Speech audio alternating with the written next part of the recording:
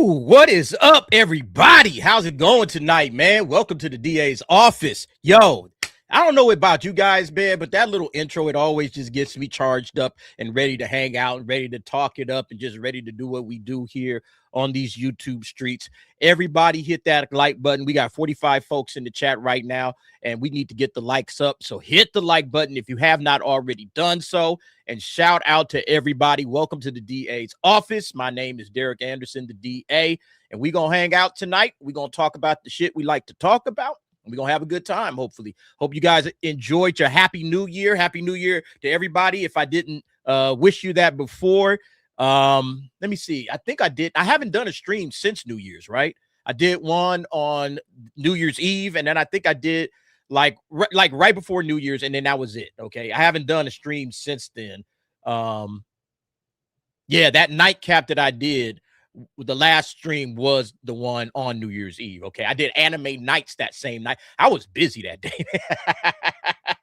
I was busy on Wednesday, Tuesday, Wednesday, and Thursday. I streamed a lot, but we're back to business. All right, first one of the new year. Hope 2026 is going to be fabulous for everybody. And yep, I'm looking forward to it. We got our homies hanging out in the back. We'll get to them in a minute. But before we do, hey, let's say what's up to everybody that's here. You guys know what the deal is, man. We like to do the little roll call. So shout out to Dragon Master Zero, who is hanging out with us, along with JW Jimbe in the house. We got Maverick 77. What's up? Recon is also here. Rockefeller Plaza is in the house. Sergeant Giratina, one of the mods, top mod. Thank you very much, Sergeant Giratina, for doing what you do. Stephanie Napolitan is also here. Super Black Gamer Bros. Oh, I like that name. Super Black Gamer Bros. What is up? Super D-Man is also in the house. We got Tales from the Hood. All right. Always here. Always a participant. Thank you very much. And then, of course, Angel is hanging out with us, the casual reviewer. Andrew Werdner, one of my other mods, man, always doing the most. Hey, everybody, thank you to the mods. Andrew Werdner, Rockefeller Plaza, just made you a mod, Rock. Dragon Master Zero, Angel, all of these guys, they helped keep the lights on and keep things moving and grooving. And then, of course, Weekend Wednesday is also chilling, hanging out with us. Thank you very much, Weekend Wednesday. All right, that's the roll call. I didn't miss anybody, did I? Johnny Ringo's Ghost is also here. What's up? Thank you very much. He says there is a pretty short war. You think so, Johnny? Yeah, it's a pretty short war in Venezuela. It was over like that. All right, we got it. It's not even a war, really. It's just a smash and grab. That's what they call them, robberies, where you just smash in, you grab as much stuff as you can, and you roll out. This was a smash and grab. We smashed in there. We grabbed what's the name, Maduro, and we rolled all the way up out of there, and that was that. Okay, like, man, shit, man, I'm all in my drawers and shit. Like, come on, let's go. All right, time's ticking. Yeah, I love it, man. You love to see it, man. United States doing what the United States does, protecting our hemisphere. We've been going back and forth with cats all day talking about, oh, man, this is like, kidnapping or whatever. And it's like, hey, it is what it is. You know, if you're on a fuck around on our hemisphere, you're going to find out. We are not about to let people in our backyard start getting cozy with our enemies, you know? And they said, Rubio said, man, we gave homeboy plenty of time to try to direct what it is that he was doing, to maybe step down, get up out of there so we could find some people we could work with. And he was like, nope, I'm not leaving. It's like, you leaving one way or the other. Okay, we can do this the easy way or the hard way. He chose the hard way, so it is what it is. But yeah, let's go ahead and bring out the homies that's hanging out with us. The first one that showed up, Rockefeller Plaza. What's up, man? It's an invasion, D. It's an invasion. He's trying to take his plane that was gifted to him from the Saudis, and he's going to go move down to Venezuela, and he's going to be a dictator. I mean, we know what he's going to do. We've seen this happen. He's a king. We can't let this happen. I need proof of life. Right? I need proof of life. All the left-leaning idiots that have been crying and complaining that we went and nabbed a dictator. Bruh, you sound just like that. Dr. Disrespect fucking posted a picture of it and changed his profile picture too, because he's got the headphones on, he's got the crazy glasses. Yeah. Tagging me in this shit. I'm tired of hearing it. I gotta go check that out. That's classic. That's classic. He Dr. looks just Disrespect. fucking like him too. I gotta check that one out. Air Force One helmet. Yeah, because he was out there like a gamer, right? He had the headphones on, he had the thing, holding his little bottle of water. Yeah, Nike jumpsuit on, like you got my little Nike jumpsuit. Yeah. Yo, man, yeah, that was classic shit, man. Let me bring on the next one. Angel, what's good, Angel? How's it going, bro? What's up, man? I'm on the phone with Trump right now, just letting him know my displeasure in regards to this, because I just had to let him know this is my feelings. He's Mandani had to call him and let him know, even though his opinion doesn't matter at all. But that's your mayor Trump doing that silly shit. Your mayor out here calling him up. I had to laugh at that dude. Like, that shit was crazy. That's some diva shit. Like, I don't like it. Trump was like, okay. And then when they asked him afterwards, well, are you going to do anything to stop the transportation of the guy coming in? He was like, well, nah, it's a federal thing, so I can't do anything. I'm just worried about you ain't doing nothing. Exactly. Yeah. Oh man, SJ is in the house. What's up, SJ? Thanks for hanging out with us. Yeah, man, like it's just so funny, man, that this dude said I had to call and voice my displeasure at Trump. I'm like, bruh, nobody gives a damn what you think. Just because you're the mayor of a city doesn't mean, does every mayor of every city need to speak up against this? No. Whatever it is you got to say, man, I would just keep that shit to myself, man. Yeah. He was so suspect yesterday. He looked so bad at the press. Bruh, yes, hey, man, get your mayor together, man. Y'all in for some fun out there in New York, man. I am. Y'all are absolutely in for some fun. I wouldn't call it fun. Is that what they're calling these days? People That's what they call it these days. Though. Yeah, bro. It was on his head because today was the price hikes for buses and trains. It only went up 10 cents. But he was talking about free buses and trains. But New Yorkers is ready. They're like, yo, you got to hand that over right now. He's like, well, by the end of my term. Oh, now it's by the end of your term. Okay, like it ain't never gonna happen.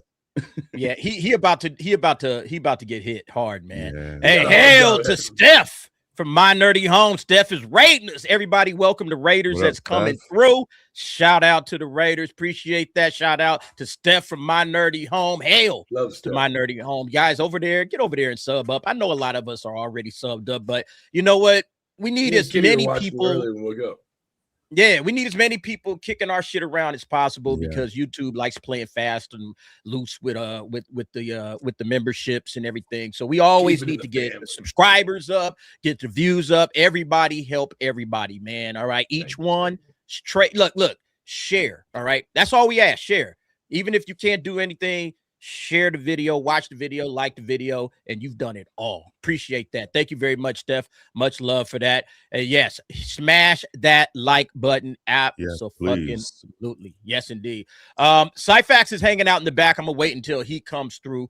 But yeah, oh, there he is. He finally shows up. What's up, Cyfax? Hey, hold on 1 second. Hey, man. So look, I know we might not get into the Venezuela thing all that much or whatever, but it's like I got a brother of mine here from I don't know, he's from Cuba, and I know he has really, really decent Spanish, and I was like, hey man, would you guys mind if he comes on and sees what I don't know what he would like to happen for Cuba, the same thing that happened to Venezuela. Like I'm sure it won't be offensive. It's also my brother Joel. He's been on a bunch of other things as well. Facts. He's not gonna.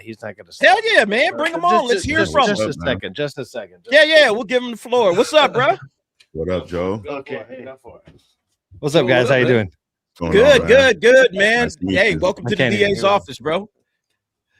Oh, you can't hear me. Yeah, give my headset, Cyfax. Damn.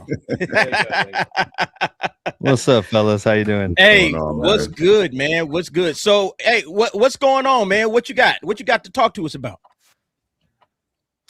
It might have kicked us both off. I think we're both kicked. Sorry, guys.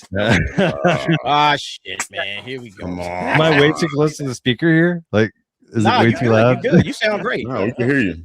I don't do this. You're good, right? Yeah, I don't think they can hear us. His Bluetooth speaker always kicks off. So Joel, my brother Joel here is from Cuba, and but also like so a lot of Hispanic people like are in the same. They don't believe me. They don't believe me. They're like, this is the whitest looking guy I've ever seen. I can't hear you guys. Yeah, I get the whitest looking guy I've ever seen. I get the same. I can't hear anybody. It's not. Can you hear us now, Joel? No, hold on. There you go. Testes, 1, 2. Testes. How's it going? Hey, Cyfax, refresh it or give him yours. I hear yours like if you can hear. coming out of your speaker. Y'all both could put a headphone in your your head, speaker from over here. Well, I'm trying to have it on mine so I can hear you. You got to sync them up. I'm sorry, guys. We're trying to figure it out. Oh man, you guys are slowing down the show. Give us Cyfax. It happens. Well, while they're working on that, you know, we gotta. Yeah, that's the show must go on. We'll get back to it. Let them figure that out. Look, I wanted to. Can you hear me now? Yeah, I can hear you. Okay. All right, that's better. All right, so go. talk to us from the lens of a Cuban. How are you feeling about this whole Venezuela Maduro situation? I think there's not one person on the planet that has the right or the ability to control a huge group of people and to tell them what it is that they should do or what they shouldn't do. When it comes to communism, that's probably one of the worst ways of living that you could possibly live in, because you just have no opportunity. You have you're held back. You can't talk freely. There's no freedom of speech in that. You can't build your business. You know what I mean? Like if you have ambition and if you have goals and if you have like a bigger life that you want to live, you can't fucking do it, because guess what? Everything you do has to be spread out evenly to people who don't even give a fuck about their own lives. So yeah, fuck it, dude. If this country is going through this bullshit where they can't fucking strive and they can't excel in life because there's one fucking person telling them, oh yeah, well, you're gonna do what I tell you to do, and everybody's like treated equally or whatever. If that's gonna be something that's gonna happen, like where we have to intervene and fucking take care of that shit, then yeah, sure. I feel great about that. I bet you the Venezuelans are very happy about what it is that's happening over there. Oh yeah, man. We've been watching all the videos. They partying in like they just won the World Cup, man. Everywhere I go, I see just Venezuelan flags waving. Everybody's happy. Everybody's celebrating. It just seems like it's these weird ass leftists that are pissed off about it. And it's like, what are y'all mad at, man? See, there's a thing about people living in. They're mad because they're used BAMs or whatever the fuck it is. Well, hey, sorry. Like the main reason also I wanted to bring Joel on is because like I can't hear you, Cyfax. You gotta move in, Si. You gotta, So the main reason I wanted to bring him on is because like his mom is actually from Cuba and she left during the times when all that shit was really bad. So anytime we hear people talk about like this kind of communism or socialism shit, he's always a great person to talk to because he has to hear it from his mom. And that's, I mean, sure, it might be secondhand, but at the same time, it's a good way to hear it because it's like, hey, you're hearing it from the source. And hey, if my mom is my source, that's a good source. His mom is also awesome. And yeah, so when you hear shit like that, you like, I don't know, I just respect the hell out of that kind of conversation. And yeah, and I like to hear that. And when they say that, or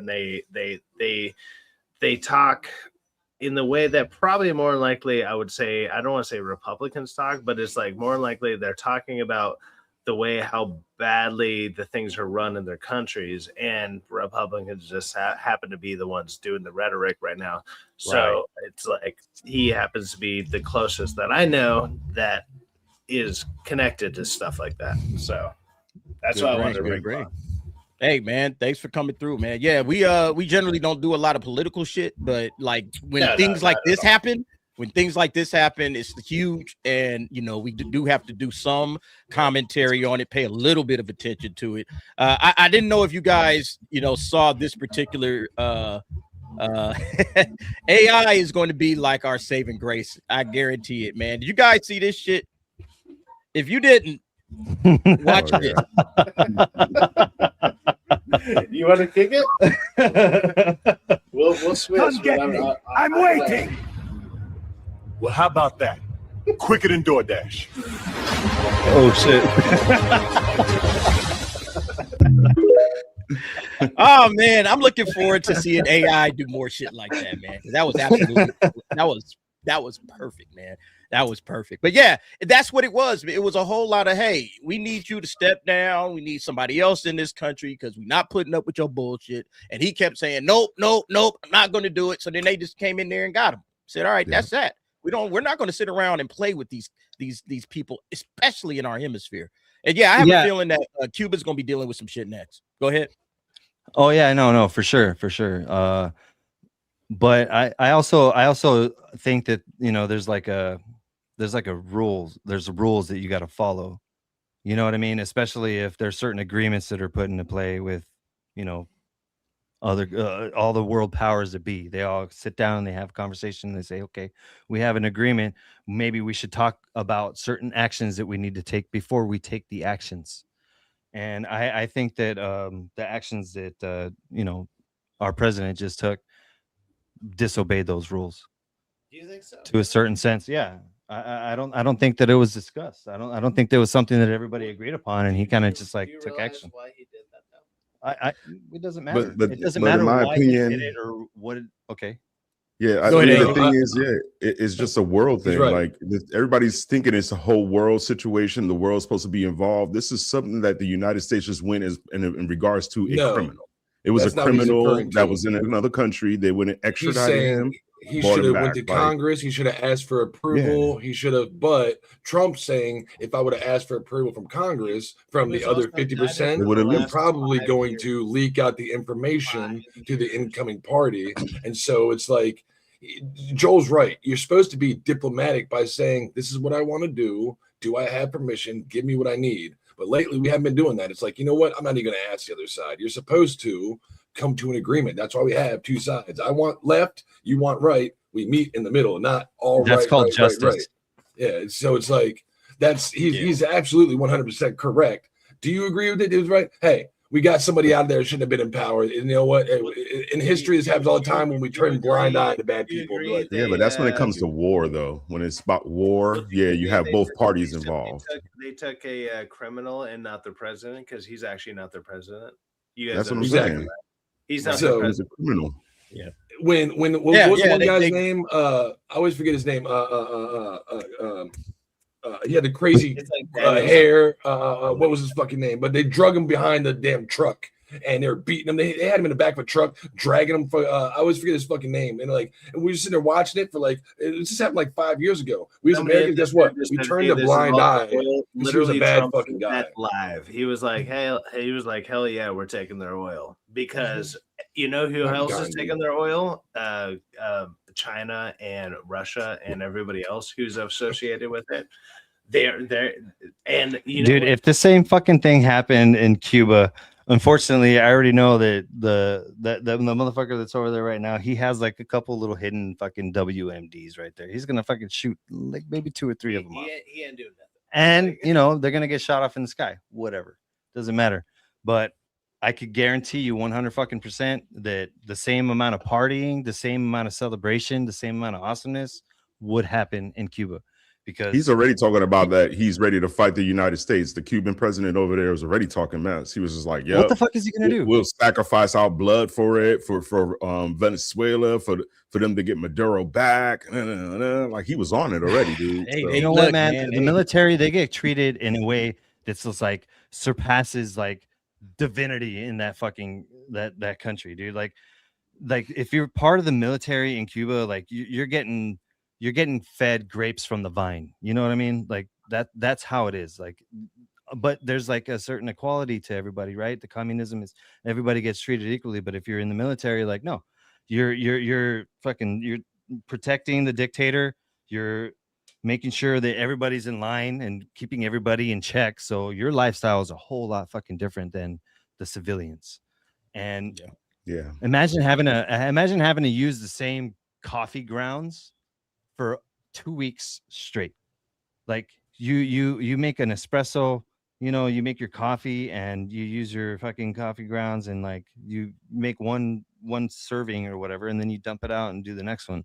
Like my family, like they were using the same ones over and over and fucking that's disgusting for like 2 fucking weeks, man, because they just didn't have the rations to back it up. You know what I mean? Like that's the kind of lifestyle that government ran supermarkets. Exactly. Like they're rationing. Everybody gets the sequel. You know, your family's bigger than mine. Doesn't fucking matter. Like we're gonna give you the same shit that everybody else gets. Look.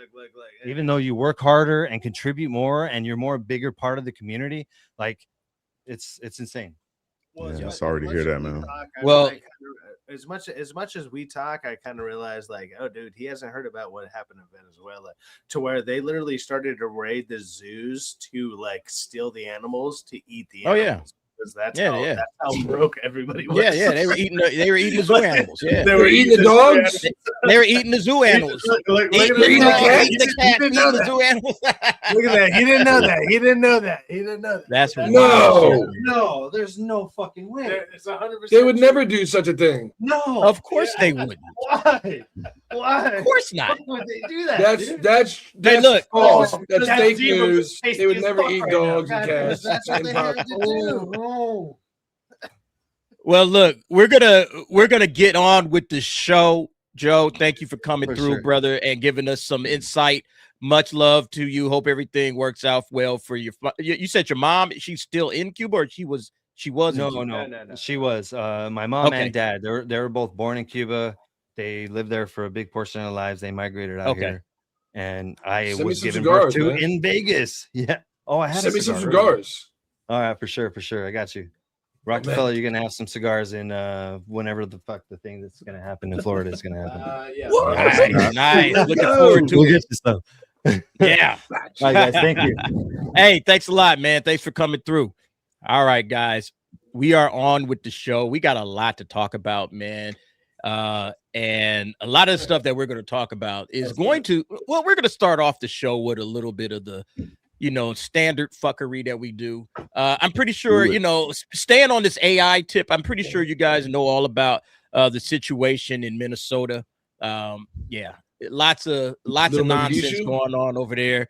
And it seems like Somalians might have like a new, hey man, instead of us going through all of this piracy shit, we found a new port to pirate. All right. Check this one out. We don't need to be pirates anymore. I found a better way. Government-funded daycare. Huh? We must go to Minnesota. To Minnesota! In a world where some people need to be bent. Did we spell something wrong? Who cares? As long as they spell our names right on those $1 million checks. Comes the story of triumph. Remember when we had to illegally steal from innocent people like thugs? But now we're stealing from innocent taxpayers. Just like the government intended. Look at me. I'm the millionaire now. We don't need to be pirates. We've been looking for some original. This is amazing. Finally, Hollywood's been listening to us. We got some original content that we all are asking for. They heard our pleas. Look, I got one more, man. This one right here. This is going to be, I guarantee you, the hit of the hit of the summer, the hit of the year already. Okay, check this one out. I'm Tampon Tim, the people's friend. Free tampons for all the men. Daycare's full of kids, well, kind of. But the money goes to our dear friends from Somalia. Hey, hey, hey, hey. Fraud all day. Billions gone astray. Ghost kids, no one's there. Welcome to Tampon Tim's Daycare. Tampons in the boys' room, that's my plan. He's double fisting. While my friends cash checks across the land. Feeding our future, what a name. Empty buildings, still the same. Hey, hey, fraud all day. He's double fisting, D. What are you doing at the parties? You got case of tampons. Like, look, I got you. Tampon Tim's Daycare. Tampon Tim, hey, Tampon Tim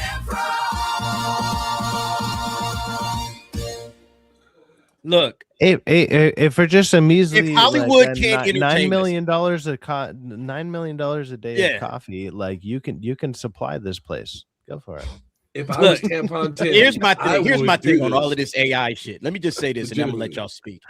If Hollywood can't entertain us, then damn it, let's just use AI and entertain ourselves, man. Hollywood cannot entertain us anymore. I just showed y'all 3 AI videos that's way better than anything Hollywood is putting out right now, and it's not even close. This shit is fucking hilarious. I don't want any Democrats winning the midterms, so I shouldn't give him any ideas. But just like JD Vance leaned into the memes, if I was Tim Wall in his campaign, I would set this up. You got a lot of liberals that like dancing and doing show dances and shit, flash mobs. You could do this in real life and lean into the meme and probably, you know, I don't want it, but that's fucking hilarious. He won't do it. He'd be like, no, I don't. Well, JD Vance has already been doing it though. He'd been leaning for Halloween. into it. He dressed up as himself. He dresses up. He's tweeting the pictures out. Yeah. Tim Walz would never do this. He would never actually lean into it. Let's do a flash mob and do it. It'd be fucking hilarious and show a different side to him, you know, which politicians should do. He just needs to come out. That's what he needs to do. Stop fronting. Man. He's got a white jazz plans. A cake, bro. Look. Here's the thing, though, man. If this dude, first of all, if this dude don't go to jail, something's wrong. All right, this man needs to be locked up somewhere. Something's majorly wrong if this dude does not end up in prison. But I was just kind of showing that to talk about the AI of it all, because AI honestly is here. Everybody's using it, and we have a story later in this about Star Wars and how Star Wars is basically leaning all the way into AI. And I mean, not Star Wars, I should say Star Wars fans, to kind of recreate the moments that you know didn't get shown, and maybe some of the stuff that Disney should have been paying attention to. And I honestly think like AI is going to really dominate a lot of this upcoming content that we're looking at. That's just my opinion on the situation. But speaking of content, all right, things that Hollywood is doing, I don't know if you guys knew this, but the Critic Awards shows happened tonight. Our friend Chris Gore was there with Alan Ng and some other folks, all right, just hanging out doing, you know, critic type shit. And we have a list of the winners from the Critics' Choice Awards. And I'm gonna go ahead and show y'all that right here. I don't know if there's any. Yeah, it was like it's the first award show of the year. DA, you going to award this the thing that they do? Like that? I plan on like, going. Yep. Chris I do plan on going to awards. I've gone for the last 2 or 3 years, and I think at least last 2 years, and it's a lot of fun, man. It's awesome. Yeah, it's great when you think about it. This is just for independent films award. This Chris Gore, Film Threat, they're all a sponsor, so it should be a lot of fun. And yeah, I do plan on being there. I think it's in like Santa Ana this year. It's not going to be in no. It's always out in it's at the same. It's at the free. It's in a different spot. Yeah, it's in a different spot this year. It's closer to. I know Alan said it's closer to him this year, and so he's probably going to be there early. Did they change it? I'm gonna have to look into that, because usually they've done it always at the same. They've always done it at the free to cinema. I like Alan's suit. That looks sick. I was gonna say, looks nice, huh? Angel. Before we move on past this picture, I need a question for D and all the men in the chat. Which one? Look at the ties. What are we going with? Alan's. I'd rather go with Alan's because it's the simple tie, still black. You like the vicious V? Just the vicious V? Yeah. You don't like the bow? Nah, I like a bow, but I'm like right there, man. You're a bow tie guy, so in tuxedo, you wearing a bow tie. I like the only vicious if my V. designer made me wear it, but you got to do it right. Alan's is a little bit off. I like the standard tie, man. That's me. I'm a standard tie to acquire, you know. But yeah, it has more slickness to it. It shows you that you're still, you know, respecting the old ways, but you're modern as well. So that's what I like about it. Like it's more respectable to me. I mean, bow tie. He says bow tie. Kendrick says bow tie. Yeah, that's what I was like, we should I'm because look, nice. Chris is the homie, but I would be more on the side with Alan. I'll be like, all right, Alan's shit. You know, like I like that look. All right, Alan, he cleaned up nice. Yeah. Looks relaxing, looks casual. You know, that's what I like it. You know, exactly. It's formal. You know, when you go and put over the top. So learn, if you don't know, now you know. Learn a thing or two about your ties. Look at your nice business. Yeah, here and look, you were asking Cyfax. Film Threat presents the 7th annual awards this 2026. All right, so that year you can see the address up here. It's going to be in Santa Ana, California. So it did move venues this year. Generally, you're right though. It is. I think it wasn't like a studio or a theater or somewhere in Pasadena. When is it? It is Saturday, January 31st, right there. Okay. All right. No, so I'm pretty if sure that's the same venue. You can pretty sure that's the RSVP if you're interested in going. You know, it's a great awards. Again, it's all for independent movies. All right. Which we should absolutely start supporting. I'm gonna try to do a better job of really supporting independent film this year than I have in years past. I've always gone to see independent films, but you know, it's like you get caught up and it's like, man, what movie am I gonna watch today? Let me go watch something that, you know, I can get my A-list on and I can just use A-list. But I think from, you know, going forward, I'm gonna start trying to do more in the realm of independent movies. I think they need to be supported.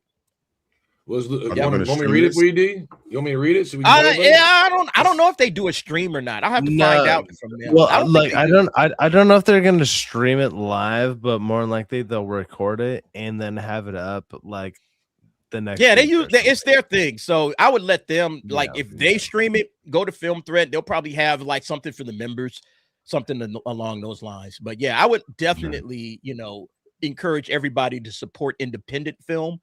And let's start making a lane for some, young creatives, young filmmakers that really want to do things the right way instead of just giving us this Hollywood slop, But speaking of Hollywood slop, who won the awards at the Critics Awards list? All right. So it says One Battle After Another was named Best Picture. Other big winners were Sinners, K-pop Demon Hunters, The Studio Adolescents, and Jimmy Kimmel Live. Why? Because it's Jimmy fucking Kimmel, and nobody likes his ass but these idiots in Hollywood. So they, of course, had to give him some sort of dumbass award. Anyway, Best Picture, you guys see that went to One Battle After Another. I was looking at this list. I've only seen, let's see, I saw Begonia, I saw Frankenstein. Best Picture going to One Battle After Another. The Antifa fucking pro thing is like fucking Battlefield 6 winning Best Audio Design this year. That's crazy as shit. To be fair, like it looks good. Like when you're watching it, I'll see how it is. It is on HBO Max now. Right? Sounds good. No, it looks good. That's not game of the year. Presented well. I haven't seen it either. But the one category out of like 70 isn't like this is making the fucking the film of the year. It looks good. It doesn't deserve that at all. I mean, they gave it to it because it's the woke movie of the year. I saw Wicked for Good because Alan Ing. I went with Alan Ing because he had free tickets. So I saw that. I saw Frankenstein and I saw Begonia. I haven't seen anything else. I haven't seen Marty Supreme. Oh, wait, and I saw Sinners. I take it back. I saw Sinners. That's to say, I saw one movie on here, and it's Sinners, and it's fucking trash. So I seen two. I think three of them. Three of the movies. Sinners. So which one did you see? I seen Sinners. I seen Frankenstein, and then I seen that Begonia movie as well. Begonia. So yeah. I seen those three. I want to see One Battle. I'm gonna give it a try tomorrow though. Begonia is good. Begonia is a good movie. I would highly recommend people check it out. Like that was best filmed or whatever. Like the way that because that's what Best Picture usually means is like, hey, what is the best like filmed thing that you saw this year? And I would say Frankenstein beats this like hands Frankenstein down. To me, I agree. That was my favorite movie this year in terms of movies before F1 and Weapons. Like that, F1 was pretty fantastic, but that's because I enjoyed it more. But if I got to be honest about it, as far as like cinematography and all the other stuff that goes along with what a Best Picture would look like, Frankenstein is way better. The scene. So here's your best actor, ladies and gentlemen.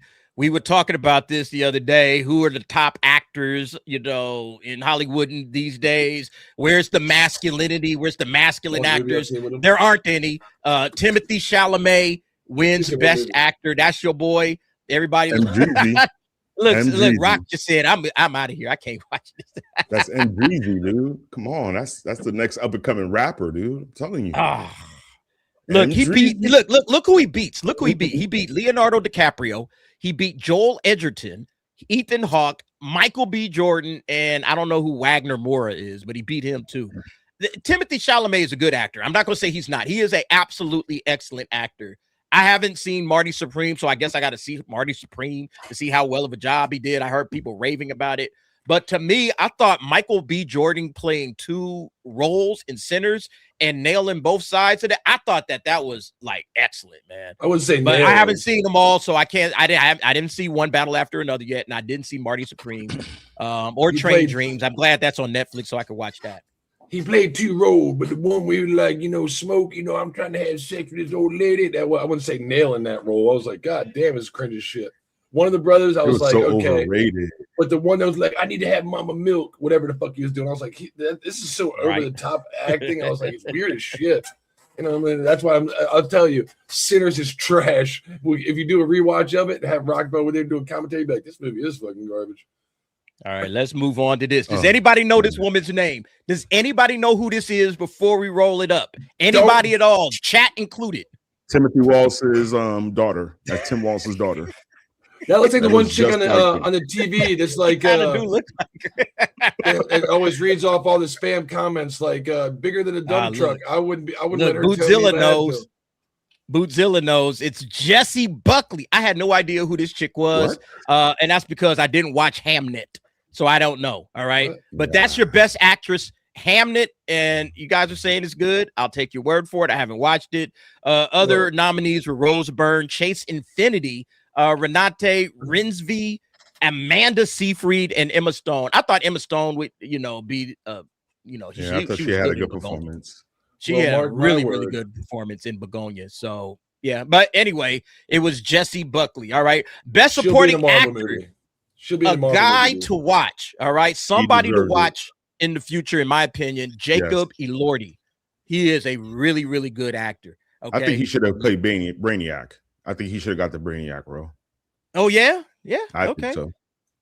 I don't know about that, but I think that he did a really good job as Frankenstein's monster. He was excellent. All right. He was fucking excellent. And it reinvigorated, like, okay, there are some actors that can really pull off a great performance in a limited amount of time. He did an amazing job. So he absolutely 1000% deserves this role. I mean, this award. I didn't see One Battle After Another again, so I don't know how Benicio del Toro, he's one of my favorite actors. Where's Pedro from Fantastic Four? Chilling. Pedro's in like wasn't he? What was that other movie he was in? He was in Eddington. He was in Eddington. He could have been. Eddington wasn't as good, but I mean, come on, Fantastic Four, his portrayal as Reed Richards and his depiction as the smartest man in the world. Come on, look, why you should at least be on there, right?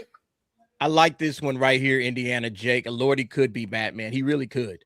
All right. He's got the frame. He's got the look. He's young. I think he would be a great Batman. But he's tall. Though. He's like 6'5" or something. I think he's 6'4", right? Like 6'4". Yeah, he's real tall. That's why I say he could play Brainiac. I think that's fine for Batman. Batman can be 6'4". Well, how tall is Pattinson? But he's skinny like me, though. That's what people don't want to, because, like, that's the thing with Robert Pattinson.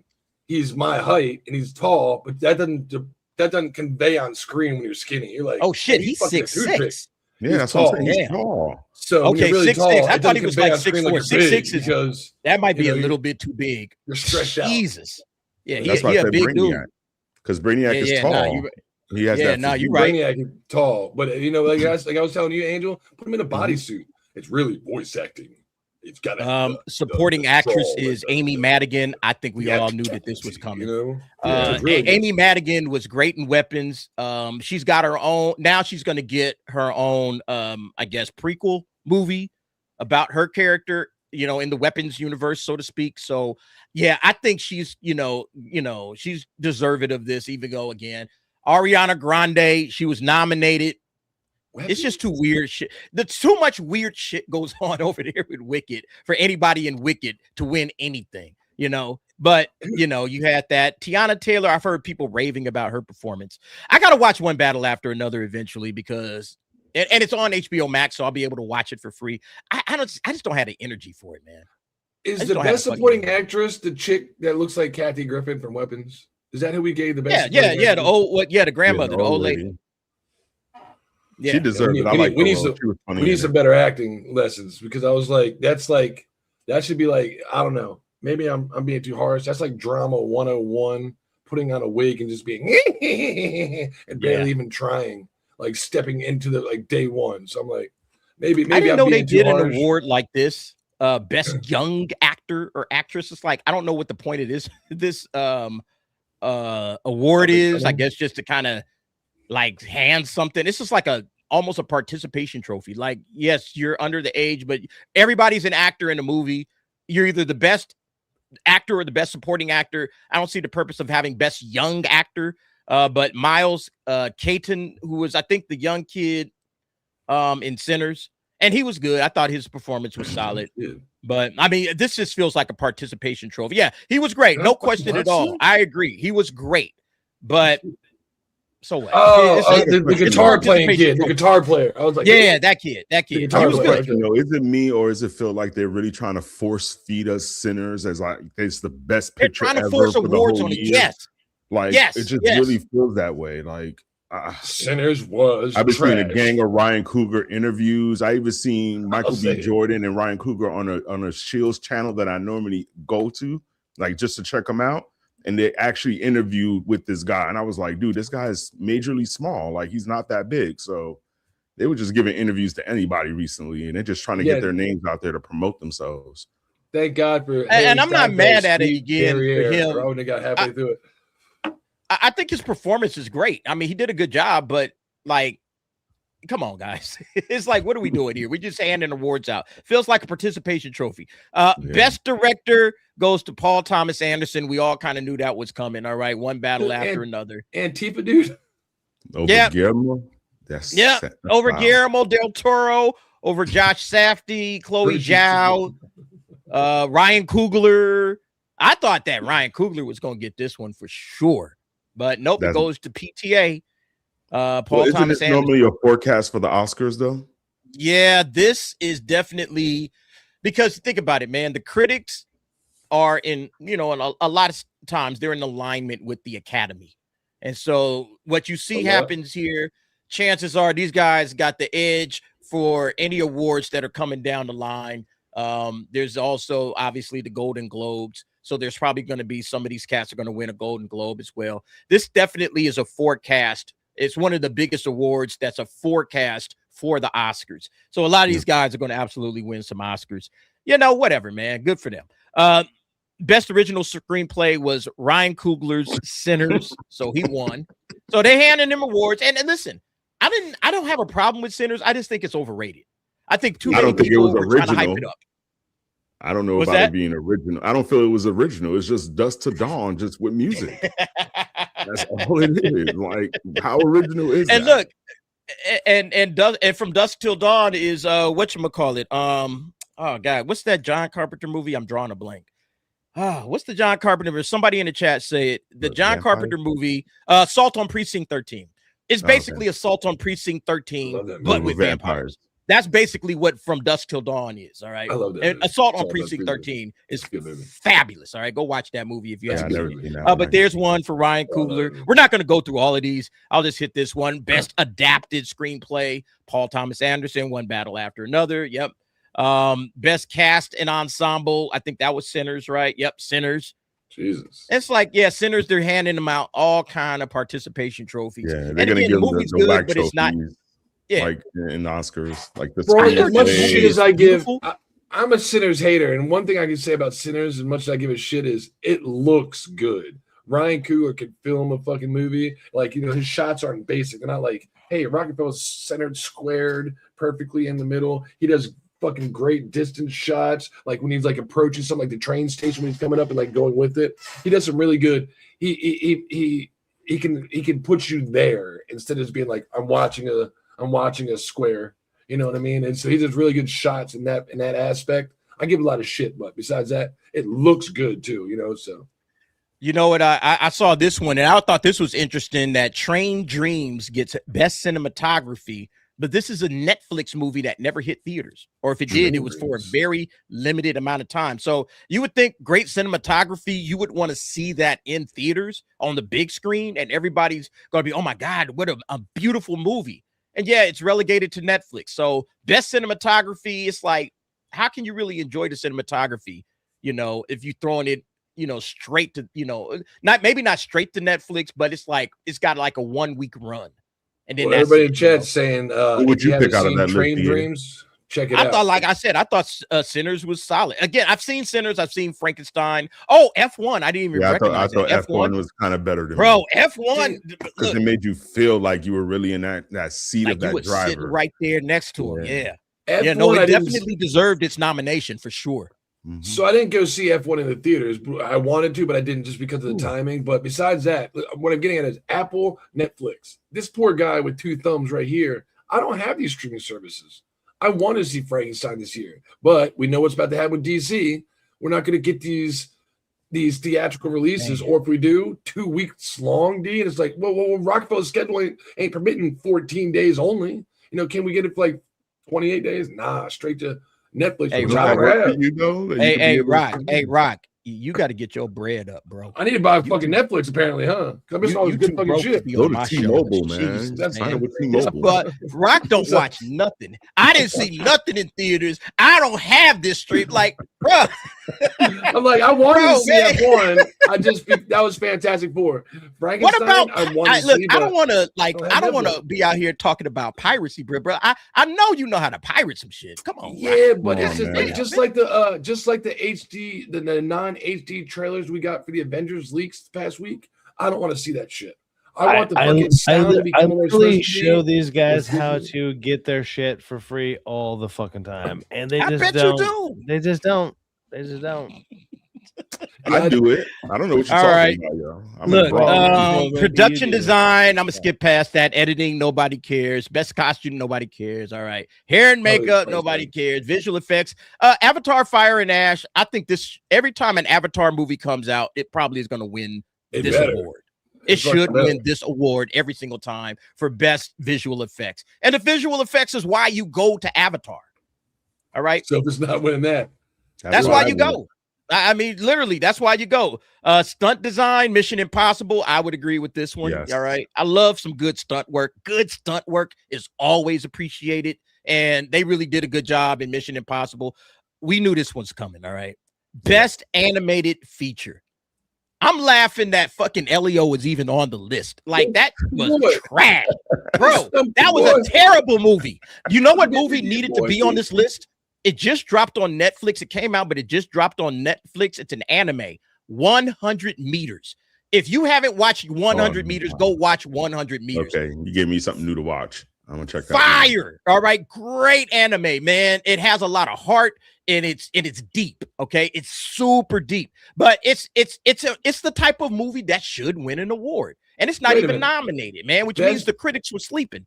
What show do you do on Fridays that had the best fucking that drop? I mean, it kind of shows that it's not even on here. No proper anime was on there. Like, where's like I just saw somebody in Infinity Castle. Yeah, Chainsaw Man ain't on here either. Chainsaw Man. But see, I can understand. Those are two. Like, I can understand, even though I thought Chainsaw Man top 5 movie of the year. I can understand why it's not on here, but 100 meters is right up these cats' alley. It is really good, and everybody, in my opinion, needs to go check it out. Check it out. It might not be for everybody, but it's to me, it has, because basically, it's these 2 kids that raced against each other as younger kids, and then they're both competing in the 100-meter dash as they grow up through high school and even into adulthood. And the question is, why do they run? Why are they doing this? What is the purpose of running this 100-meter dash? And how much of yourself do you have to put into this? And then how much of yourself do you lose in the process? You know, you got to put a lot of yourself in it. And how much of yourself are you losing by trying to race in this race where everything comes down to fractions of seconds? It's so amazing. I loved it. I thought one of the best movies I watched. Yeah, it dropped on December 31st on Netflix. So if you haven't seen it, go watch that shit, man. Even if you were to throw in, if you were to throw in 100-meter or 100 meters into that, and the other 2 anime movies we were talking about, K-pop Demon Hunters still might dominate on this just because how relevant it is, just because that's how many people like it. Like, you could watch. No, I agree. K-pop Demon Hunters. Watch those movies, do everything, but you can literally, once you've watched that movie one time, you're gonna be probably singing that movie, whether you like that kind of music or not. It doesn't matter. I give K-Pop Demon Hunters credit, even though it's not my kind of movie. Yeah, I saw it twice. I saw it once on Netflix, and then Gore took me to like the fucking sing-along shit. I was in there watching Gore sing K-Pop Demon Hunter songs, and I'm just he wasn't singing. That chick, the girl who wrote the songs, I would have been there to try to get her number. Be like, hey, what you doing after this thing? She is on fire, bro. It was really it's a good movie, and it's obviously captured the imaginations of young people all over the world. All right. It was the #1 movie. It was the #1 soundtrack. It was the #1 everything. It's the biggest thing Netflix has ever done. So you got to give them credit just on that alone. But yeah, it wins best feature, animated feature at, the critical. I think it's going to win, the Oscars as well. I think it's going to probably win the Golden Globe. It's going to win all the major awards, even though nobody really wanted to take a chance on it, which is just kind of funny. Anyway, look, let me hit these super chats before we continue. Shout out to Dragon Master Zero, dropping 5 gifted memberships. You guys, y'all know the routine. Dragon Master Zero has his own emoji. All right. So if you are in the chat right now, give Dragon Master Zero some love, as I'm about to do. All right, because I always love giving my guys some love anytime they come through with the love themselves. Thank you very much, Dragon Master, for always supporting the channel and being there for us. We love it. We appreciate it. You are the man for that. And I gifted 5 Derek the DA memberships as well. So you guys, if you get a gifted membership, you don't have to thank me, but what you should do is go back and check all of the member videos. We have a lot of member videos out there. Not only that, but you can always see the nightcaps after they go dark. All right. I do nightcaps Tuesdays and Thursdays every week. But if you miss it, you miss it. It goes to members only after that. So you can always go back and check the nightcap recaps, and you can just watch it and have fun and laugh, even though you wasn't here live. You could always laugh at all of the crazy shit that we get into on the nightcap. But thank you very much, everybody, for being a part of the channel. Much love to you guys. Weekend Wednesday for 89 Danish krona. He says, saw this poll ranking the best Batman. Thoughts? Christian Bale, 63%. Robert Pattinson, 12%. Michael Keaton, 9%. Ben Affleck, 7%. Wow, that's kind of low for Ben Affleck, in my opinion. Adam West, 3%. George Clooney, 2%. Val Kilmer, 2%. Robert Lowry, 1%. And Lewis Wilson, 1%. So that is crazy. Look at the gapage between Bale and Pattinson. I know that's just because that everybody grew up with those dudes. Like, that's recency bias, in my opinion. That's recency. I think Michael Keaton is a better. I'm not saying Christian Bale ain't the best, but Robert Pattinson, like, why is he up there, bro? What the fuck is that all about? He's all right, Batman. There. I ain't taking nothing away from him. He ain't better than Ben Affleck. Well, yeah, no, I'm saying I think Christian Bale is way too far off. Like, he's good. But I mean, all these other ones, like, Adam West should be in the top 3 at least, like, in my opinion. Adam West should be in the top 3. I think Adam West, I mean, obviously that's old school. We're going back to the 60s. A lot of people have never watched that Batman series, or if they did, they think it's campy and corny and they're not giving it no love. But I'm sorry, man. There's no way in hell Ben Affleck's Batman is worse than Robert Pattinson's Batman. That's there's crazy. No way in the world that I'm going for that. I'm not going hating on my boy Rob Pattinson. He's the fucking best out right now. Hopefully, I want to here we go, Rockashilla. Put on like 15 more pounds, Robert. Do some push-up like every single day, like 100 of them, Joker. I want your fucking necks and traps to be fucking with it. And do exactly what you did in part 1, and then you will go from 12 part 1 now solve the mystery easily. Took him to the last. This is it, Indiana Jake. It's because of The Dark Knight being one of the best superhero movies of all time. And again, I'm not taking anything away from Christian Bale. I'm not taking anything away from him at all. He's fine in the role. And I think he did a decent enough job. But to me, like, Ben Affleck exhibited the best, like, Batman world. Really, he's been in the game for a long time, and now he's just fucking fed up and he's tired. He's like, fuck it, man. I'm just killing all of these villains. I'm like, yeah, that's what I'm talking about. Like, Batman is getting like more and more brutal as he gets older. And I'm like, I like that. Yeah, Okay. that fighting scene in the warehouse. Ooh, when he And the best fight slammed that guy's face in the ground. I was like, what? Come on, man. Oh man. Well, one of the best parts that he does, Ben Affleck's Batman, which nobody really sees unless you watch the extended cut, is when the cops go in there and they hear about Batman. And like you don't see it. Oh, yeah. You know, it's the extended cut. I've seen the that two one. cops walk in and you see just the eyes, of like the fuck in the cowl, like dark. And he's like, what the fuck? Like a hooded figure, like because you're supposed to be spooky. Like, he puts this like crazy aura. That's like when you watch the main version, he looks up and shoots in the corner.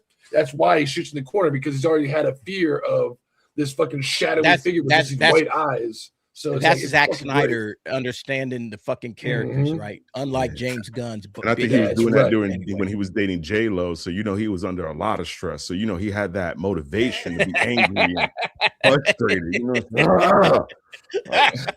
And the avenue to relieve that stress too. He was dealing with J-Lo. He tripping. He was sleeping in a different bed. Oh, he was nailing that thing. He was going in a couple buddies deep. If I know Ben Affleck smoking about a 12 pack, I'm going in there. Hey, what did y'all think of Michael Keaton's Batman? He was the best, especially his return in the Flash. Yes, piece those together. He has too much swagger. I love Michael Keaton, dude. Even in the old Batman, like he was just the best. He portrayed Batman the best. He knew how to play both roles. He had the swagger, even though people didn't think he had that type of swagger to be Bruce Wayne. So I like Michael Keaton as Batman. To me, he's one of the best ones. Like I don't take him out of number one at all. To me, he's number one. I'll put Christian Bale. I'll put him 2. I'll put Adam West 3. I'll put Ben Affleck 4. You know what I'm saying? That everybody else, y'all could shift for whatever positions y'all want. But those are the top 4 to me. Like those are the ones that I'd rather see do those films or even TV shows if they have the opportunities to do it again. But they're different. I would go. I would probably go Affleck, Keaton, Bale myself. I would probably go Affleck, Keaton, Bale. Like people like, and again, this Adam is no West. shade to anybody else, but if I'm picking a top 3, it's Affleck, Keaton, Bale for sure. But aren't they different though? Like Adam West, he's not all physical. He's not beating people up. He's more like witty, jokey. Sure. Hey, playing like. So there's different levels, like like people like Christian Bale. He's like an all-around guy. He does the James Bond, Daniel Craig. We know he's really like physical. He's also very professional. So he's like that's why I think people regard him as one of the best. He's overall run a Batman poll. That's a good idea. Let's run a. You're right. Thank you, Lasher. I don't know why I was sleeping. Because I'm just sitting up here talking about it. Let's go, like Batman. Earlier too, and Kevin Conroy got to be on I can only have 4 options. You can only have 4, so we got Kevin Conroy. Yeah. Who do I put in the poll? All right, Christian Bale is one. Rob Pattinson's another one. We know Michael Keaton's one. Who we put in number 4? Chad? All right. Well, you said Pattinson is one. Why does Pattinson got to be? Because he's the newest one. He is Batman right now. Well, he's the one that was the highest rated. So let's see if people really feel that he is that. And way he's also all right. I'll put Robert Pattinson. I don't think he going. And then Michael Keaton. So Christian Bale, Ben Affleck, Pattinson, and Keaton. Is that good? I would say either if anybody's changed out, it'd be Ben Affleck. Do you want me to throw Adam West? Does Adam West belong in this list? That's what I was going to ask Chat. Is Adam West look plays with Ben Affleck? Yash Riva says Adam West got to be in the poll. He has to. All right. Uncle Jimmy Jam says Bale, Affleck, Pattinson, Keaton. That's what I got right now, but I haven't posted it yet.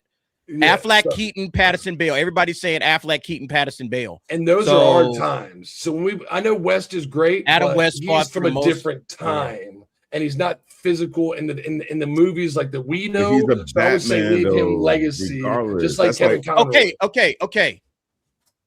Damn, I feel like I need to have a poll to do who's going to be in the poll. I think you got it right now. Is Keaton in the poll? Yes. Warble said nobody mentions Clooney for a reason. And thanks to the chat for us having this conversation as well, for bringing up this. All right. Is Pattinson in the poll? I don't think he should be in there, but Rock believes that he should be in there. Does the chat think that Pattinson should be in the poll? Let's ask that. It's on you all. Should Pattinson be in the poll? Because if Pattinson's not in, it's Adam West. Thumbs up, down, yes, no. Y'all let us know. Most people put saying one. No. Give me a 1 for Pattinson, a 2 for Keaton, or sorry, a 2 for West. A 2 for West, 1 for Pattinson, 2 for West, and let's see what we get. 1 for Pattinson, 2 for West, and then we got. I think Bale is there. I think Affleck for sure. I think Keaton. All right, yeah. I'm seeing a lot of ones. 1, 2. I'm wondering about you in that decision. Look, Yash just gonna spam 2. Yo, 2 only counts I'm once. Wondering, Tony, you're on my list as well. You can't spam it. Super Black Gamer Bros. Nah, fam, come on.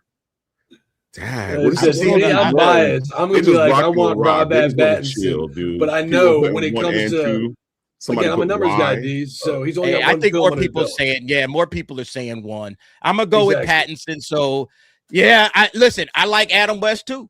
I like him too, but this is the thing about it. It's such a great character that a lot of great performances have come from the Batman character. So. Shout out to Batman and DC for creating a great character. Anyway, all right. So the poll is up. Y'all let me know who is the best Batman. All right. Is it wrong to eat popcorn during this show if I was at the theater? No, you can absolutely eat popcorn with the show.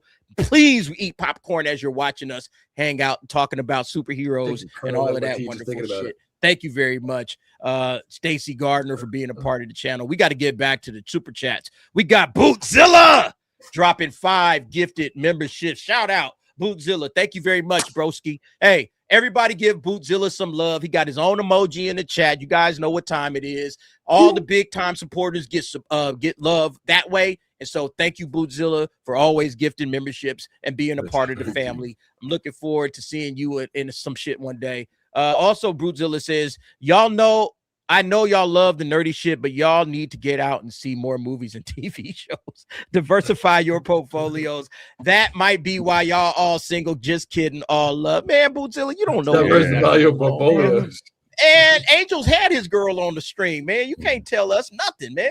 Seriously, son. You gotta diversify your portfolio. No, but you know what? I think Bootzilla got a point. I'm gonna make an effort this year in 2026. That's one of my things, to go out and watch more independent films, do some out of the theater reviews on some of the independent movies that's out there, because I think the independent filmmakers need a lot of love, and they need some support, and they need some exposure. They need some oxygen as well, because we out here watching all of this woke Hollywood garbage. And it's like, man, why are we watching woke Hollywood when we should be watching some real filmmakers that care about the art of filmmaking? So I'm gonna definitely do that. Thank you, Bootzilla, for the 5%. The fuck? Tubi has a lot of. What's the matter? Is Pattinson not doing well there, Rock? They're lying, bro. You knew it was going to be like that. They're lying. He just wanted him in there. That's all. He just wanted him in there. But look at the chat. I put it to the chat, and the chat kind of said the same exact thing. So it is what it is. Yeah, Christian Bale right now. Y'all love y'all some Christian Bale, man. Bro, y'all love Christian Bale. Damn. Again, that has a lot to do with. I don't know how they like that, but I am Batman. Because where are the other drugs going? Well, Nolan, when he was hiring, he said he understood it. He realizes if you're a person, and I'm talking like this all day, every day, you'd be like, "That's Rockefeller talking." Be like, that shit was so. That shit was so corny. Yeah, it makes sense. Corny, he's just trying to disguise. Swear to me, like, but you know, I ain't swearing nothing to you. If Trump was like, "Hey, you, both sides, both you over there and there, I need both of you to be like." Is Trump fucking arresting me right now? They're doing all this. You'd be like, wait a minute. But if he's like, oh, swear to me, I need both of you over there. You over there. And you'd be like, that was so goofy. Maybe that's not Trump. Hey, Mr. PCS for 199. Welcome to Derry. It's better than Stranger Things season 5. Yes. Oh, absolutely. It is not even close. All right. It is not even freaking close. All right. Welcome to Derry as well. Look, we've been talking about it. Welcome to Derry. Last Samurai Standing. You want some good television, go watch those. If you haven't watched them, go watch them, okay? Because they're phenomenal and they're fantastic. Yeah, so it's crazy to me that hasn't, been like the common refrain, okay? But yeah, definitely get out there and watch Welcome to Derry. It's fire. And then whatchamacallit, Last Samurai Standing. Last Samurai Standing is one of the best TV shows, period. Point blank, season 2 has already been filmed and it's coming this year for Welcome to Derry. Just really? Okay. Yeah. Same time this year. In fall, we'll be getting season 2. I'm like, oh, fucking awesome. So, all right, look, Thank you very much for the super chatters. You guys are awesome. Let's go ahead and give some super chat love. Let's go ahead and give some new member love. First, we're going to start with the members. Welcome to the channel. Welcome to the family. Here you go.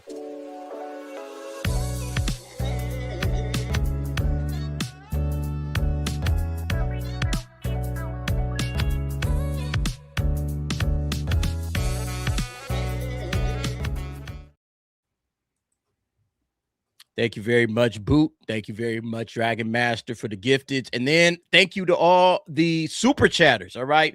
We are an hour and 12 minutes in, and we are finally getting to topics. Isn't that crazy? Somebody asked where's the comment of the week at? It seems like every time it gets longer. We spend so much time just doing this regular stuff, and then next thing you know, it's like, damn, we an hour in, and we ain't even hit one topic. But anyway, we're going to hit the topics. But the first thing before we do that, let's say thank you to the super chatters. Shout out to the super chatters. You guys keep it going. Appreciate y'all. Here you go. Yes.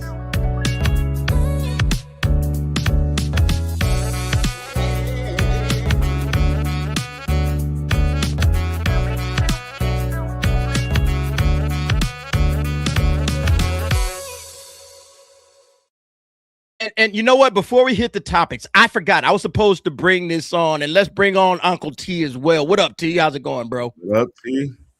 Yeah. Uncle T is in the house, ladies and gentlemen. All right, look, I forgot to show this. Real life Pac-Man. I don't know where this is, but this shit looks absolutely. It's in Singapore. Yes. I'm fucking going. I am going to this. Look at this shit, y'all. Oh wait, let me. Yeah, I gotta go. I seen this video. I was like, I gotta go.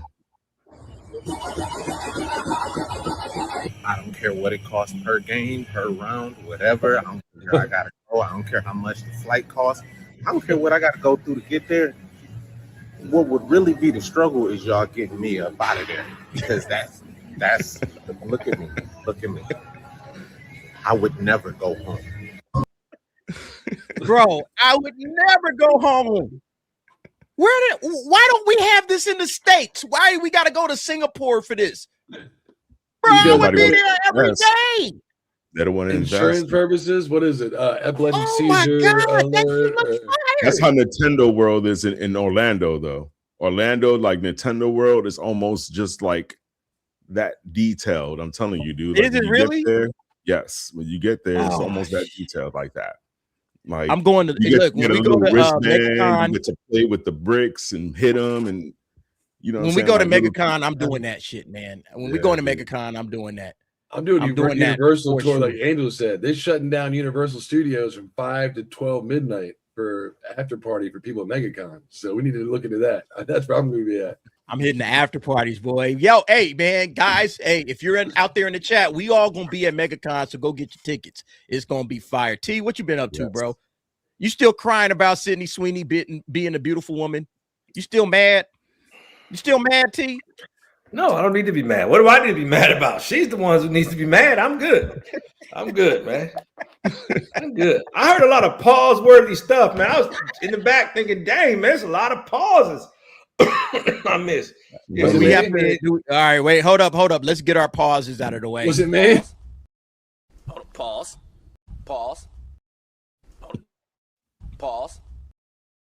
All right, did we cover it, T? Covered it. Fuck that. Got it covered. It was likely me.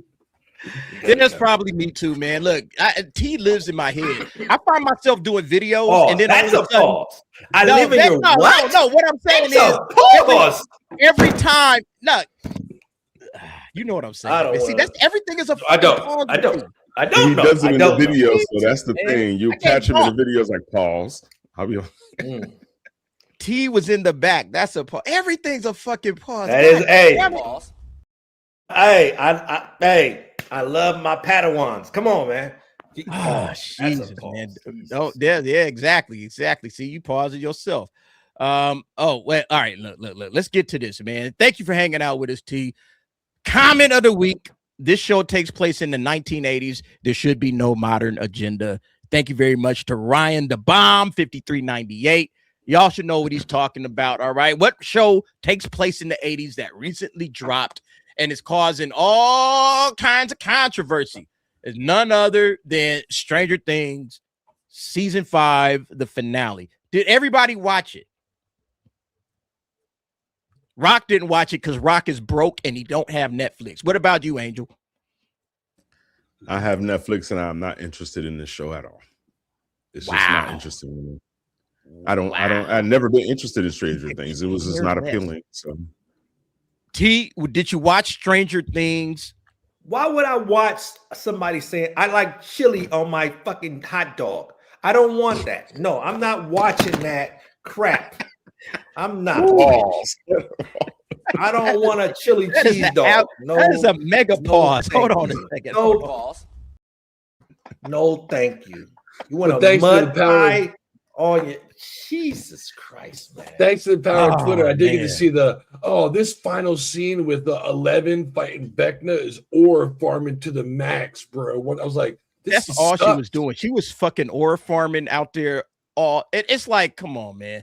This is the thing that pissed me off about Stranger Things season 5. And the overall series is like, it's okay. It is not the world breaking. Oh my God, this is one of the best movie or the TV series of all time. No, it's not. All right. No, it's not. Knock that crap off. It's okay. All right. It's okay. There are far, far, far better series than Stranger Things. Stranger Things, it was watchable. You can get through it. You can enjoy it. But was it the greatest thing of all time? Hell no. Hell no. It was all right. You can see again with the final season, 56% on Rotten Tomatoes. I think that's about fair. All right. It's being reviewed. That's the problem. It's not. No, really, it's very half and half.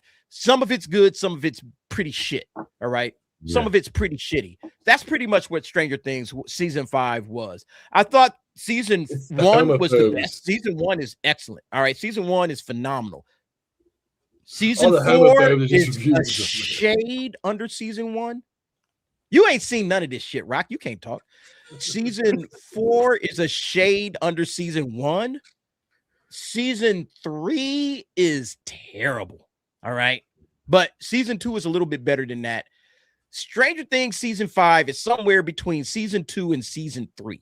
All right. In terms of quality, in my opinion. Now, you can have your own opinion, and that's fine.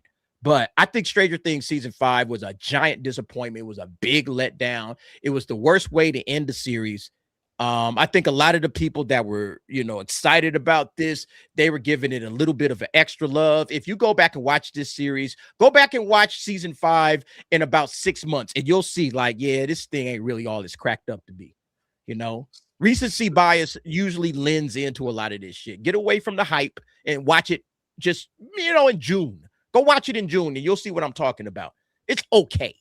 All right. But it's nothing like that first season or the 4th season, so it is what it is. Yeah. Season 1 and 4 were great. I love both of those seasons. They're both good.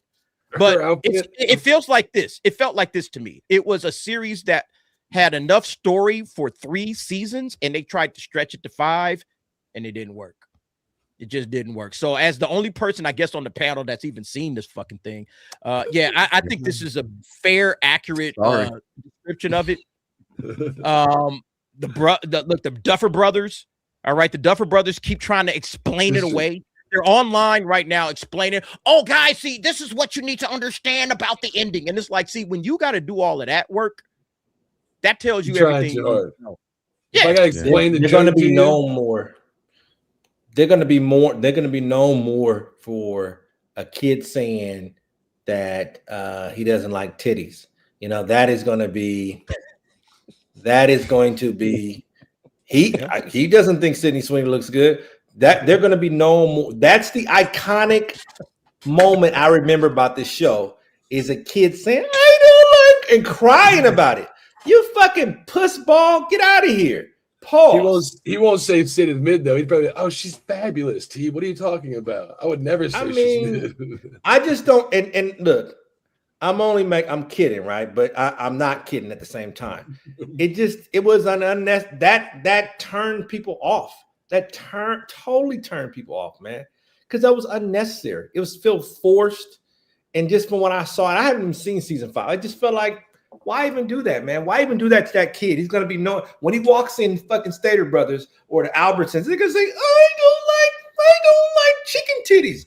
That's what it's gonna be known for. Just that. That's like me. It's like, listen, you know what? Hollywood will never do this. Let's do the opposite. You know, I always say, can we do this? Like, you know, is it racist? We'll do the opposit. Can I make a film more like, you know, I don't know, like, hey guys, I don't know how to explain this, but I like women. Yeah, I think that what Hollywood has done, big-breasted women.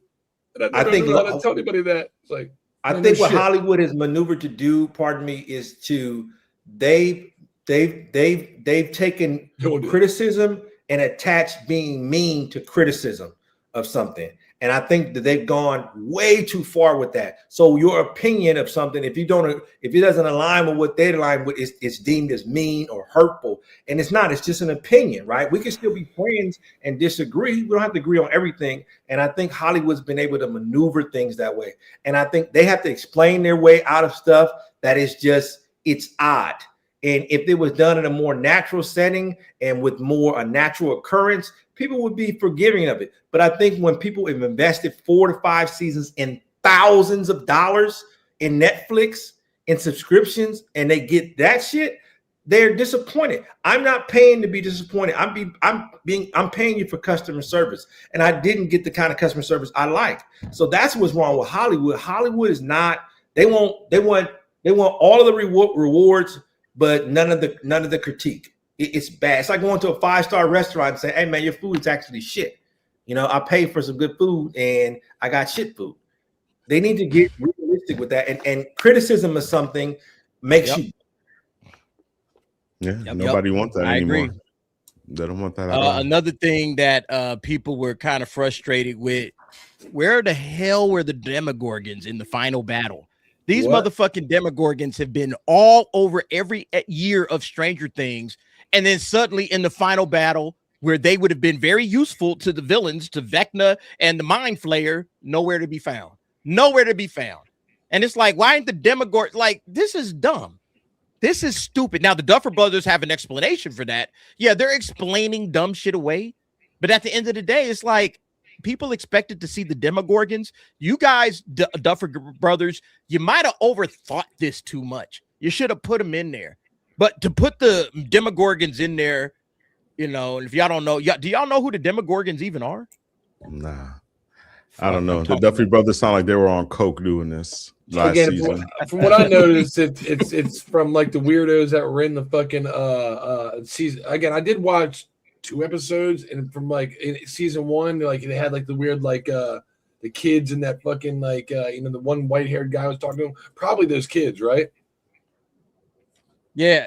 Here. Let me show you. So the Demogorgons were basically like the monsters. Like, this is the Demogorgon. It was the monster of the series. And they always were encountering these Demogorgons. They're very vicious. They're fast. They can, like, you know, like the scene. I think it was in season 4, where Hopper was trapped in this Russian compound, and they were just unleashing one Demogorgon against this entire, like, all these soldiers and people. And this dude, one Demogorgon, just completely annihilated all of them.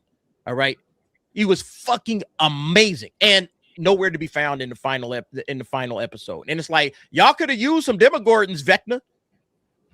You could have used a couple of them at least. They didn't use any of them. So Demogorgons is from Dungeons and Dragons. Yes, indeed. Yes. But that's what they called. Like, they called it a Demogorgon, but you know, whatever it was, that's what the kids called it. You know. But anyway, what you saying, Rock? Were they originally people? Like, I remember watching the first episode, like some of the second episode, I think, like season 1. Weren't there like people left over in the institution or the patients that like, or like, you know, like workers? Isn't that who they are? Didn't Vecna take control of their bodies and turn them into like new workers? And who the Demogorgons are? Just turned into like the upside down, which is now the right side up. You know. Again, I haven't watched it. I just, from what I'm hearing, this is what I think. Isn't that who they are? Are they patients or the kids all got? They're just monsters in the upside down. Okay, because it would make sense. That's what I gathered from hearing it. I just assumed, you know, but so they're just regular monsters. So I didn't understand what the upside down was. I figured it was like everybody else is getting like lit the fuck up. Like the Demogorgon. Where were those in the final episode? That's basically what everybody's asking. You should have had like an army of Demogorgons out there, just like, hey, let's go. Let's get these kids out of here. Okay. That's what Vecna should have been doing, or at least, like, because what the Duffer Brothers say, well, they caught Vecna by surprise by going into the abyss. And it's like, okay, you got caught by surprise, but at the same time, bro, like, oh shit. They here, let me go ahead and get my army of Demogorgons over here before I go into battle, because they could take care of business for me. So yeah, it's more terrible writing. That's basically what it comes down to. The Duffer Brothers were bad at writing. Like the whole thing is these cats couldn't write, and that's the reason why shit just went the way it went. So when everybody is asking, hey, where the hell were the damn Demogorgons? That's a good question. Valid question. Yeah, very valid question. Very valid question. All right, let's move on to this. All right, so look, I think you guys have heard about a movie coming out this year called Supergirl. All right, it's not by James Gunn, but it looks like it's by James Gunn. Well, on Cosmic Book News, they reported that Supergirl and Clayface raised red flags for Warner Brothers in 2026. And if you want to know what the red flags are, here's what the red flags are. The red flags are that nobody cares about this movie and nobody's going to come and see it anyway. So Warner Brothers is already just like looking right on past it. They're looking right on past Supergirl and Clayface. They don't call me.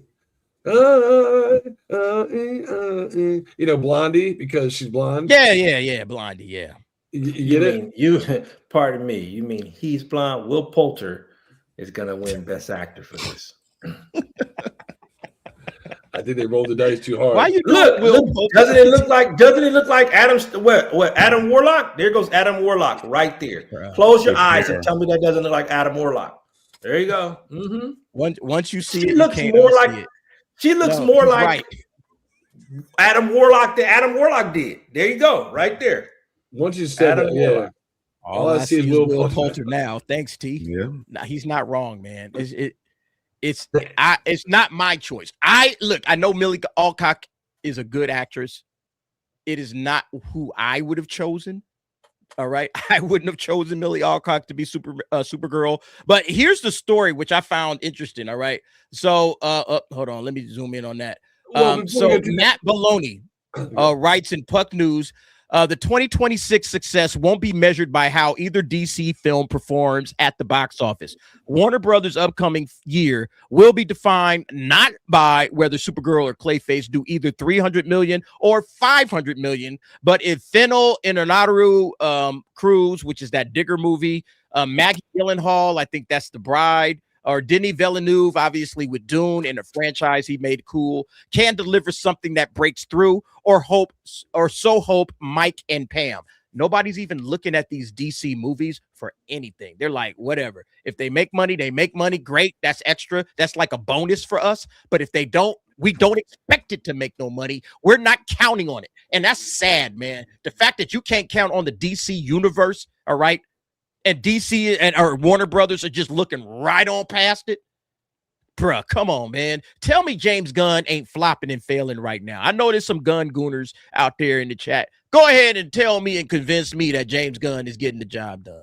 You can't. Yeah, I think Dune is gonna flop. I think Dune is gonna do trash, dude. Dune make money. I think Dune is gonna make money. They just had that. Wait a minute. Didn't they release that Dune show on HBO earlier last year? Nobody watched it. Dune is not going to do well. Oh yeah, it was like Dune Prophecy or some shit, huh? Done.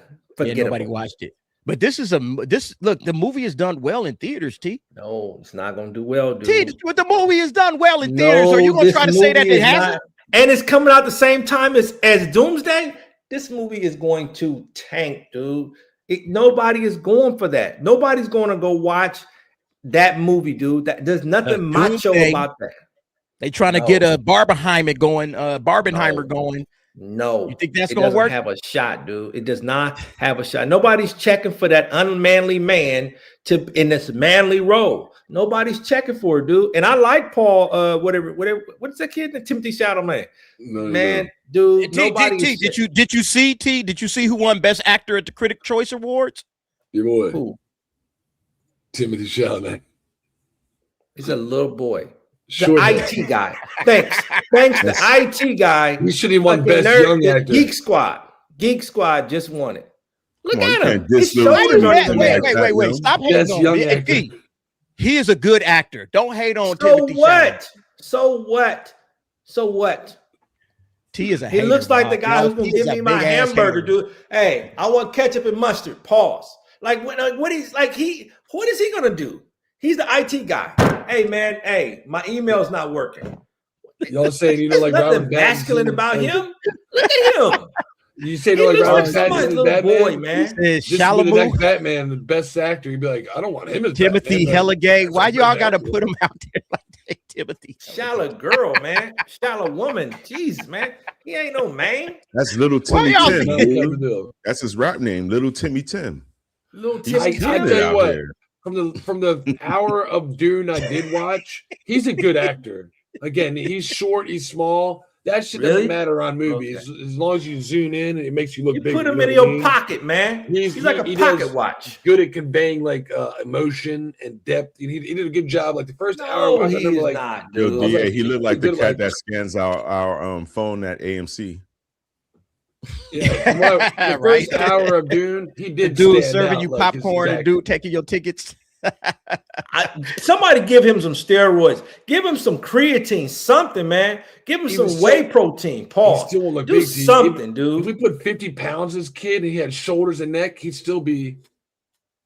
He would look weird. He is very slight. You're absolutely right about that. He's very slight.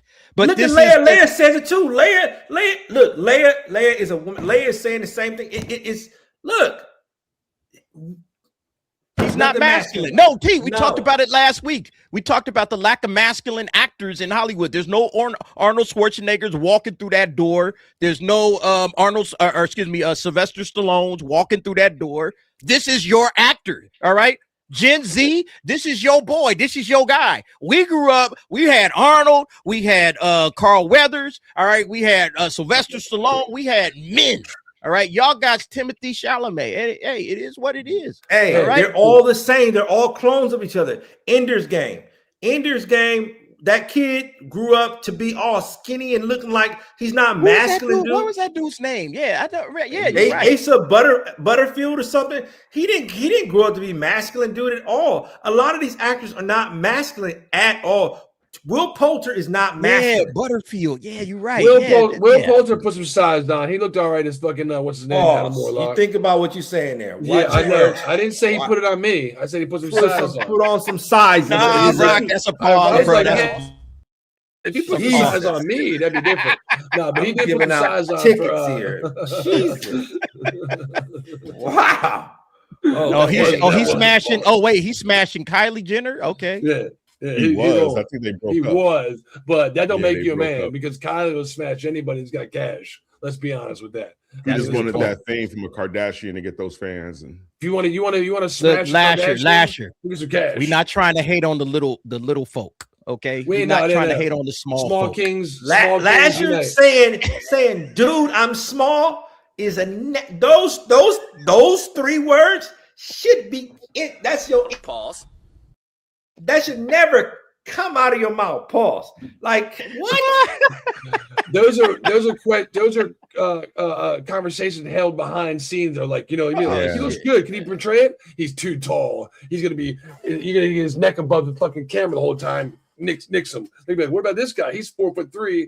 Can we put some size on him? They have those conversations behind camera that it's kind of awkward for the editor. Like, dude, you call me fucking short? Be like, and I'm not calling you short. I'm saying for this role, I need certain, things and checking boxes. Timothy Chalamet is just not. Again, this is the era of the demasculated actor. All right, Timothy Chalamet is just not that guy. Unfortunately, man, we would love for Timothy Chalamet to be, like with the acting chops that he has, I would love to see him play some sort of a masculine role, like a Jean-Claude Van Damme or something in the action film. I just can't see this dude ever doing an action movie. Never. How can you take him serious? You cannot take him serious as an adult. As an adult, I don't look at him as an adult. All right, look, we got sidetracked. We still talking about Supergirl. and Clayface. Let's get back to this. But yeah, like I think these movies right here for DC, like what are these movies for? Like DC got 2 movies coming out this year and nobody cares. All right. Nobody cares about either one of these movies because nobody cared about Supergirl and nobody cared about Clayface. You should be putting out movies that people want to watch. Superman, whether or not you liked it or not, at least it was something that people were interested in and you could build some hype towards it. It's hard to build hype towards Supergirl and Clayface. I'm sorry. This was a bad, decision. The strategy here, I will never understand. All right. I will never understand the strategy of, and then again, she's not a babe. She all right. So it's like you putting all right in front of us, man. I'm gonna move on and do something else to it this weekend. That's how I look at it. Don't do that, guys. Don't freeze frame that picture of me going, what's going in that mouth? What's going in the mouth? Don't do that. What's going in there? Do not crop that photo. I said don't do it. I didn't say do it. What's going in her mouth, Rock? Did you have Alcock, not all. All right, stop it. Not all the cock, just some the cock, right? Some cock. Yeah, so Warner Brothers doesn't view Supergirl or Clayface as priority films, and that's the problem. All right, is that these are supposed to be heavy hitters? These are supposed to be big franchise, tentpole, blockbuster, and Warner Brothers is like, So what's the marketing going to be like? How much are they going to try to hype these movies up? How much money do they pour into these movies? Because a lot of you going to see movies is, the hype, the marketing, all right? We're really putting together a really good marketing campaign. But are they going to put a good marketing campaign together for Supergirl? Probably not, because they already think it's going to flop. And the same thing goes with Clayface. So, yeah, I think this is just a bad move, man. When's Women's Month? Is there a Women's Month? I don't fucking know. Is there a Women's Day? There's so many days and months. I don't even keep track of that anymore, dude. I think this should come out during what does it come out during? Oh no, this is out during Pride Month. Oh, that's, you know what I mean? Come on. I mean, and women are gay. You know that, I mean, they're the trannies, the gays, the women, they're all in one community, not the white men. Get rid of them. But call me. Yeah, I figured it had some kind of, synonymous, certain day we're gonna drop these trailers. I just think these are the last slate of Warner Brothers movies in general. Like the last slate under the regime that they have right now, and pretty much they're trying to fade out everything that they have. And to them, this is just they're throwing it out there to see if it's going to make money. If it makes money, like you said, cool. If it doesn't, they don't care. They could have even did a tax write-off. They could have fired James Gunn already and just written all these movies off already if they really wanted to. Hey, keep talking. I'm gonna hit the head. I'll be right back. I'll be right back. Yeah, but their attitude right now is, let's just see. Let's see if we'll make some money. Let's put it in the theaters. Let's try to get some butts in the seats, but they ain't going to make anything. It's going to flop. Both of those movies are going to flop. I'm not even looking forward to Clayface. They haven't even showed us a teaser yet of Clayface, and the movie has already been done for 4 or 5 months now. That was my next question, Angel. How come we haven't gotten any kind of back door for or just any kind of glimpse into the you got to say it. You world, can't put your hand up. So there's something wrong with that. Clayface is coming out this year, just like Spider-Man. We know they're holding the Spider-Man trailer off because there's probably going to be some leaks for Doomsday, right? Why haven't we seen anything for Clayface that's coming out this year? We haven't even heard shit unless people like us that are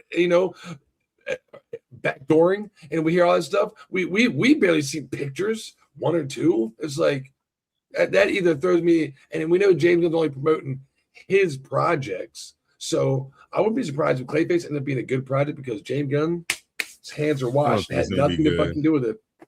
I think they're gonna. You know what I think might happen to Clayface? I think they're gonna scrub it and just throw it straight on to HBO Max. They might just scrub it from the theaters to say, "Hey, we don't even think it's gonna make us any money," and they're just gonna throw it on streaming. I think it would be more smart if they did it that way anyway. At least get some momentum going instead of putting it in the theaters. Who's really gonna pay money to go watch Clayface? Keep it real. Unless you're a true fan like that, the common fan is not gonna go in to be like, "Ooh, Clayface." Nah. One thing I wish that we here we like to fan. James Gunn, D always says, listen to the fans, right? James Gunn, in my opinion, we always make fun of Alcock if he would have hired, now T's going to disagree with me on this, Sydney Sweeney, somebody that ever, who would your Supergirl be? If you ask the fans, you're going to get an overwhelming response of Sydney Sweeney. Even if it's a joke, it's a troll, you're going to get an overwhelming response, right or wrong, T. You're going to get an overwhelming people saying, probably Sydney Sweeney is Power Girl, Supergirl. How come he didn't even go to her to ask? You know, based on her acting, she would be great as Supergirl. Yeah. She's very nonchalant. She's emotionless. It would be great, and she'd be alien to this world, so she doesn't know about emotions, like human emotions and all that stuff. She'd have to learn it. So that one I can see. That would be a great casting, just off her acting prowess, because I think her acting's weak. But I'm thinking, okay, where she could build up fish out of water. I mean, that would have been a great scene, right? And she'd have been mesmerized by the fact that, okay, people think she looks cool. I mean, you know. Again, we got Patrick Stewart as Charles Xavier, Professor X, because Patrick because fans casted that. They're like, who would be the ultimate Professor X? I know that one guy from Star Trek, the bald dude, is like, who'd be a good Supergirl? No, Supergirl, eventually Power Girl, and who's hot right now? I'd be like, I know one hat I could throw in the ring, and that wasn't even an option. Let's go to Millie Alcock. Who? You know, it's like, you know, Millie Alcock is a weird choice. I agree. She's a kind of a different choice. I'm not saying that she's not a good actress, because she is, but Supergirl, I don't know. We'll see. Yeah. We got to wait and see, you know, how her performance actually does. It doesn't matter, D. She can have the best performance, dude. She's not going to meet this. It's like Robert Pattinson. Robert Pattinson did all he could do, but nobody's like, oh man, you know what? I want to see Robert Pattinson in Batman #2. No, it's not. Just like they took out that whack. They took out that whack Joker scene, right? Because it was stupid. That dude looks dumb as Joker. Like, come on, man. Like, no, they need to make rational decisions, man. Very rational. They don't have the time they think they have, dude. You have to make quick adjustments, or just let the DCU just die and just go straight for the cartoons. And do it. Say, hey, I'm gonna go all in and make these anime like. Do that. Do something other than what you're doing. Mad. Nope. I wouldn't be mad. Do manga. Go manga all in. Yep. Go all in on manga. We got to move on from DC and talk a little bit about Marvel. No. All right. You guys know we got a Marvel series dropping later on this month. All right. Oh, wow. Do you like Yahya Abdul Mateen? Great actor, dude. Great actor. Well, he's going to be in Wonder Man. All right. So they put this out here. Simon Williams discusses his personal connection to Wonder Man. It's a little short. Let's go ahead and watch this. I grew up a really big fan of Wonder Man, a really big fan of comics. It was actually the first movie that I saw in the theaters with my father when I was very young. And, you know, that day I left the theater wanting to be a superhero. So this is it's amazing. And, you know, this is actually a very beautiful full circle moment for me. Incredible. Yeah. And now we've heard you've become close with problematic public figure Trevor Slattery, aka the Mandarin. Can you tell us a little bit more? I'm sorry, we gotta get moving. I'm so sorry. I gotta go. All right. It's nice meeting you. Nice meeting you. I thought that was kind of. I like when these people do the in character, when John Cena pretends like he's Peacemaker in fucking character. I like it, and he did a good job. Those are the actors I like to see that can convey this not only on screen, but in real life. You're acting. You can, you know, just because the camera's on doesn't mean you're continuing to act and portray this. I like that a lot. I like how he's like, oh, I'm sorry, no, we can't answer any more questions. Gotta go. I fucking like it. I think that was pretty cool. So that was, by the way, that was staged. Yeah, all right. That was I guess on the Fantastic Four red carpet. He was pretending to be. The first thing I heard was my dad took me to the Wonder Man movie. I'm like, Wonder Man movie? What the fuck are you talking about? Yeah. In universe, right? He's in character as Wonder Man. I'm like, oh, okay, I see what he's doing. It took me a second to catch on, but I was like, I see what he's doing. I like it. I didn't mind that as a bit of marketing. I thought that was kind of smart marketing. Yes. Did you guys see the trailer? Did we? I don't think we watched the trailer on. Let's watch it together. This is the trailer for Wonder Man that dropped on, I think, New Year's Day. So we haven't had an opportunity to watch that together. Let's go ahead and. This is the wall. It's everything. If I get this close and I miss, I'm gonna need you to sign this to confirm you don't have superpowers. yeah. I need to be in this movie. Zah! I was born to play this character. Acting is the sum of everything you've experienced. The joy, sadness, loss, heartbreak.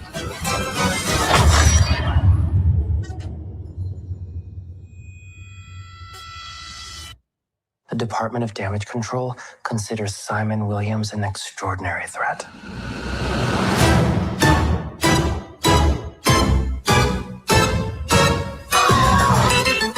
What?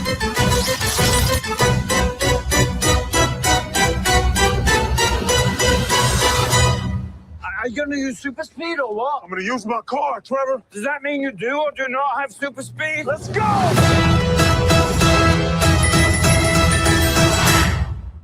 I see why we haven't got a Spider-Man trailer. I know why we haven't got a Spider-Man trailer now, huh? So here's the thing. Here's how I'm feeling about this series. All right. First of all, are we going to cover this? Do you guys want to cover this on the night? I was about to say, motherfucker, it drops. It drops all on the same day. It drops January 27. All 8 episodes are going to drop January 27. I was like, 8 episodes would be a lot to watch, and then go and do a nightcap. I don't feel like paying $4, $8, $97, $99 for that. Like, well, look, if I can buy 1 month membership and watch them all, I could do that. Yeah. You know what I might do, to be honest with you? You know, AMC, when we buy our tickets, they be giving us those little promos on the side. I think AMC is one of them. They be giving us like a $4.99 deal for Disney like Plus. Yeah, for Disney Plus. Okay. AMC, when you buy the ticket, they normally give you like a Sirius radio deal or yeah. Pause, but BJ's, and then they be just giving you different deals. So I don't know. We'll see. If you want to cover it, for me, I'm not.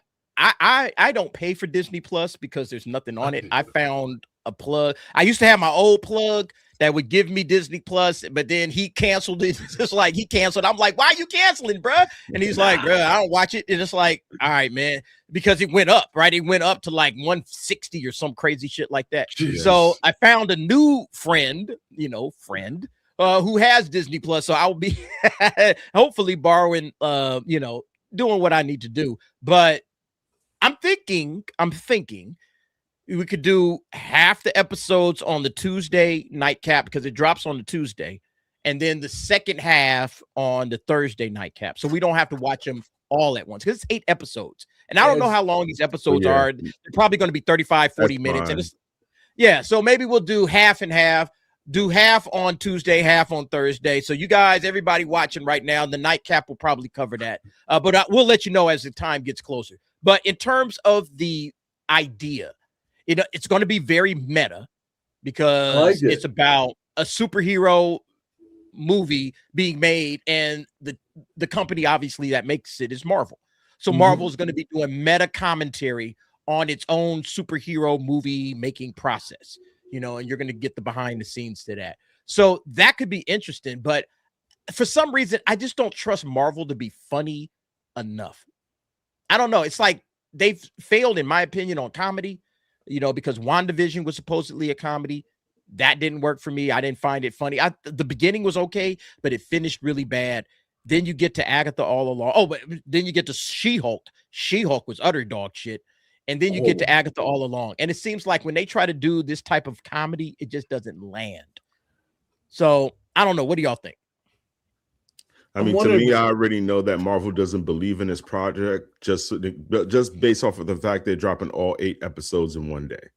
Marvel, if they really believed in the project, they would have dropped let's say 2 episodes in one day, and then the rest you had to wait week by week to watch it. So you already know they don't really care. They're just throwing it out there just to see what's going to happen. Now, to me, in the beginning, I was not interested. This trailer kind of piqued my interest to be like, okay, let me see what it's about, but other than that, I still don't believe in the show. I don't think that is going to be a great show. Now, will it maybe tie into something? That's something that I'm going to pay attention to see if it might tie into something in regards to the movies or something else in the future. But I mean, other than that, I'm not really looking forward to the show or like, hey, I need to, really focus a lot on this show. I'm just looking for Easter eggs. That's really what I'm looking for.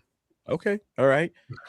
T, you looking forward to Wonder Man? Do you think Wonder Man is going to get the job done in terms of the MCU? It's the first thing we got this year.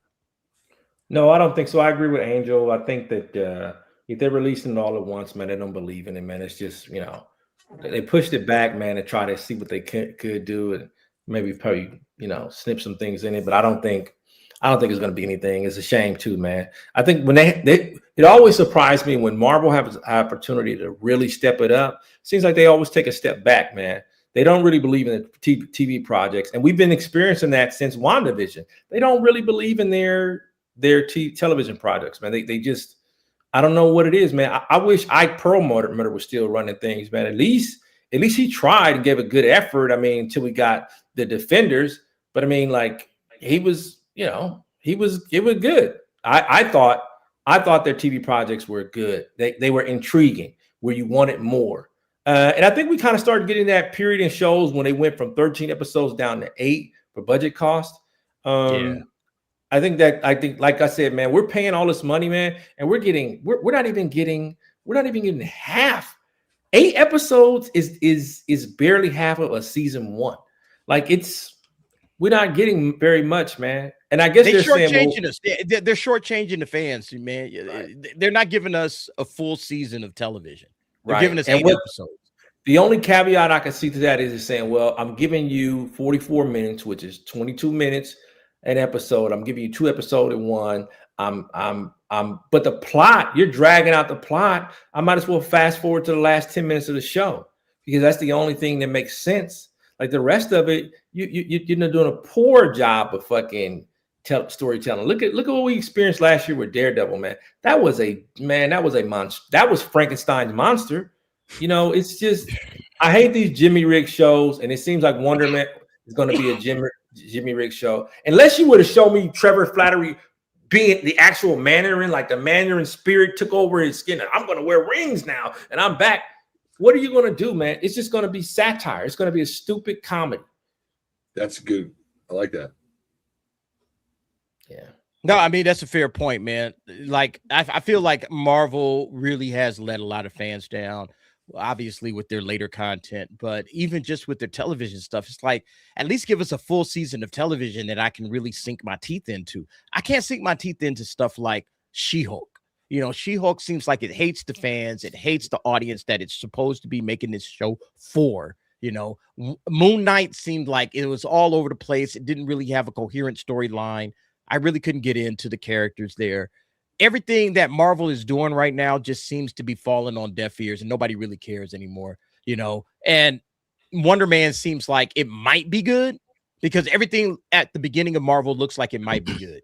And then what happens? As we get longer and longer into it, it's like, nah, this is trash. They're pushing some agenda, or they just don't know how to tell the story to keep me invested in the story. There's no stakes in the show, right? There's no stakes.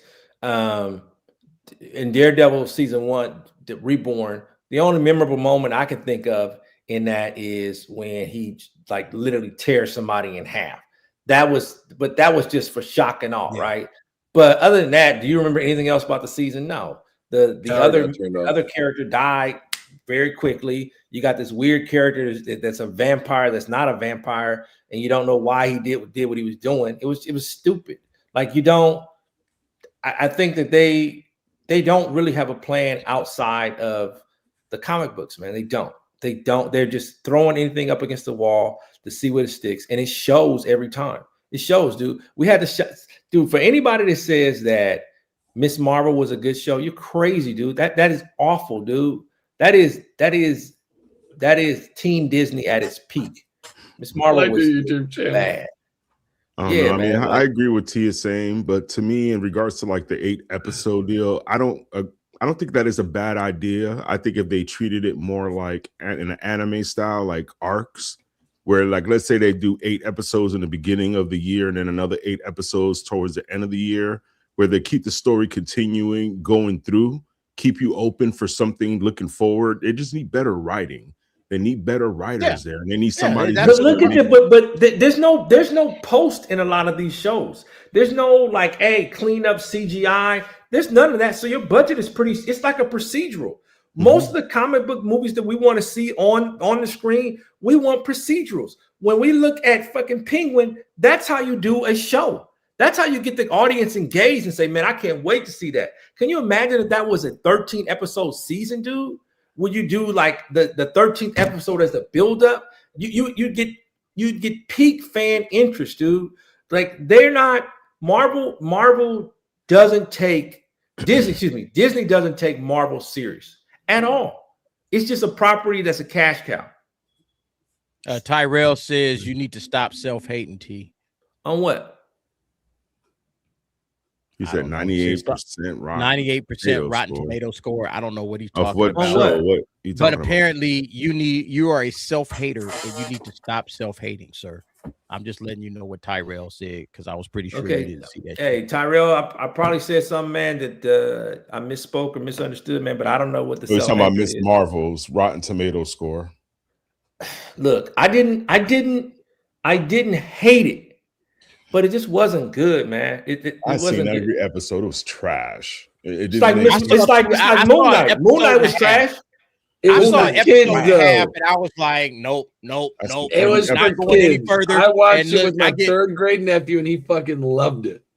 You know, yeah, your third grade nephew. So that's what it is. The third graders love it and stuff. Grown men are like, nah, bro. Understand nothing. They just want to be, yeah, man. Yeah. If you were third grader, you probably enjoyed the fuck out of Miss Marvel. Everybody else was like, what the hell is that? And she had her own little YouTube channel. And they were on a little bench. So that tells us, that tells us that Tyrell is like has the mind of a third grader. Okay, that's right. But she was I'm not. Let's not rag on him. Look, I'm just saying. Let's rag on him, man, because he always trolling the chat. He knows he knows the score. He knows the score. I think Miss Marvel.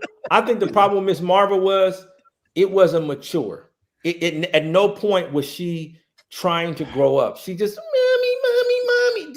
It's just she's playing the same kind of ditzy character. And I have never met anybody from that territory who has been ditzy. They're always sharp as a tack. So to play it off like that was kind of crazy. And you try to make them New Jerseyans. They're not just New Jerseyans. Come on. Shit. Cash, check, or credit card. That's it. Come on. Yeah, I think it looks pretty interesting. I think it looks funny. Hold on. I just want to do a quick because he said, I'm just saying 3 black men be happy. Yaya is Wonder Man. That's what he's saying. All right. So we're supposed to be. You're part of the problem, We're supposed to be happy. We're supposed to be happy that we're getting a race swap Wonder Man. Okay, you're the problem, T. Because look, here's the crazy thing: when you look up Wonder Man, I'm curious. All right, before we got to Yahya Abdul-Mateen, I'm just gonna share this. All right, this is when I look up Wonder Man and I go to images. We got a black Wonder Man. Any image of Wonder Man. Praise the Lord. Our answers have been. We got our answers, Lord. Oh God, thank God. I am so privileged and so happy that Marvel decided to race swap me. Let's race swap me a nice little Wonder Man. Yeah, this is what Wonder Man looked like before. But now, because of the magic of diversity, equity, and inclusion, I can get to see myself as this dude right here. Man, get the fuck out of here, man. This is what I'm talking about, man. This type of bullshit is what frustrates me. Instead of propping up an original black character, here's Tyrell. All right. I'm just saying, be happy. Yeah, y'all stole the role from Glenn Powell. Oh, fuck, man. These dudes love to eat the sloppy seconds, man. You love eating sloppy seconds, Tyrell. You love that shit. You love eating. Hey, man, look. We have original black characters, but Marvel don't want to bring original black characters to the big screen. All right. You're not here for that. You want the sloppy seconds. You want somebody to force. Hey, we're going to force a race swap into this situation instead of elevating an original black character. That's what Tyrell wants. But I think you lose all kind of power trying to dictate, oh, you need to bring out a black character. No, just bring out a character, man. And I know that sounds, life is not always in generals, but when you make a big deal out of that, man, it actually is, it's, I mean, of course you want to feel like, hey, man, I'm in the character. But a story is, you see yourself within the character. You're not really, this is just a character. It could be any color. The problem was that is when you got proof that the character wasn't that, right? The original ideal image of the character was this. And they don't do a good job of explaining, hey, this is why we did this, right? We chose a great actor to play this role, and we think, you know, he'd be great doing this. They don't do that. They leave it ambiguous. And sometimes you need context, especially for a fan base that's broken and divided. You need that. You need it. So if race doesn't matter, why did you bring up 3 black men should be happy that a black man is starring in a show if race didn't matter? Like, because he didn't think because he didn't think through his statement. And I'm Hispanic, if race doesn't matter, if race doesn't matter, why race swap at all? Yeah. If race doesn't matter, why are you changing the race of the character? Can you explain that, Tyrell? All right. Come on, Tyrell. Explain why if race doesn't matter, why race swap? I'll wait. You got all kind of black characters. Look, people are putting them out there. I saw somebody post it. Could have been America. Yeah, they could have did a Luke Cage. They could have did who else? They could have just did a whole Falcon movie by himself where he's really just Falcon. You could have did Falcon. You could get Storm, Brother Voodoo. You could have had a lot. There's a lot of characters. All right. Storm is a great character that you know what? I hope we do correct. Give her our own movie. Yeah. Give her our own fucking movie. And you know what? I don't think they will. It'll tie into X-Men, but that would be a great precursor to our boy Apocalypse. Because you know what, it would set up the overall backstory of how he became to be. You could kind of tell it there. You don't have to have a whole fucking story, you know, like half a fucking movie telling it. You incorporate it like we did with Thanos overarching in that part, you know what I mean? You kind of soft insert it. Pause. Yeah, that's the frustrating part is that people will champion and clap for race swapped characters without ever understanding that there are a lot of black characters, original black characters that probably should be elevated. Who do we call out all the time, T? Me and you. We always say when it comes to DC, what's the one superhero that they always sleeping on that they never going to bring to the forefront and they rather do something else? Who is that character, T? Nope. Icon.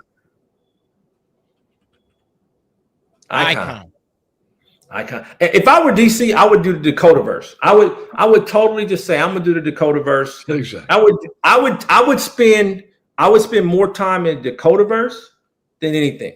I would let the whole Superman, and I would let Superman and Batman and all those people come into their frame and do that, because obviously what you're spending is not good. And I would do the Dakotaverse all TV.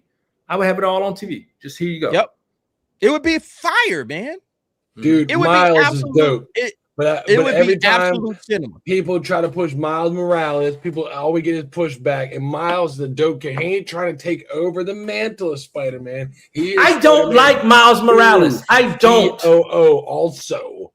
And you know what? Every time he tries to shoehorn his great character with a great backstory in, everybody says, oh, he is not Spider-Man. I didn't say he was. He's Spider-Man 2. TOO also. TK stands Miles Morales. Exactly.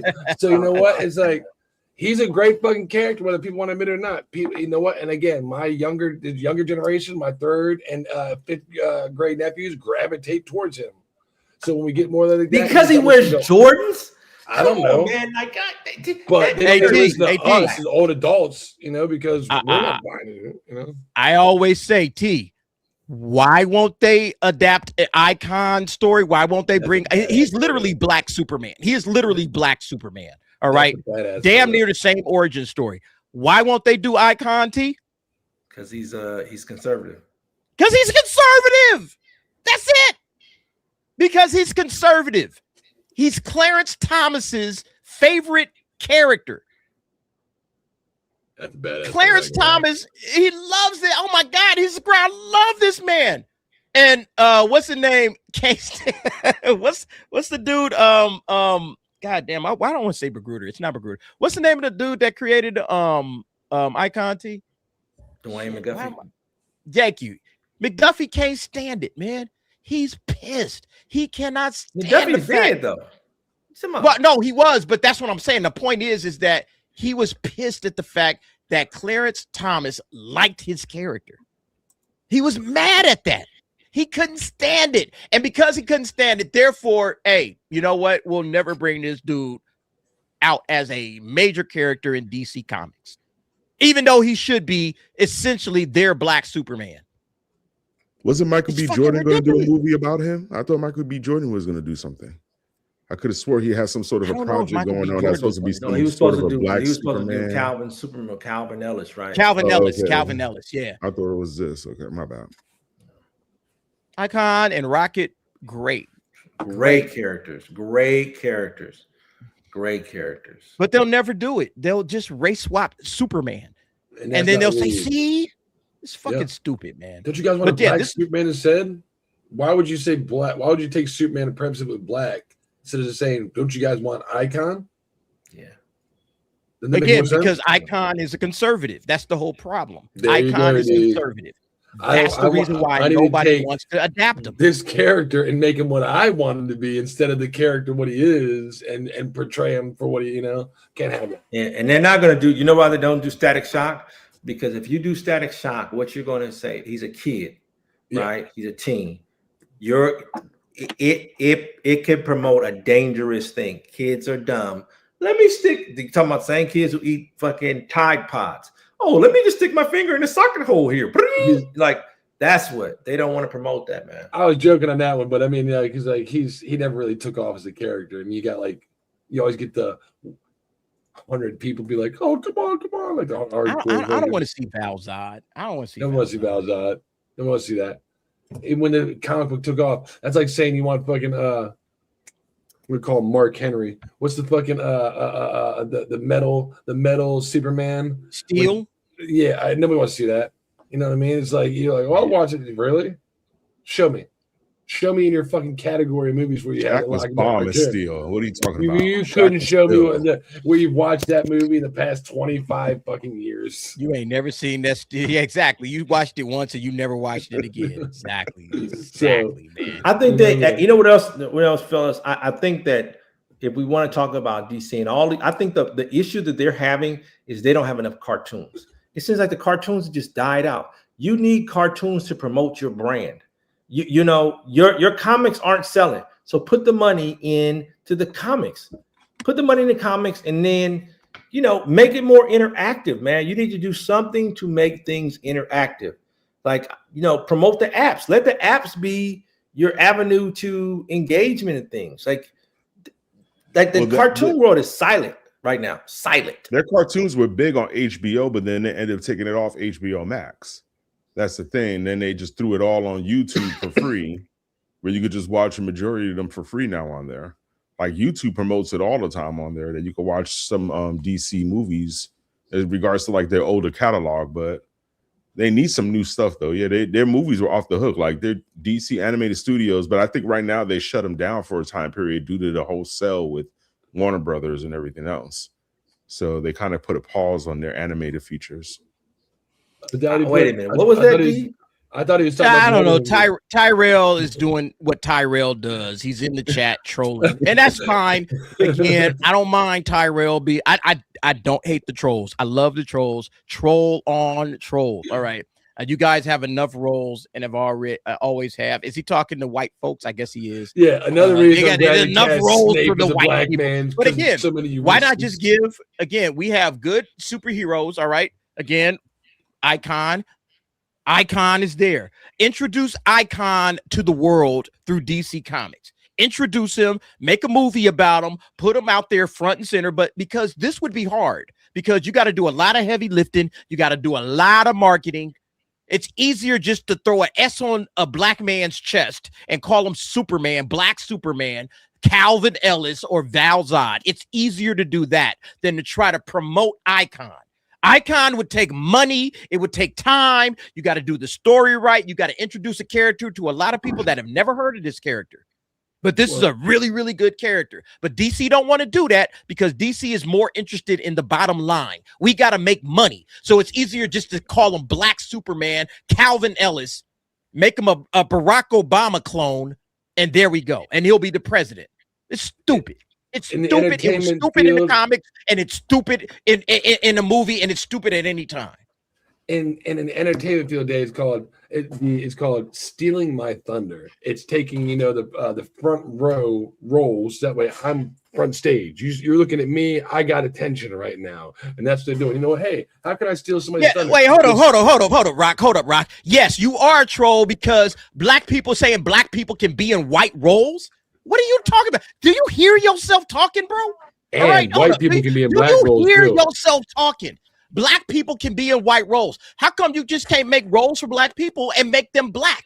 Now, see, again, this is that they call us self-hating. It's like you the self-hating nigga because you don't want to actually listen to what we're talking about. We are talking about giving black roles prominence, preeminence, all right?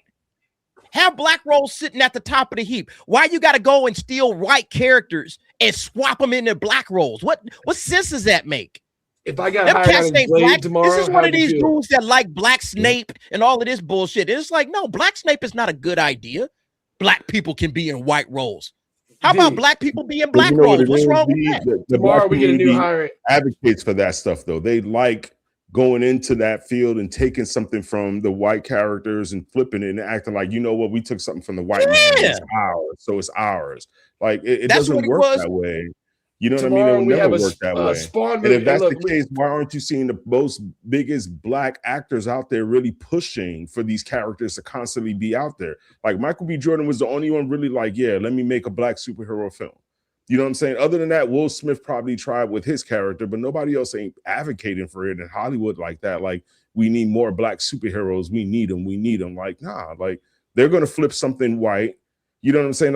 You should have seen how everybody was up in arms when they just changed the Black Panther to a white man. Like the whole community. Look, let me say this. Let me say what it is, man. And listen, anybody in the community that's really connected knows what this is. There's a lot of black folks that in the community, they just want to take over shit that's popular. They don't really care. Like if they'll build their own shit that's popular, don't get it twisted. But if there's something that's popular, they want to co-opt it and obsess over it and then take it over. All right. Which is what you're seeing with a lot of these movies. Oh, we're going to take over the superhero genre, Black Panther, blah, blah, blah. Okay, great. Black Panther's a good character. Oh, but we're the better characters when it comes to like Superman, like we could be Black Superman or we could be Black Batman and all that shit. And it's like, no, you can't. Okay. The black versions of previously established characters are not going to be better. They're not going to be better just because they're black. All right. It's better to take existing established black characters and adapt those to the big screen rather than trying to make Black Falcon Captain America. That's right. That's the problem is that everybody wants to do this race swap shit and nobody's feeling that, especially hardcore old school black fans, like folks like myself. I am not here for that. I'm not going to speak for anybody else on this panel. I'm speaking for myself at this point. I could give a damn about a race swap. I don't care if you race swap a character. That doesn't, this black guy now, we black people can play right roles. I'm like, I don't care. Can a black, like establish existing black characters like Icon, like Static, and elevate those? But these companies don't want to do that. They would rather race swap. It's the exact same shit with Little Mermaid when they decided, we're going to take a Danish fairy tale. All right, I'm going to take a Danish fairy tale, and then I'm going to race swap this Danish fairy tale. Are we getting a feedback? Is he watching the baby? That's not my baby. What's going on? Not little baby. That's my baby. Yes. Oh, okay. TU has something going on. I'm going to take a Danish fairy tale, and I'm going to race swap a black chick into it instead of just adapting black female or black mermaid stories. Because there's plenty of African mermaid stories out there. That's the stuff that pisses me off. And black people like Tyrell apparently just eat that shit up. They eat it up. Oh my God, this is great. He says nobody gives a fuck about Static Shock. Like, you bugging, dude. Again, What was it, 2 weeks ago when I told you I'm part of the community? Because you know what I mean? I like to flip it on the head like this. You know what I mean? Let me put it like this. If I was to come out tomorrow and say, new Spawn movie, new trailer to come out tomorrow, or new Blade movie trailer drop tomorrow, and my fucking face shows up as Blade, Spawn, there anybody's going to be just a little bit upset. And I'm not calling you racist, but if you see some white motherfucker that look like me, like, this is your new Spawn, you'd be like, time out. Something doesn't look right about the source material to me. You're going to question, is this authentic to the script that I remember as Spawn? Is this even the fucking character I know? Because I remember him looking a little bit different than Rockefeller. I mean, I'm not racist, am I? Maybe I am. Fuck it, I am racist. He doesn't look like that. That's not what he looks like. And it's right. Your source material should be stuck to, or just get a new source. That's simple. If you're not going to stick to the source material, get a new source. And I always use the example of like creating new characters, right?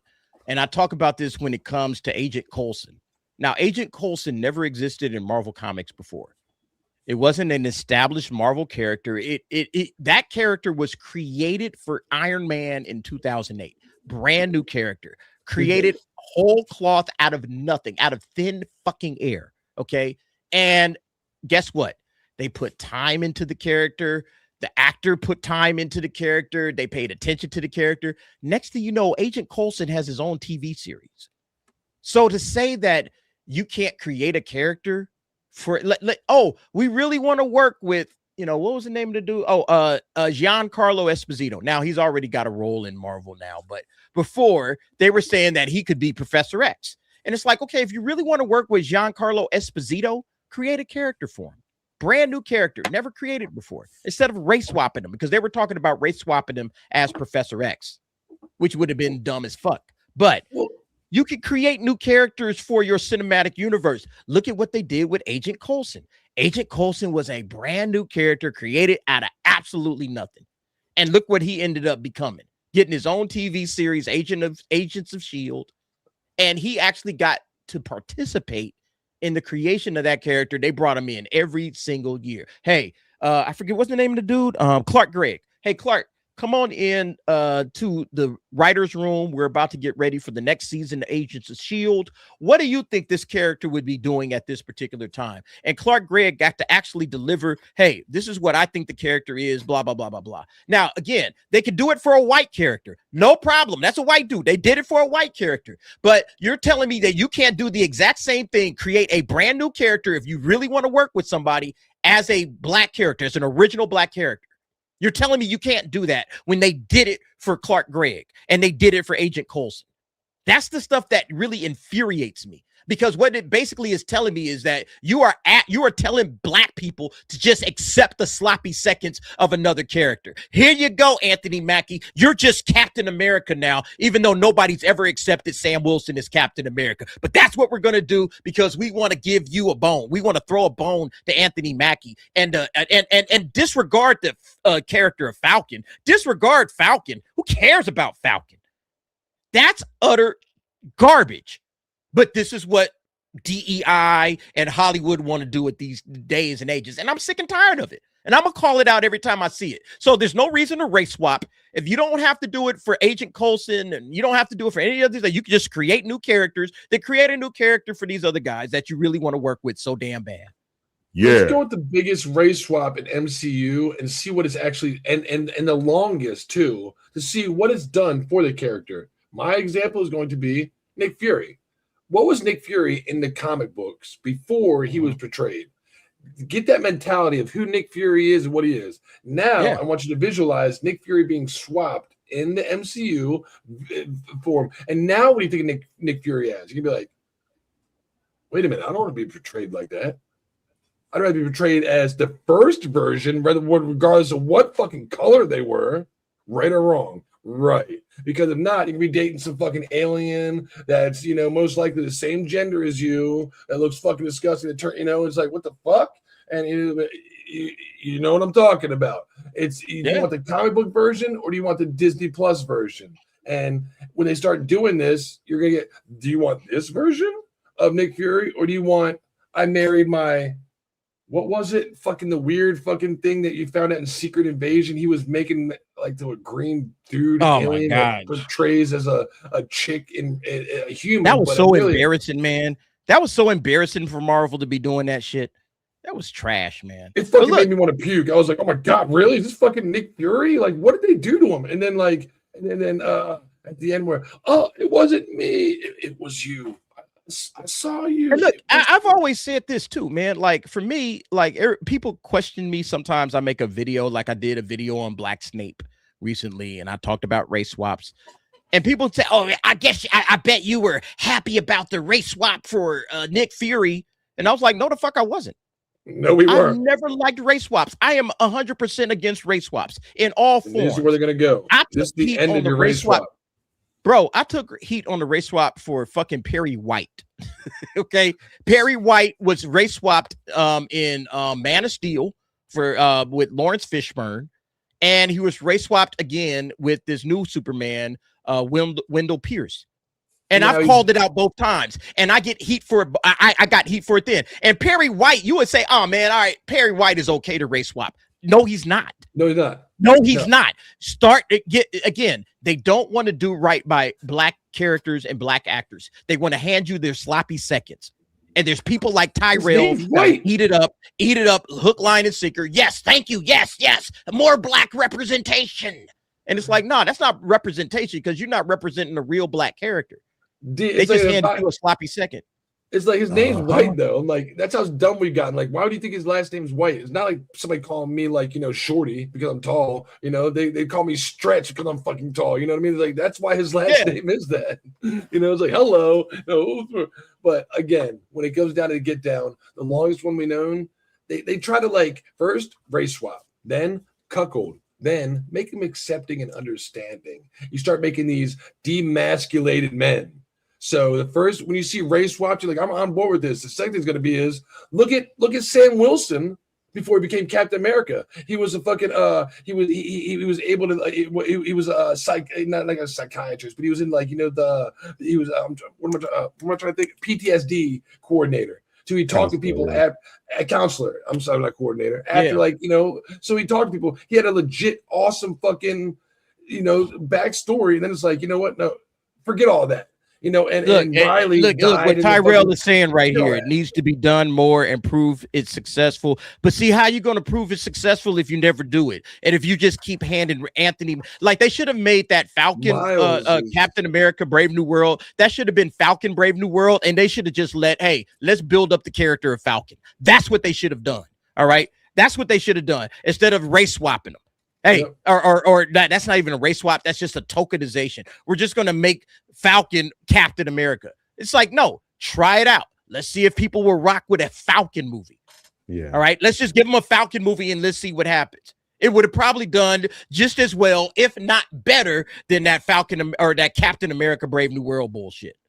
But yeah, you're saying it needs to be done more. Yeah, it does need to be done more. And that's what I'm asking for. I'm asking for legitimate black characters to be elevated, not race swaps. That's what I'm asking for. And you're sitting out here talking about, oh, no, you guys are just mad that they race swapped Wonder Man. And you're mad at that. Yes, I am mad at that because I want to see them elevate black characters. And everybody should be looking for something like that. If you care about real diversity, then that's what you should be asking for. Instead of just, let's just race swap everybody. Let's just race swap these guys because Wonder Man is a character nobody's really heard of. So we'll just change it into a black guy. Case closed, diversity resolved. Nobody wants that. I do like the meta-ness of it, though, how they're kind of playing on their own self. Like they're self-aware that, hey, we race swap every character we have. And we are hiring for a fucking new show. And the show is going to be based on a movie in the 60s where we race swap the character. It's like, okay, Marvel, we see what you're doing. It's we got sidetracked to hell on this one. We did, but we got sidetracked to hell. I think it's clever. I like but it's a good conversation. It's a good conversation. I think it needs to happen. Yeah, we need more people. Don't hate on Terrell though. We got much love for you, but you know, he's the resident troll, and he brings up these conversations every once in a while. But yeah, let's go over every Marvel show and movie confirmed for 2026, from race swapped Wonder Man to Avengers Doomsday. All right, look at Vision's fucking face. That's like, that paint looks horrible right there. Holy shit! It's going to be White Vision. One. Yeah, that's the old. Yeah, it's going to be White Vision. What's that? It's going to be the white version of Vision, not this colored Vision. That's not what they're going to be giving us, man. All right, look, let's check it out. All right, so the first one is Wonder Man. Look, we just got through talking about that. I'm not going to spend no more time on that. It says 10 episodes. I've seen 8. Yeah, I've seen 8. I hope it's 8. I hope it's 8. I hope it ain't 10, because 10 is a lot. All right. And I don't really know how long this is going to be. And if it's good, I hope it's 10. But if it's bad, I hope it's 8 or maybe even 6. But yeah, that one's dropping January of 2026. So they say the next thing up, they're saying it's the Punisher special presentation. So this isn't going to be a movie per se. I guess this is going to be like maybe a short, like kind of like what we got with Werewolf by Night. Did y'all watch Werewolf by Night? Yeah, I liked it. Yeah, Werewolf by Night was pretty good, and I guess we're going to get some sort of a Punisher special presentation for that. Hey, it might be good. You know, I'm looking forward to seeing what they do with that. They don't have they just say it's going to release in 2026, but they don't have a specific release date. All right. You know, and they said, yeah, it's continuing the special presentation trend by Werewolf by Night and Guardians of the Galaxy holiday special. So we'll see how that goes. All right. Next up, Daredevil Born Again. This is supposed to happen in March, like last year. So we'll see how this goes. Do you guys have any confidence from Daredevil Born Again? They got to retool Kingpin, and we got to get some veracity back to Kingpin. We got to retool him from what we did to Hawkeye. But yeah, season 1 wasn't as bad as people thought it was. I guarantee if we took a rewatch on it, people would say it isn't as bad. We just had high expectations for it. That's all. We had really high expectations for it coming off Netflix. I think we need some better writing for this new season and some better fighting. We need some better action scenes. There weren't enough good action scenes to me. There were some good fighting scenes in there. There was a pretty good fighting scenes. There were some real good fights in this first season. It wasn't enough for me.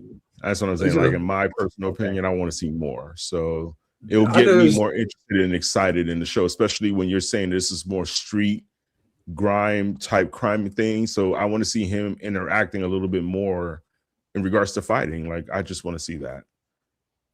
If they bring Foggy back, that would destroy it, wouldn't it? Wouldn't that fucking retcon everything? I mean, the multiverse. He ain't never coming back. Who knows? The multiverse of MCU, he'll be back tomorrow. 9 episodes. So the first season, it ended with Kingpin declaring war on vigilantes, enacting martial law in New York City, and obviously that's a problem for Daredevil. So that's where we're going to enter. For Spider-Man too, right? Wasn't that an action Spider-Man movie? Is he in Spider-Man? I don't think he's. Well, I mean, he just declaring war on vigilantes and enacting martial law in New York City. Probably be in there too. They might mention Fist as mayor and him declaring war. It should. It should have some kind of repercussions to the Spider-Man film, shouldn't it? I would think so. You know, maybe that's why we had the tanks Spider-Man. You know, that's also dropping in next year. Obviously, Spider-Man: Brand New Day. That one does have a release date, July 31st of 2026. I have a feeling this might actually do similar numbers, if not better numbers, than Doomsday, because I think people trust Spider-Man all over the world. And yeah, I know that international audiences seem to enjoy Avengers films as well, but I have a feeling that this movie is going to do great numbers. Yeah, the Punisher, you're right, Super D-Man is in Spider-Man Brand New Day. So I'm expecting big things out of this. I don't know. What do you guys think? Yes. Yeah. I just want to see a trailer already. I'm ready to see a trailer or a teaser. Something. So yeah, I think for Super Bowl, by the time we get to the Super Bowl, we'll probably get something. For this movie, if not, sooner. So they say they dropped a trailer. There was a leaked trailer that was floating around out there. I don't know if that was a real leaked trailer or some AI, but it actually looked pretty good. It did look pretty good when I watched it. But I don't know if that was the real one or not. What's up? Yeah. My boy DK Bones the other day had mentioned, he said, if Doomsday doesn't do it and it doesn't hit the success and Secret Wars crashes, is that the end of superhero movies? And I told him, I said, yeah, besides Marvel's Superman, Spider-Man, and DC's Batman. There'll always be a market for these two films. Right. Spider-Man is going to do good gangbusters regardless. If everything tanks and then superhero movies tomorrow, nobody wants to watch them. When Spider-Man comes out, it's going to do a fucking $1 billion. It's going to be like, I don't know why, because it's a good story. And I've heard a lot of people say it resonates with everybody. There's loss, there's love, there's action, there's adventure. Simple. So doesn't that mean that it is not the end of superhero movies? I don't think. Yeah, I think superhero movies have been going on for they're not you know, like you go all the way back to Superman back in 78 or 80 or whatever. Yeah, we're always going to have superhero movies. All right, don't get it twisted. But the superhero where we're just bringing out any old superhero and it's throwing them into a movie and that's making money. I think that era is coming to an end. It's going to be Batman, Superman, and Spider-Man. Big times. And the big dogs. Yeah. Big boys. If you and maybe X-Men. All right. X-Men 97 season 2. I think this actually might be some good. I'm actually thinking that this season right here, the first X-Men 97 was excellent. I don't know if you guys watched it or not, but that first season was excellent, man. Great. So I'm thinking like this might actually be and great fucking storyline tying in this might be along that line. He made a new storyline, like you said, make your own new characters and his new story. And that dude Bo DeMeo tied a new with the Bastion from the future and tying it into that. And I was like, this is awesome, catching you up on what happened. If you didn't watch the first ones, you get an idea of it within the first 30 minutes. And then it's just all gas, no brakes into like, who's Bastion? Who are the Sentinels? It's just like boom, boom, boom, nonstop. Magneto, who's Magneto? Holy shit, this dude's awesome. X-Men 97 season 1 was awesome. And if they can keep that steam rolling in season 2, I can't fucking wait. It's going to be awesome as fuck. So Spawn of Spring, Bo DeMeo at this time, right? Now, Bo DeMeo, he's not, it's his scripts, all right? He wrote the scripts, but he's not the showrunner. Yeah. So I don't know how that's going to play out, but it's his scripts that they used. They're using his scripts for X-Men 97 because he wrote them all, and then it's a different showrunner. How that plays out, we got to see. Exactly. So season 2, we have hopes for. Season 3, I wouldn't. Yeah, exactly. I would not put season 3 on my must-watch list. All right, so Vision Quest. Vision Quest is the one that a lot of people are like, "Hey, Vision Quest might be all right." Okay. It's the showrunner of Vision Quest is going to be Terry Matalas, who was the showrunner of Picard season 3, and everybody that watched Picard season 3, including myself, enjoyed it. I'm not a huge Star Trek fan, but I did recognize, hey, this guy went back to basics and he gave Star Trek fans a show that Star Trek fans would love. After Picard season 1 and 2 were apparently other dog shit. I didn't get past like the 3rd or 4th episode of Picard season 1. I couldn't watch it, but apparently the rest of it was shit. But I was told, hey, you got to go and watch Picard season 3. And I did, and it was good. It was really good. But, again, because I'm not the biggest Star Trek fan, it was just good. It was a return to form, and as the way I look at it. But a lot of people have some confidence that Terry Matalas, who is going to be the showrunner of Vision, they're confident in him. It doesn't say how many episodes. It doesn't say when it drops. It just says fall. I don't know how this will relate to the entire MCU. Like, what does this all mean? How does he fit in with what's going on in Doomsday? Because I'm pretty sure it's going to drop before Doomsday. I don't know. We don't know what it is. It does have James Spader coming back as Ultron, which I like. All right. So that's going to be interesting. Yeah. It doesn't show Elizabeth Olsen in here. So I don't know if she's going to be in it or not. Maybe that's a surprise casting. But yeah, it's going to be interesting to see how that goes. Oh, and then he's going to be White Vision. All right. He's going to be White Vision as he was at the end of WandaVision. Why you got to be white? Terrell, that's all right with you? Him being White Vision? Terrell, we can race swap him ASAP. You want us to race swap it with a green Vision? We could get a green one, maybe, a a pink one. Like, why can't he be Black Vision? Why you gotta be White Vision? Yeah, I don't know, man. I don't know, Tyrell. I can't call it, bruh. All right. Next up, your friendly neighborhood Spider-Man. This is one that T enjoyed. I know they watched it with Hold My Dual Shocks down, Cyfax. I didn't watch it. I didn't watch this. I got past one. I think I got to the second episode, and I was like, I'm out. All right. Race swap Norman Osborn. I'm not interested in this. But people said it ended really good. They said all you needed to watch was the first episode and the last episode. All the episodes in between were kind of pointless. And I'm like, good, then I don't need to watch it at all. I don't need to see this shit at all, man. Oh, okay. It was meh. Okay, thanks, Buddha Cafe. Yeah, I've had no interest in going back to revisit this series or this show at all. But we're getting to season 2. Apparently, enough people liked it. It's woke as hell, as far as I know. All right, with the Black Harry Osborn and the Black Norman Osborn. All right. Yeah, the animation. I wasn't a big fan of the animation either. So I was like, I'm good. I don't need to watch this bullshit. So, but that's coming up. Some people think it might be good. We'll see. All right. And then we get to Avengers Doomsday as the last item. Avengers Doomsday, in my opinion, is probably going to be $1 billion movie, but is it going to be any good? And is it going to build the hype that everybody's looking for? I think there's a lot of hype going on right now with Avengers Doomsday. There's a lot of, obviously, the trailers. I think they might be overhyping this thing, man.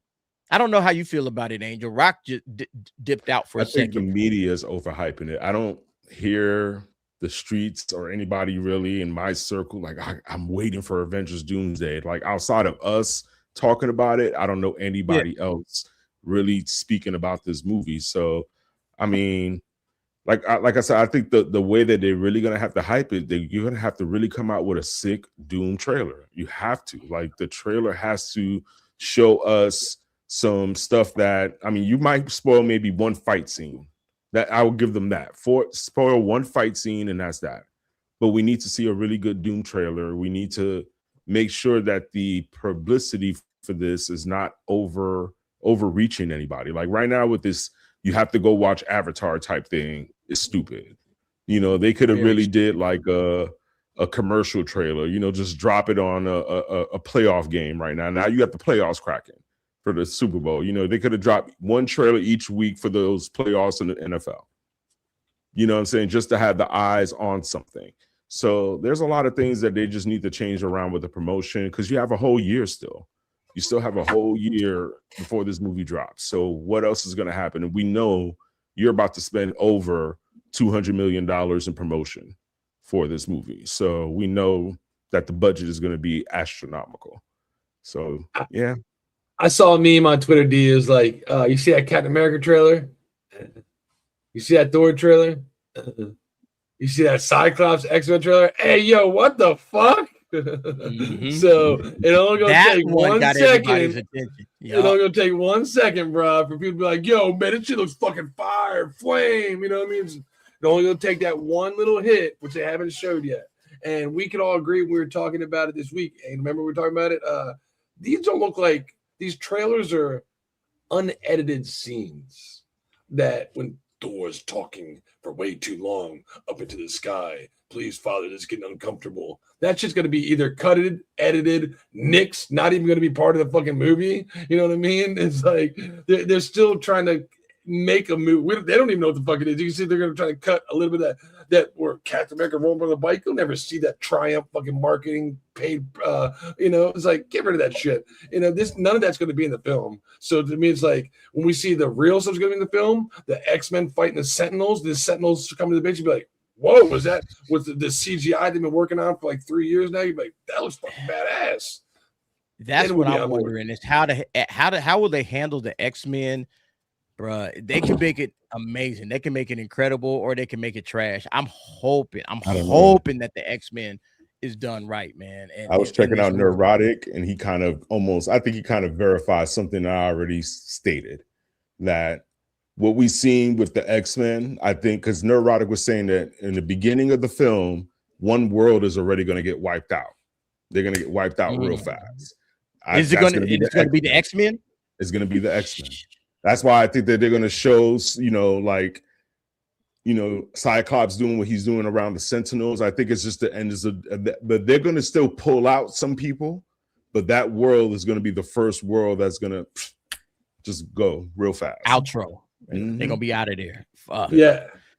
I hope not, man, because X-Men, that's my one saving grace for Doomsday is that they're going to send Patrick Stewart and Ian McKellen and all the X-Men from the originals out on a high note. And apparently that they're going to get rid of them in the first 5, 10, 20 minutes, whatever it is. That's going to be bullshit. I don't think they're going to have to be characters, but just the world. Well, you know what I'm saying? Okay, so the world, but they will keep them. Okay, yeah. that might work for me. No, like maybe Mystique or maybe the guy that's playing the ones that's not coming along. Okay, yeah. I got you. Like shout out to my boy Abe. Shout out to my boy Abe's gonna get you the Green Power Ranger who came up with a great idea. We gotta off these fucking these legacy characters. As soon as you see them, they need to die, because if not, it's gonna be really awkward when old ass James Marsden Cyclops is reunited with young ass Sydney, whatever her face is, Jeans Grey. Like, oh my god, I haven't seen any forever. Kiss. Be like, is that what they do over there in Hollywood? That's exactly what they do over there in Hollywood. Release the Epstein files. So they're not going to make sure that's not going to be portrayed at all. She died, so they could say there's just a reincarnation of her. Yeah, I'm worried about it too, Jacob Stanko. I'm hoping like hell that they don't just kill him off. They give him something to do, because this is apparently Patrick Stewart's last role. All right. That's right. This is his last movie. The movie's going to be a mess. Yeah, it probably will. It will. Probably. And Neurotic already said it is. He said that the script is supposedly like 168 pages. Like that's what he was like. It's just a thick novel, and he was like, it's a mess. He said that fingers supposedly crossed, it's a mess. because from this like, fan right here who loves Infinity War Endgame, and I love the first 1, 2, 3 phases. I didn't care for fucking phase 4 like everybody else fucking hated it.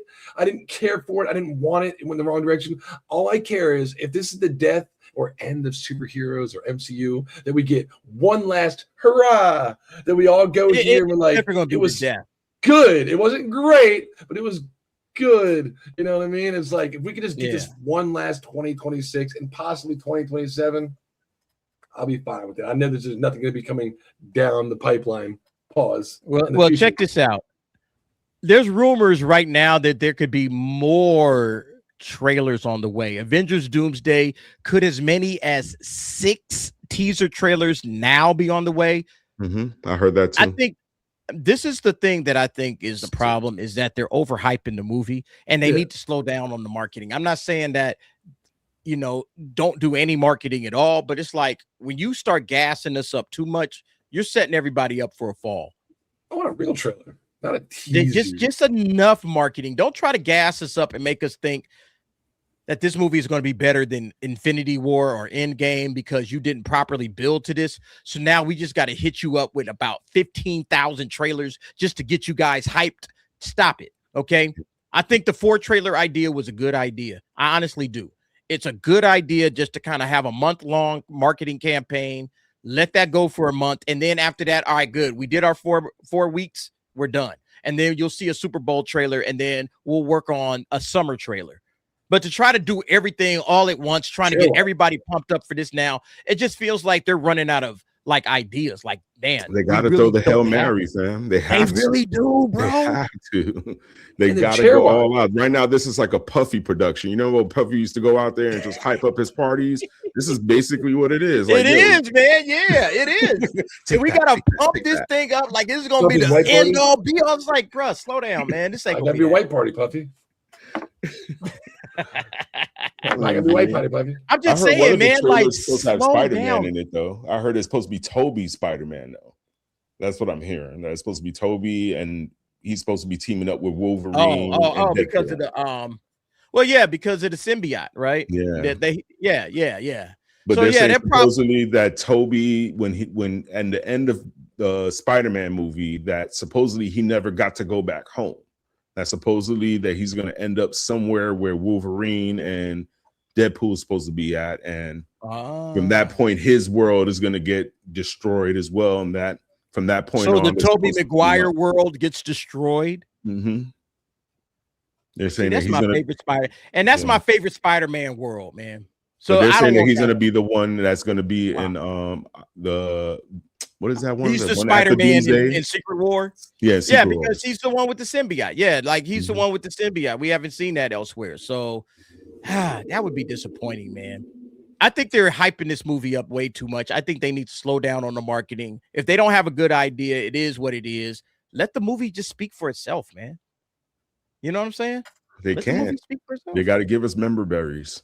They got to show us everything. You got to show us all your hands, all your houses, everything. You got to show us. You got to get naked for us when it comes to this right now because they lost their faith in fans. I'm just being real. They lost our faith, so they have to overhype it. They have to, and they got to get the normies hype. They got to get the fans as far as the regs hype. You know, looking at the uniforms and the aesthetics of it. So, I mean, what else can they do? This is the last movie portraits. Your point is made. The movie's a year away, and they are already trying to hype the hell out of this thing. And it's like, bro, we are a year away. Like, what's the rest of the marketing hype going to look like? If you are a year away from this shit going off, and now we got another 11 months, what? Like, y'all doing too much, man. I feel like they're doing too much. They're doing. That's my opinion, man. They're going too hard with too hard with the hype and the marketing, and I think they're setting everybody up for a fall because there's no way that the movie's going to live up to all of this. I'm telling you, this movie is going to be studied in colleges after this movie come out in regards to the budget, like everything that they wasted and why they did what they did. Because it's just, I'm not saying that they're not going to make money, but it's just too much right now. Like, I think this is even overhyping anything that was done back in the days when they were making big budget movies like this. Like, what was that big one they made? What was it? The 10 Commandments. Like, they probably even overhyped it bigger than that movie. So, man. No, you're right. You're right. Hey, look, let's hit some super chats up before we continue. Everybody, thank you very much. We are coming up on 3 hours. We still got show to go. All right, we still got more show to go, man. So everybody hang in. Thank you very much. 223 people. That's pretty sizable for my audience. Hit the like button. Thank you very much for being here. We are going to get to it. You guys are awesome. Shout out to Dan Crane, member for 18 months, y'all. Dan Crane been here from the very beginning. Thank you very much, Dan Crane. Happy New Year, y'all. Happy New Year to you too. Hope your new year is going well. Appreciate you, bro, for being a member for 18 months and supporting me this entire time. Much love to you, sir. Thank you very much. Shout out to Jay Donar, 89 for $5. Marvel race swaps characters because they believe in the legitimacy of whiteness. They don't think characters like Falcon can draw in audiences. Yeah, that's the problem. You're 100% correct, bro. That's the problem. What was that, Rock? Whiteness is a pandemic. Yeah, I mean, it's whiteness is what sells in their eyes. All right, that's what sells. Oh, okay, these characters sell, but it's like, but that's because money, time, attention, marketing, all of that is put into those characters. Nothing just happens because it happens, all right? You have to also put the investment into those characters. They were cultivated over years, decades, like Superman, like over 50 years. Like, come on. Over damn near 100 years, man. Superman was out in the 30s. So we're coming up on 100 years of Superman. Yeah, and Batman, the exact same thing. Wonder Woman, the exact same thing. Captain America, right? You know, a character from World War II, all right? That was back in the 40s. So you're talking about almost 80 years of that character. It's like, yeah, that's the reason why these characters take off. So you just got to put the same time, energy, money investment into these black characters if you care at all about diversity. But they don't really care about diversity. Diversity is just a way, a word that they use to make money. Diversity is our strength. Well, then why don't you have a diverse, you know, black or black characters? Why don't you diversify the roster? Have some more black characters up in there. Oh, well, you know, they don't really sell, and it's going to be hard work for us to sell them. Exactly. That's exactly what it is. It's going to be hard work, and you don't want to do it. Yeah, so you're 100% correct, Jay Donar. It's the legitimacy of whiteness. Instead of these people are the real racists. I say it all the time. They're the real racists. All right. They see race and they don't say, oh, this black character ain't gonna make it. You know. Anyway, man. Thank you very much for the 5. Appreciate that, brother. Yo, DA, you need to make an animated series with your voice, dude. Like, you need to do some animation, man. I'm just being real with you, dude. People like it. I like it. So yeah. I do a lot. Hey, one day I'm gonna do some audiobooks of my novels that I write. You guys know I write novels. I'm gonna do an audiobook one day and really go out there and freak all my voice acting talent. It should be a lot of fun. Nick Knack for $10. I've said it before, DA. I guess they a colossal evil villain threat. What? Wait, hold up. I've said it before, DA. There's a colossal evil villain threat to be taking heroes out in Doomsday with a great character development, or ADD is only hitting 400,000. And hail to you all. Can somebody read? Hey, Nick Knack, what?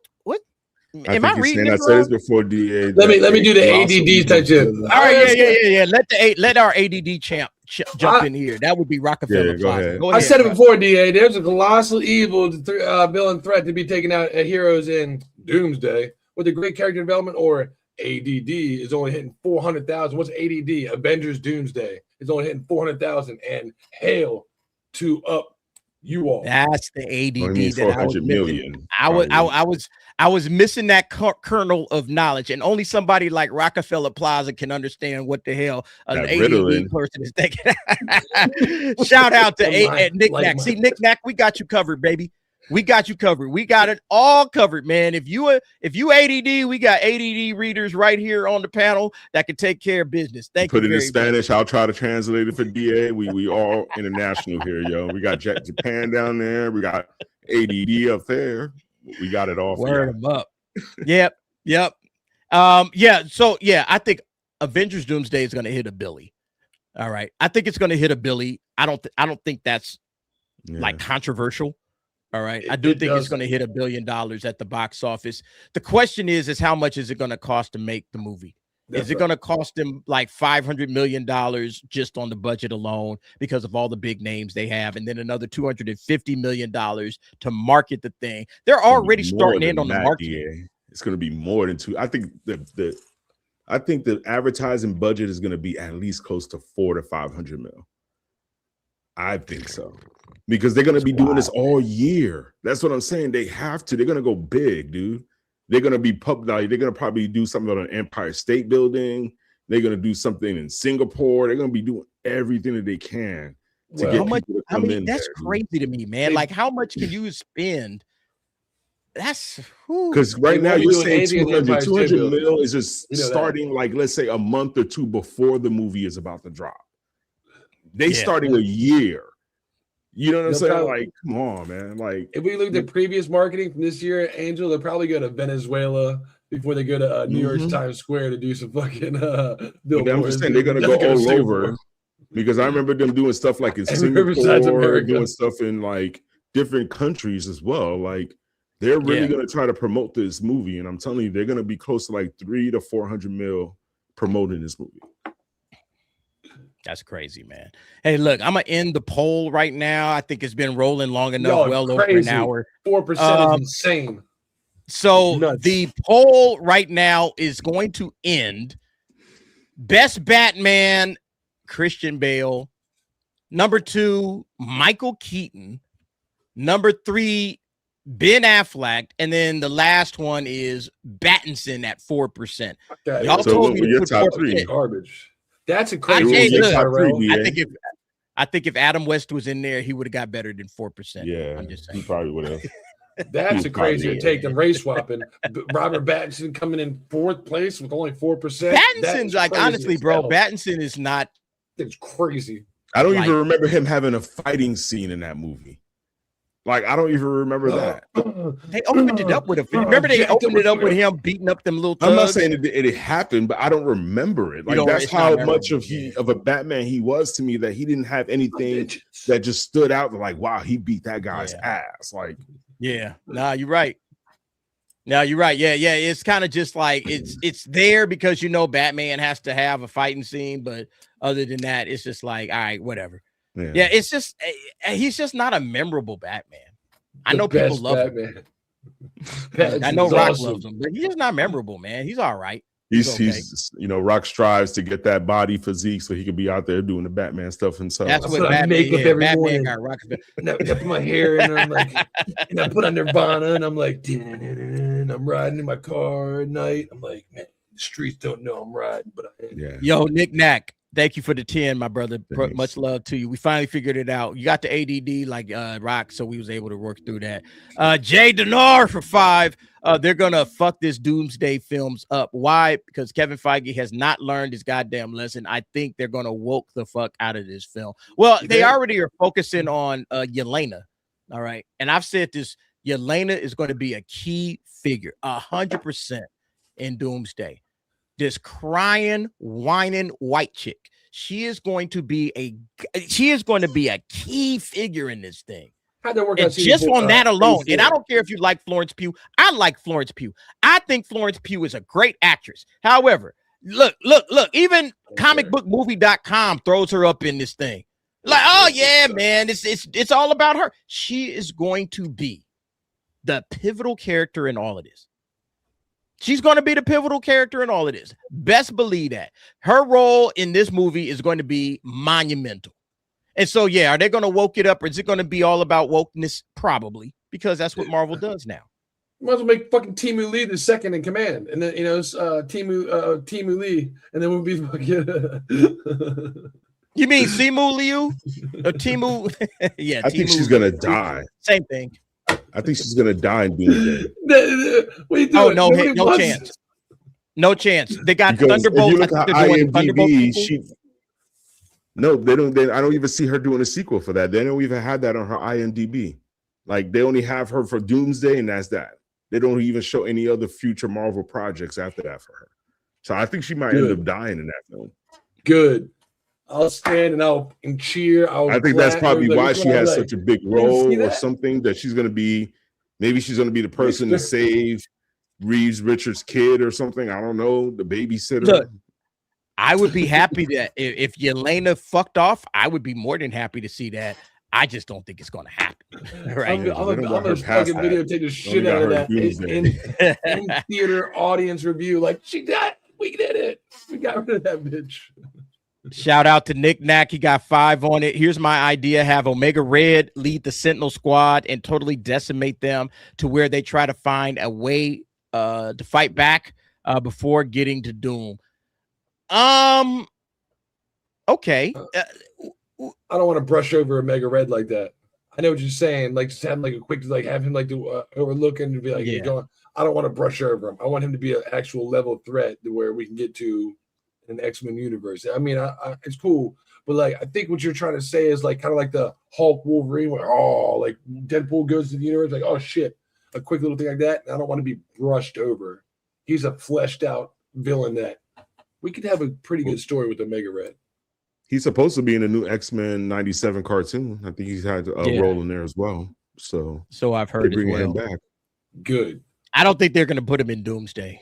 Doomsday got enough fucking characters, bro. I don't mind it. I don't mind the idea. It's just too many characters. They just need to simplify Doomsday. Doomsday needs to be a more simplified movie than what it already is. I think this is going to be a train wreck myself. I don't mind the idea, though. I don't mind the idea. I think in a more straightforward X-Men movie, it probably would work. I agree. All right. Yeah. That'd be better. Thank you. They need them for an X-Men movie. They needed some antagonists for themselves. So yeah. SJ just became a YouTube member. Thank you very much, SJ. Hey, look, SJ, don't forget, you got access to all the nightcaps, not all the member streams, because some member streams are deputy and above, but I think you're at the assistant DA level. But that again, that gives you access to all the nightcaps and all the emojis. So enjoy. Thank you for your patronage. I appreciate you. Much love, brother. And then finally, we got Buddha Cafe for $5. They can't even bring back Luke Cage. What makes anyone think they will headline a new black dude doesn't fit the narrative? See, that's the problem, Buddha Cafe. And I'm going to end it on that before we move on. This is the problem, Buddha Cafe, is that they care about this DEI shit, but they don't want to do DEI right. Yeah, they should absolutely bring back Luke Cage. And we were talking about it on a previous. I want to say we was talking about it either on The Office or one of the nightcaps. Like, go ahead and just bring Michael Coulter back. I think Michael Coulter did a good job. Bring him back. Let him play Luke Cage once again. I think most people would be down for that. He did a good job. Looks the same. Doesn't look like much, just like Charlie Cox. Doesn't look very much dated from, it's been 10 years, but doesn't look like it's been 10 years. Still in phenomenal shape. Nobody'd be like, "Oh, he looks way too old." Nobody would question it one fucking second. Nobody would say a word, man. Nope. Nobody would say a word. I think he looks great. So I hope they bring him back. Super Black Gamer Bros. Thank you very much for hanging out with us tonight, bro. Come back next week. All right. Or during the nightcaps, if you have an opportunity, we go on live 10 p.m. Pacific, 1 a.m. Eastern. All right. Very early in the morning or very late at night, but we're the night show. So you don't have to watch Colin. What's the name of the dude? Not Colin Farrell. Fucking Jimmy Kimmel. Yeah, you ain't gotta watch Jimmy Kimmel and all that bullshit. You can hang out with us. Jimmy Fallon. Hey, thank you very much, bro. Much love to you. But yeah, I think going back to Luke Cage. Yeah, I think we could get a Luke Cage going right now, or Heroes for Hire. I've been saying bring Heroes for Hire in. Maybe recast Iron Fist. Yeah, right. Danny Rand. Maybe recast him.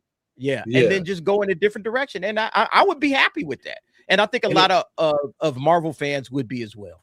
That's the only one, D, that you're exactly right. And everybody, for the resident gamer on the channel, D doesn't play video games. But if you played Marvel Rivals, nobody's gonna fall for Danny Rand Netflix as the current Marvel Rivals fucking Iron Fist. It's just not gonna work. You know what I mean? So there's like, when I'm talking about my nephews that are coming up and trying to get that market, they're gonna be like, that's not fucking Iron Fist. So you're gonna have to rework that. And when in Kevin Feige's hands, I think you have a better chance of making Iron Fist more legit because he'll make it more like the Marvel Rivals that we've been playing the past fucking 12 months. So I love his voice too, Stephanie. That makes two of us. Yeah, look, they're talking about me doing the voice on my audio books. I might do that and make that available for like the top tier dogs. Deputy DA and higher, so you can listen to me read my books.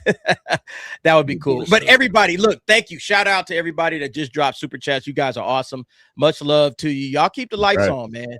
Y'all keep me doing this shit, moving and grooving and keeping everybody entertained. So appreciate it. Let's give some love to the super chatters before we move on. We got more topics, man. We are not done, man. We got more shit to go. But thank you guys very, very much. Where did it go? I lost it. Oh, here you go.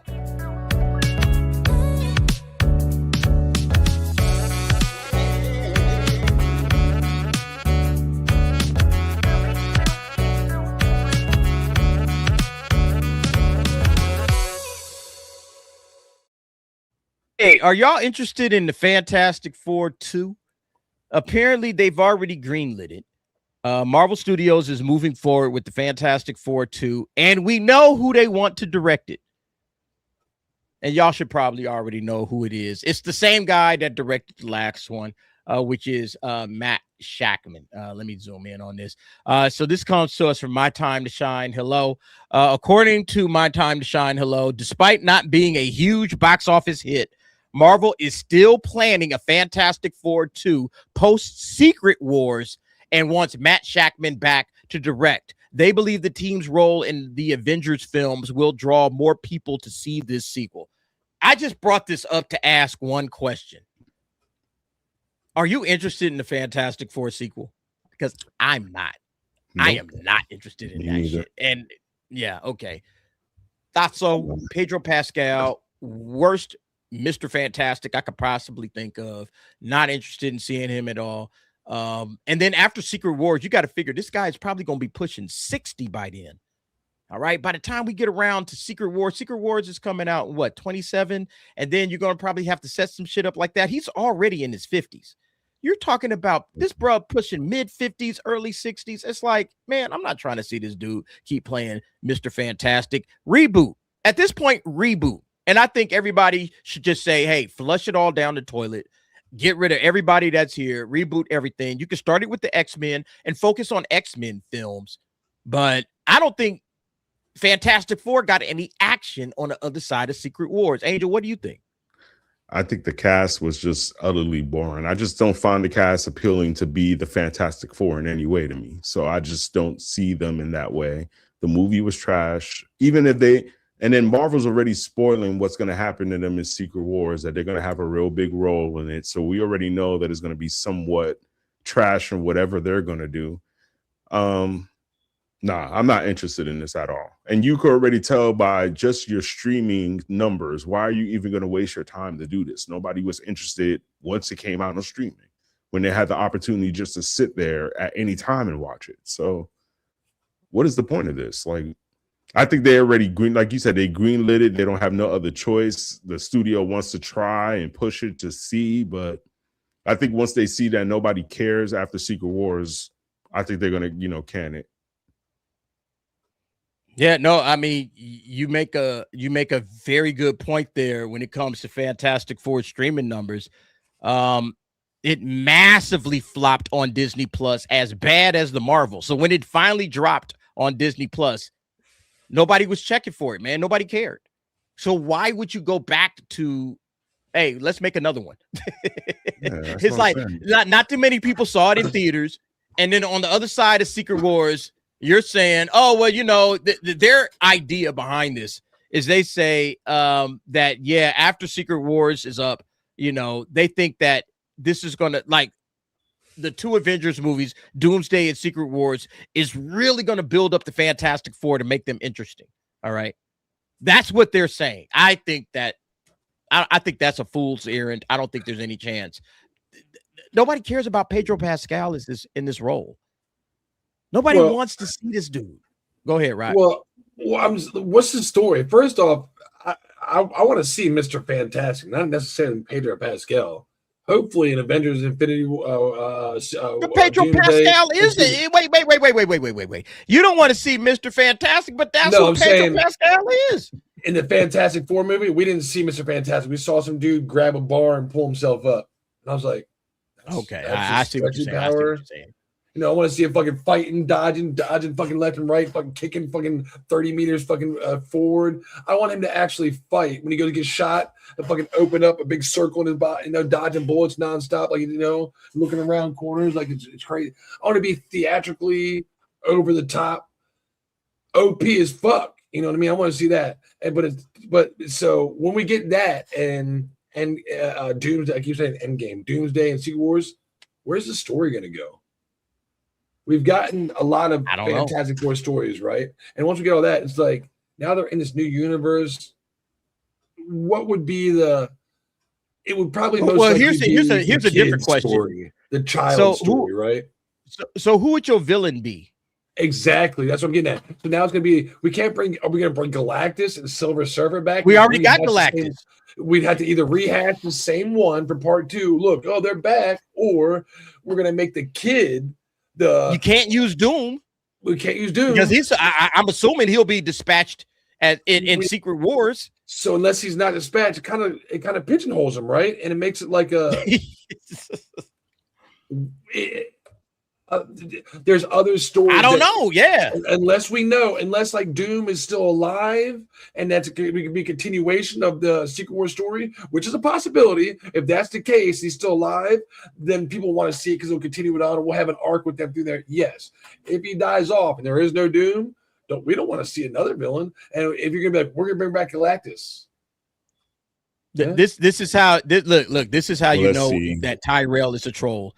This is how you know Tyrell is a troll. It's all good. And it's okay. Okay. Troll with them. Have fun with them, guys. Anyone saying they like Norrin Radd is lying. Yeah. Anyone saying they like Norrin Radd is lying. Yeah. Okay. All right. The OG Silver We'd rather Surfer? have what's her name? Shala Ball as our Silver Surfer. Excuse me. I'm sorry. Yeah. So that's how you know he's a troll. They lie. Well, they can bring Namor. It'll be the Mole Man. I mean, it's like, who is going to be the villain?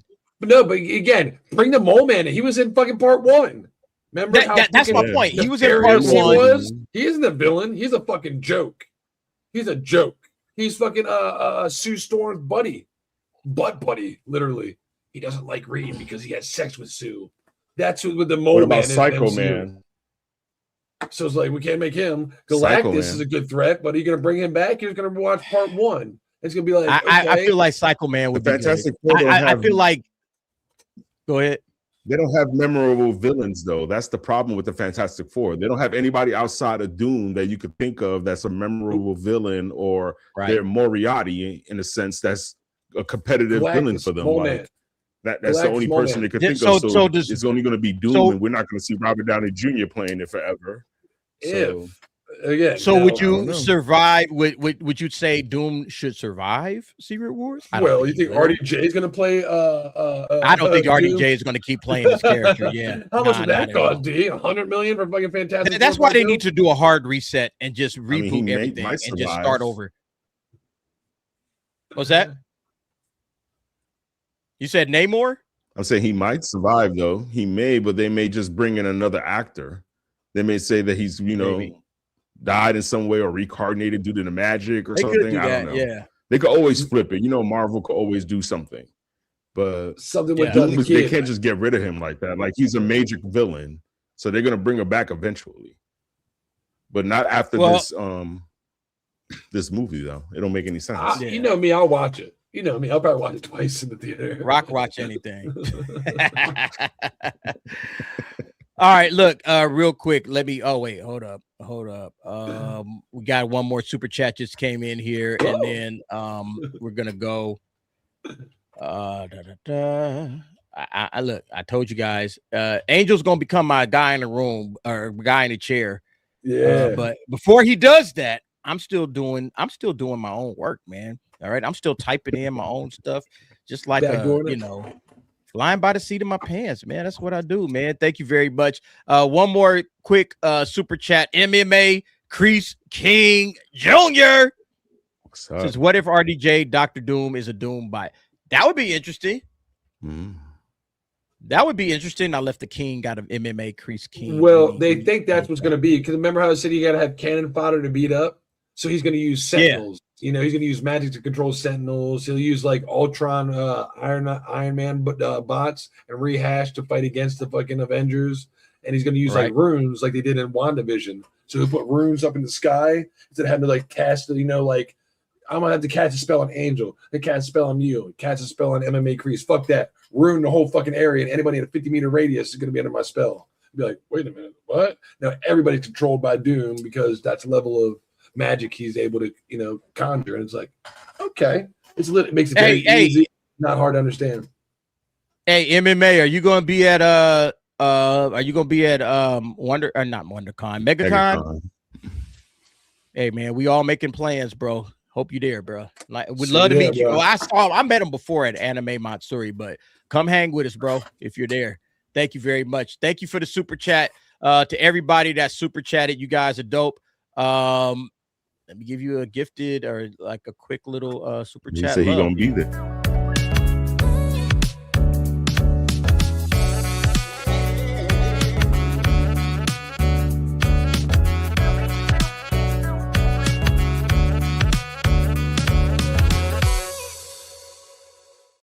All right. And then, yes, he says he will be there. Looking forward to hanging out with you again, brother. It's going to be dope. Yes, I will be at Megaton. Nice. Hope everybody that's in the South Florida area, we're going to do a meetup and just kind of chill and hang out. But at the same time, we're going to be enjoying ourselves. I want to go to Universal. I want to go to, just see Orlando and not just go to like MegaCon itself. So I'm going to be doing some, hoping you guys hanging out with us. We're gonna do some activities. It's gonna be a lot of fun.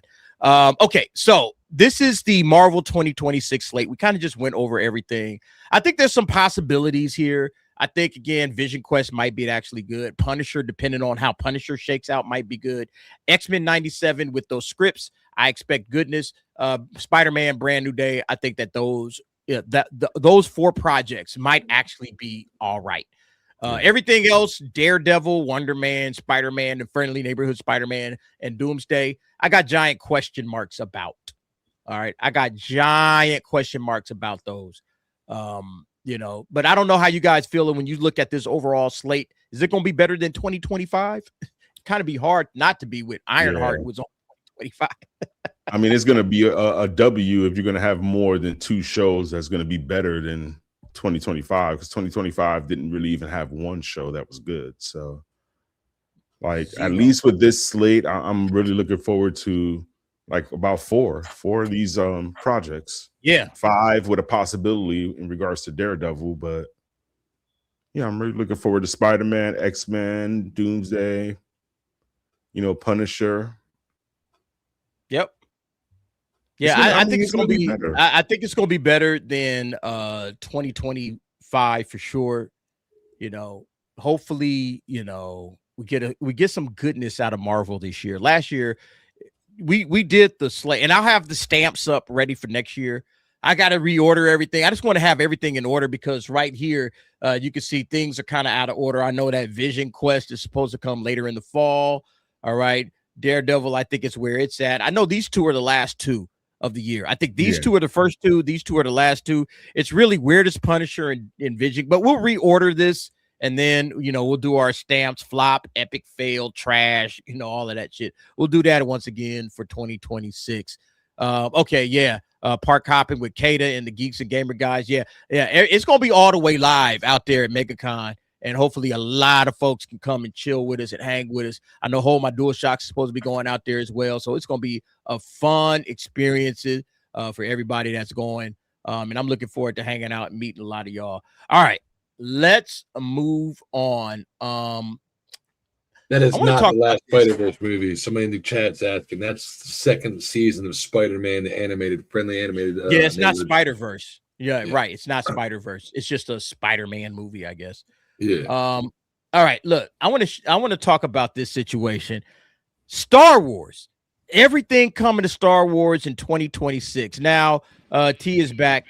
You might not be a Star Wars fan, okay? I wouldn't be mad if you wasn't, because Star Wars has just been putting out nothing but bullshit. But they have some major projects coming up in 2026 after seemingly taking a year off. This year or this past year in 25 really wasn't much going on in 2025. Yeah, dead brand, Avarice, 100%. This is a dead brand, okay? But they do have at least three major projects. The first one, Mandalorian and Grogu. That's going to drop. We've seen the trailer. We know what it is. It's not good. All right. It's not great. Good. Yeah, of course, Schiller would say that. Rocket Schiller loves all stuff. It's not good. It's great. Rocket Schiller don't have to watch any of this shit because he don't. Let's have money. go! Oh my God, Kevin Feige, you did an amazing job. Kathleen Kennedy, oh my God, it looks so awesome. Make sure you guys give me an invite out to the premiere. I can't wait. Let's go. That's gonna be that. All right. The live action series that's coming in 2026, Ahsoka season 2. Do you guys even remember Ahsoka season 1? Unfortunately, I do. You do? Yeah, shit. That was this. Unfortunately, I do. I just remember the ending, leaving on the ending was a cliffhanger. And now that the actor that was kind of the villain on there died, I think they replaced him. It was a horrible show, but yeah. Season 2. Yeah. It's gonna be bad. And then the third thing, this guy, I guess Ezra is coming back as Ezra. And then the third thing they got is Maul Shadow Lord. It's going to be a animated series, and it's going to have some new style of animation. So it's not going to look like the Clone Wars and Rebels and Bad Batch. Apparently, they're getting a different animation style. They showed us the trailer at Star Wars Celebration, but basically, and it kind of looks the same, but there are, I guess, some subtle differences that they're going to make to the animation style. But those are the three big, like, Star Wars projects that are coming in 2026. Apparently there's going to be a bunch of other small things like novels and books. They might do another Tales of because they have Tales of the Jedi, Tales of the Empire. They might do another Tales of series in this year, but I think most people have checked out. I think most people are like, Star Wars is a dead brand and I couldn't care less. Is that how you guys are feeling? Yeah. I mean, no, let's fucking go. I feel that way. The only project I'm looking forward to out of this whole 3 is the Dark Mode one. I mean, Shadow Lord, I mean, it might be all right. It might be all right. All right, it might be good. Tales of the Jedi was good. Tales of the Empire was not good. Yeah, Tales of the Jedi had a couple of good episodes. But yeah, Tales of the Empire just didn't care for it whatsoever. And I think there's one more thing that might be coming in here, something about Visions. Yeah, Visions presents the 9th Jedi. They said it would be released in 2026, but we don't know that for sure. So you can go back and watch Star Wars Visions and kind of get an idea of what that was all about. And they might do a full series on the Ninth Jedi. But what I want to talk about is the future of Star Wars. And here's what I think the future of Star Wars might end up being, ladies and gentlemen. Have you guys seen some of these AI stories that they've been putting out there? Yeah, I told you this 2 weeks ago, and you hadn't seen it yet. What's funny, when I told you 2 weeks ago, 2 days later, Star Wars Theories dropped a video reacting to the Darth Vader asking where Padme's scene is, like in between. Like I was like, no wonder nobody's seen this. I must have saw it like when it fucking first dropped, and it's intense, bro. These AI shit. Get ready to watch some awesome shit. This is what Star Wars should be. You're right about that. Star Wars Theory has been reacting to these. The homies over at Echo Base Network, Coach, has done like 2 or 3 videos on Echo Base Network. So guys, get over there to Echo Base Network. Follow them if you haven't followed them. It's great. All right. It's 100% great. Let me go ahead and play this one. This is Darth Vader learns the truth about Luke Skywalker. Oh, wait, let me unmute. The Death Star destroyed. 20 years of construction, all gone. You were aboard that station, Lord Vader, yet you failed to prevent this catastrophe. The pilot was strong with the Force. And you are not? Now we no longer have the Senate to hold order, nor the Death Star to force it. It is fortunate I foresaw this possibility. I will ensure no such vulnerability can be exploited again. You will hunt down these rebels, find them, destroy them, every last one. What of the pilot, my master, the one who fired the shot? No, one lucky rebel does not matter. They all must die, Lord Vader. Do not fail me again.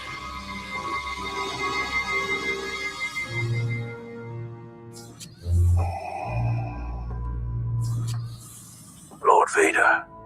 You have located the pilot, bounty hunter. I tracked him to Tatooine. He was more capable than anticipated. The boy escaped. But you learned something? Not much. Just his name. Skywalker. You are certain of this name? Yes. Does it mean something to you? You will show me you found the pilot. Look, can I just say that moment when the glass cracks? That was fucking awesome. That was just awesome, man. All right, let me look. I just like Darth Vader. I'm a Darth Vader guy, so it just works for me. Anyway, let me keep going.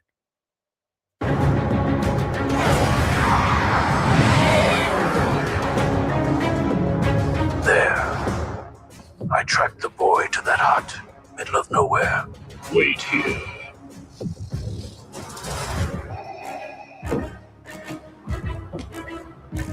Kenobi. All these years here. Clever, old man. You knew I would never return to this place. You fought in the Clone Wars? I was once a Jedi Knight, star pilot in the galaxy. That's something here for you. That's awesome. He's force remembering the fucking area. That's awesome as shit, which we've never seen in any Disney Star Wars. That was bad as fuck, dude. That was badass, right? He just listened in here in the conversation. That was bad as fuck, dude. And then he just fucking crushes the whole fucking boom, brings Ben Kenobi's house down.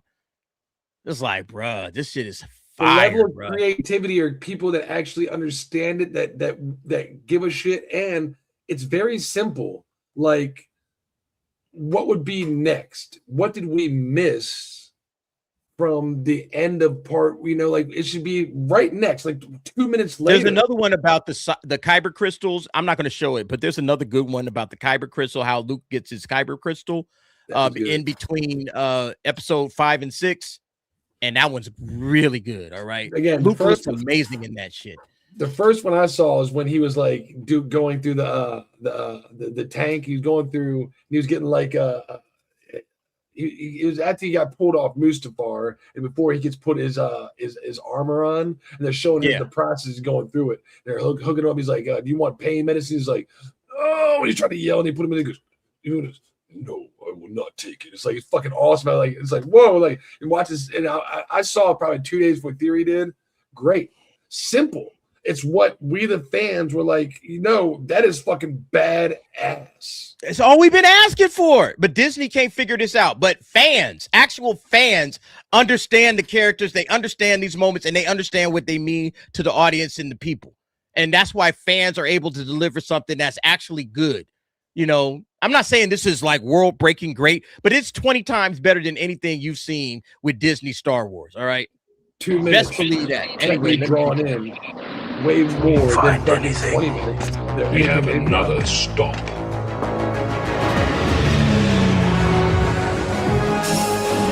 You don't have to have over-the-top CGI.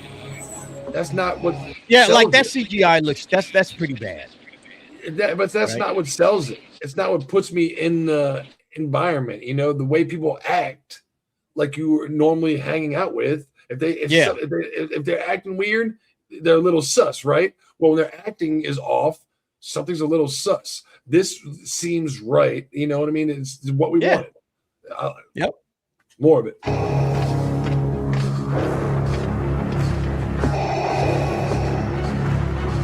What is this Obi-Wan? You must understand, I need you. He died about the same time as your father. You knew my father? Get it. It's like I'm going nowhere. Too much of his father in you. That's what I'm afraid of.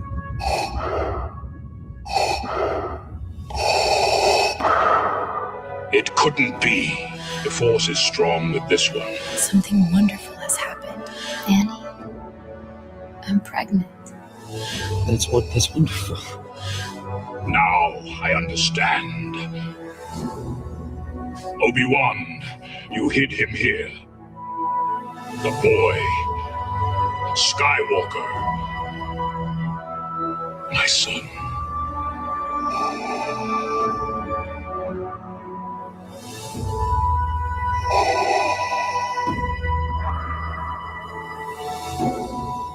That gives him time to process and understand it by himself. So that way, when we first get, he never told you. In that way, it's not just like so flat. Like he's already experienced some kind of emotion to it and processed it. Now he can go right to business. Now he can go. All right, now I know what the fucking mission is. This explains a little bit of in between when he didn't know he had a kid and then he first sees the kid. This says a lot if you guys have watched Star Wars. This little scene right here, and it didn't take much. See, that drew in a lot of fans and kept me engaged the entire time. And look how beautiful this is, though, man. The shot with the twin sons standing out there, just like Luke was standing out there. This is beautiful, man. And again, this is somebody that understands what these scenes and these moments meant to Star Wars fans. Somebody that knows Star Wars looks at this and they're saying, bro, you nailed it. You nailed it. We ain't got nothing else to say. This is a person, whoever made this, understands Star Wars in a way that Kathleen Kennedy doesn't, that Dave Filoni doesn't, that any of these jackasses over there at Lucasfilm don't understand Star Wars. These people, I'm getting an echo from somebody. These people understand Star Wars. They understand the franchise, and that's all we ask for. Understand the franchise that you're making film and TV shows for. That's it. It's not hard, but these people don't understand it, and that's why we've been getting nothing but Disney Star Wars, which is utter slop and bullshit. Oh, good, man. Anyway, let's keep going.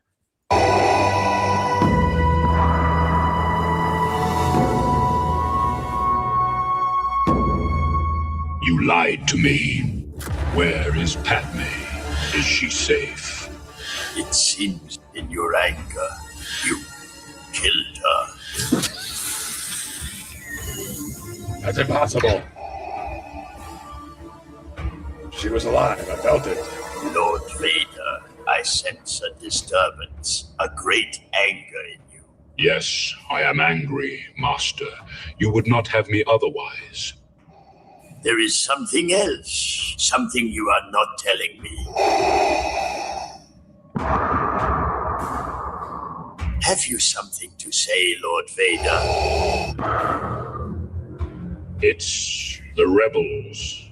They continue to evade us, my master. It is frustrating. So now he Have you knows, learned anything but of chooses not to Only say. that they're more organized than we believed. I have dispatched probe droids to 1,000 systems. So They when the cannot shift hide happens, he's already thought about this before. I will tolerate no more I've failures. been processing this and I thinking will about not what I need to fail do. you again, my master. Good. We have an understanding then. Yes, I understand us precisely. I like that, bro. I like that. That fucking 3 minutes. Look, was a I fucking- like how that's this a thing. movie. Look, I like how this thing says here at the end. This fan film is in no way affiliated with Disney, Lucasfilm, or the official Star Wars franchise. No fucking shit. Yeah, because if it was affiliated with Disney and Lucasfilm, it would have been utter garbage. It would have been utter trash. Yeah. So yeah, we understood this, bro. This went without saying, my guy. You didn't need to explain that this wasn't affiliated with Disney, because Disney could have never made anything this goddamn good. I mean, this is great. I'm sorry, man. This is great. You have And a little bit of backstory I'm looking with- forward to more of these. I think he's got if you go to his page, I watched a couple of them. I watched this one, Han and Chewie returning. I've watched this a couple of times. It only shows me halfway through, but how Darth Vader beat the Millennium Falcon. He beats the Millennium Falcon to Cloud City, you know, and so it's going through the whole thing with Cloud City and everything. And, you know, you got Lando and Darth Vader, the conversation that they had prior to Han Solo and them arriving. I highly recommend. I'm not going to show anymore. Y'all go watch it. Okay. Y'all go watch it if you want to see it. But yeah, it's great shit, man. I love it. This is the future. So here's my question. Is this the future of Star Wars? It's the future of AI fan videos casting. made by fans. Like the fans are like, hey, Disney, y'all just lay down. We got this. Okay. We got this. We'll take Star Wars from here. You guys just go ahead and chill in the cut and don't make nothing. All right. Don't make nothing, because the fans know what it is that they're doing. And we can do it all with AI. We don't need anybody else. We'll take care of this from here, because this is 100% fan made. It's fan casting. Remember when I told you how we used the Wizard magazine to fan cast Patrick Stewart? They should be using this right here. I mean, the fans are just telling everybody what they want right there. I mean, who do you want? You know, this is it. This is what the characters they want to see. And AI. I mean, this is it. AI is awesome, man. Utilize it. I think this looks fucking awesome, and I want more of this, man. So, I have a question. Didn't Disney come out with an announcement that they were going to be utilizing fan-made AI projects on their Disney Channel? On Disney Plus, yeah. They're making an app that they're making some kind That's of what I'm app. saying. There you go. That's going to bring in ratings right there if Disney just reached out to those people right there. That's to answer app we're utilizing. I want to Hanging answer on to T's this whack question. brand. T, It's over, man. Look, T, you said, does anyone like Star Wars at this point? Do you see how many views this thing got in a month? 1.7 million. And people are just discovering this. All right. People are just discovering this, and it's got 1.7 million views. I guarantee you this thing is going to be well over like 10 million views before all is said and done on this video, and then some. People still care about So Star that Wars. means there's one. So are you? So what you're telling me? There's all I heard was there's a million fucking sticky keyboards, because that's all you're gonna get watching this stuff. Sticky keyboards. I'm not interested in Star Wars like that. I'm done. They dropped the Padme one. You want? What is he talking You about? want to go make sticky keyboards? If they drop a Padme AI trailer, yes, I will go goon and make a sticky keyboard. But I don't think they made one of those yet. I know they're only doing like Anakin and Hayden Christensen.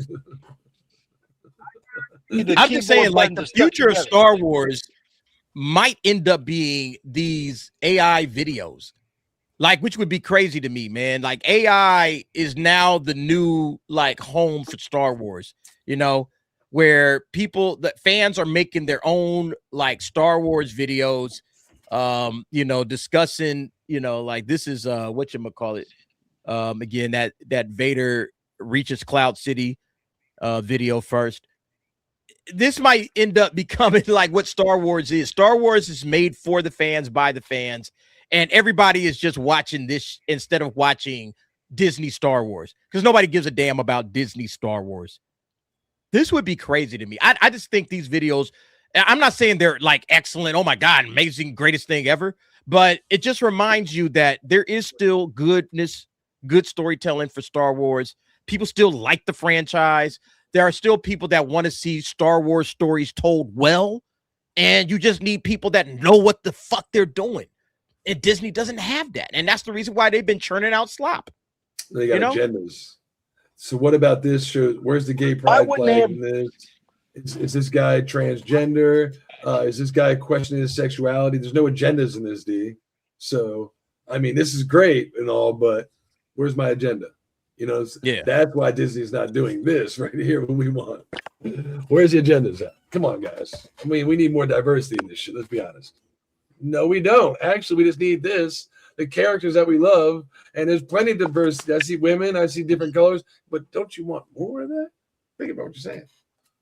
Angel, what you got? So D, why wouldn't they have done? Oh wait, why wouldn't they have done like a Star Wars series where you get 13 different stories from 13 different backgrounds and like all tie them together for the 13th one or the 14th special episode? Like, why wouldn't you just tell an adventure story like that where you do 45 minutes or hell 22 minutes of a story that gets you engaged, like Amazing Stories or something?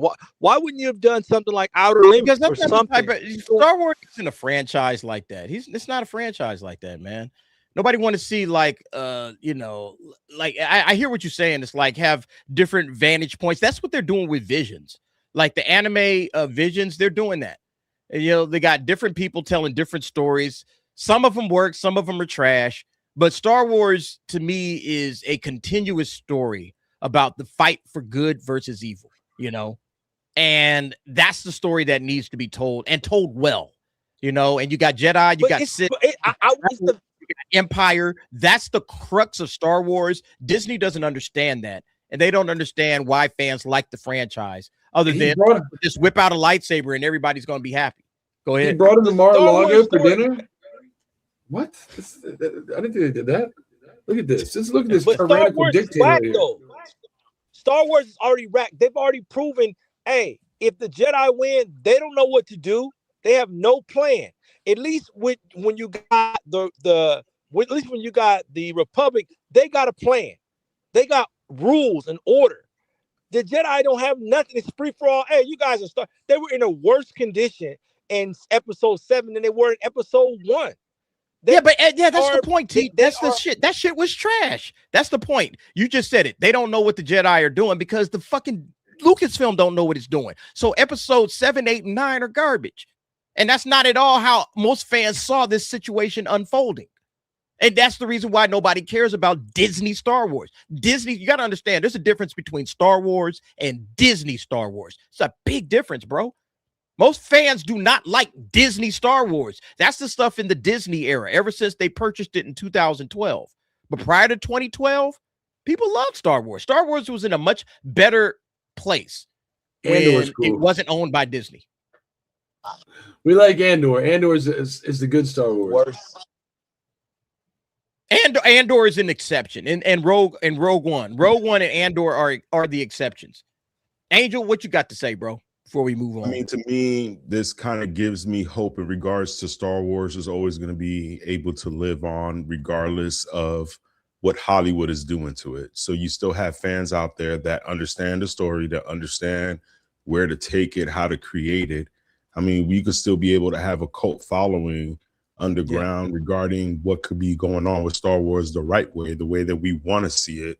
And Hollywood could be able to follow up us and catch up to us in regards to what they need to do and pay attention. That's why they're doing that whole AI thing on the Disney Plus. Like I said, if whoever's doing this submitted this to Disney Plus, I guarantee you Disney will be on the phone with that person and ask them, hey, can you give us some creative ideas? Hey, can you be able to generate a storyline for us? They could be able to start getting people that care. And that's what the problem is. You need more people right now in Hollywood that care about the project. Most people are just caring about the denomination of dollars they can make from that project, not how it's going to make the fan feel, how it's going to be able to have a longevity past what's going on 2 or 3 years from now. Right now, we don't have movies that we could be able to sit here and say 20 years from now, that movie is going to be knocking, you know, now like your children's are going to be able to sit there and watch that movie and say, hey, mom, dad, this is a great movie. You know, like you don't have anything like that no more. And Star Wars was that. And I still think it is. You still could pop in those older 3 Star Wars movies with any generation, and it's still going to be intrigued and they're still going to love to watch that. So you're right. We need more things like that. It's timeless. OG Star Wars is timeless. There's gatekeepers like Dave Filoni too. He's not the only person that knows Star Wars. He sure hell doesn't know it the best. There's more people that apparently know Star Wars. So he's the worst person to be running any franchise right now. He is just terrible. Dave 34. The only problem I have with this AI stuff is, you know what that's going to do?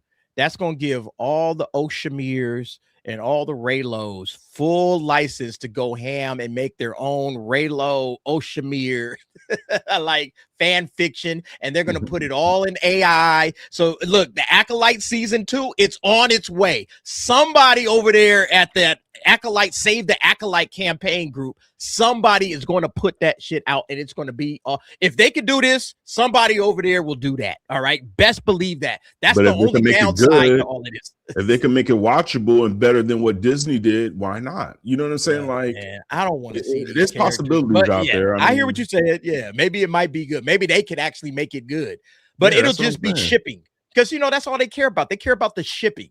All right. They care about who's fucking who's hooking up with who. That's all they care about. They want Osha and Kamir to get together and have sex. That's literally all they care about. And that's all the show would be if they had their way. So guess what?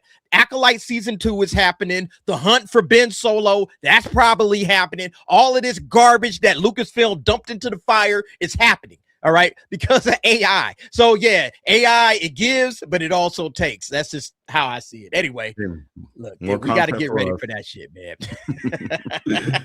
She's an assassin, guys. Remember, her name's May.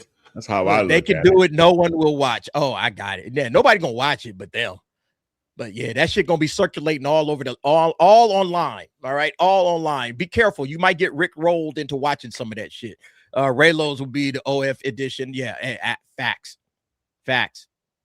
Man, bruh, Ray will get 1,000 films. Oh, she gonna be the most like the character that has been AI'd the most will be Ray. Like, oh my God, we love Ray. We gotta get more Ray movies out there. Oh my God, finally can we get to get Ray?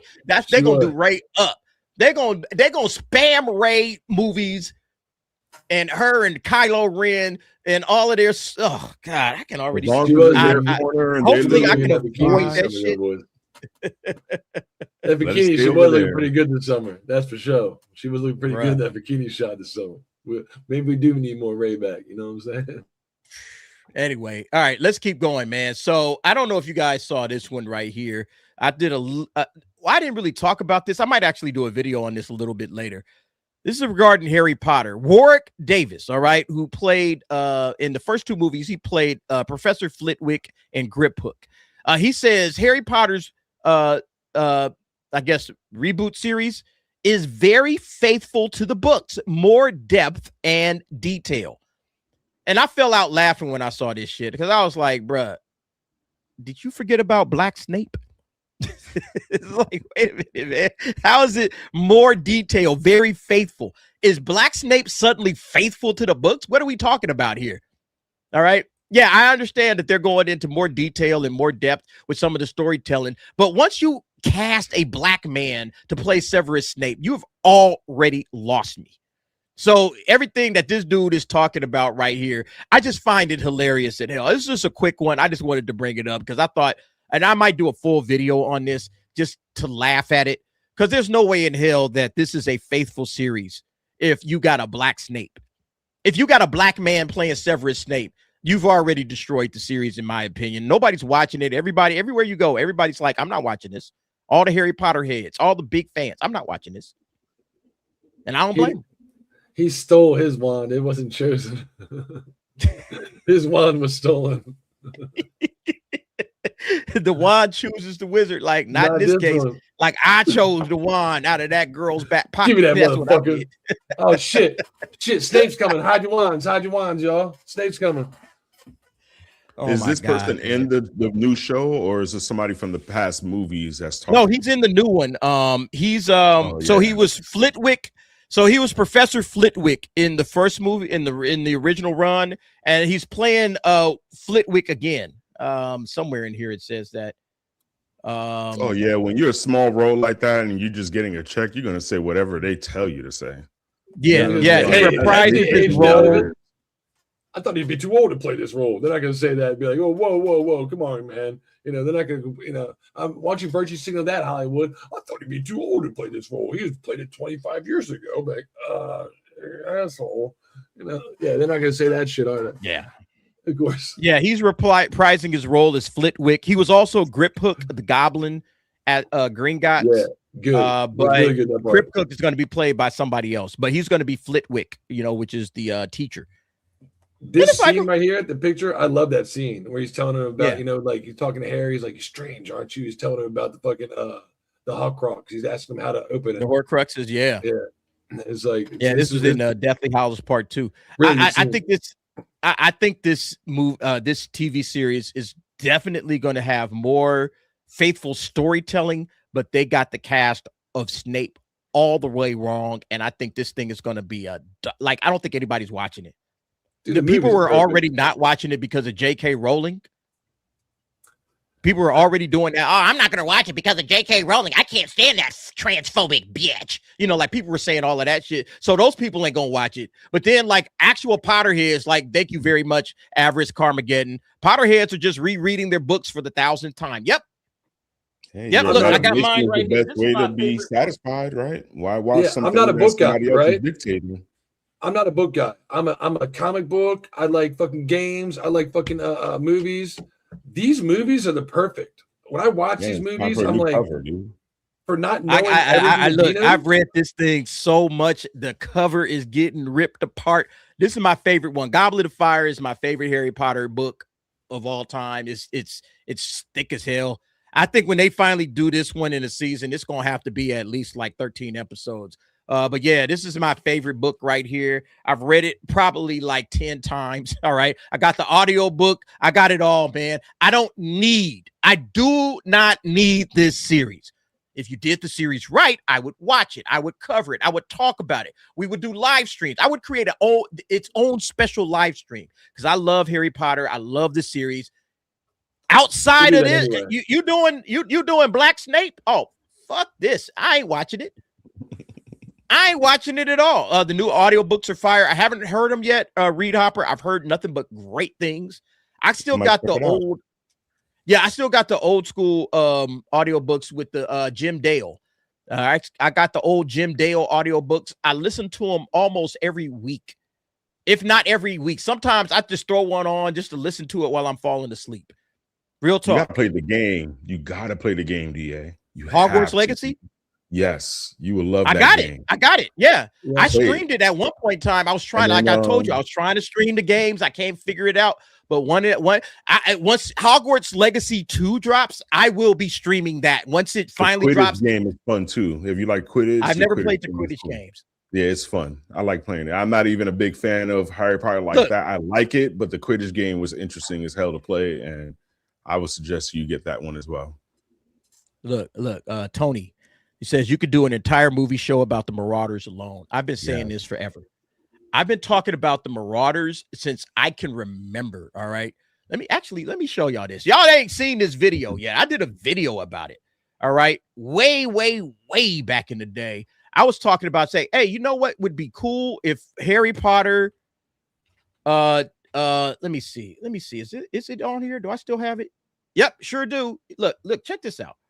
I did a video about this and I covered, this was way back in the day when I still had the old setup. All right. So you can see that right there. That's the old setup that I used to have for what? Bring it to the stage. There it is. This is the old setup that I used to have. And I was discussing the Marauders And I was breaking it down like, this is the show. You can watch it as a member. It's a members only video. This is the show that I would have done. And I kind of walked through piece by piece, like all the different things, becoming Animagi, like the different storylines that I would, like becoming Animagi. All right. That's a storyline. Like, how did they become Animagi? They had to do all of these like experiments on themselves. Like, like how did they turn themselves? Because Lupin was already a werewolf, but how did they turn themselves into the rat, the dog, and the buck? Like, how did they do all of that? How did they learn how to do all of these various experiments? All right. Then creating the Marauders map.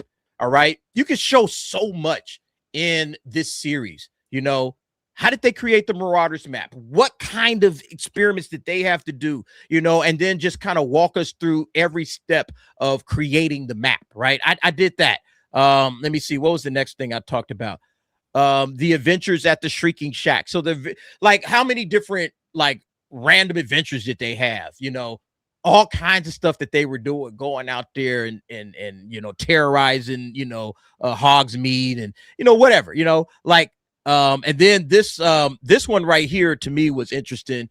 You got the stories of Lily and Petunia, Sirius and Regulus, two brothers, two sisters, and how they were so divergent in their stories. Like, you know, like Lily and Petunia, they were at odds, obviously, because one was a witch, wasn't. Sirius and Regulus, right? Because Sirius wasn't, you know, like Regulus was a good little Death Eater.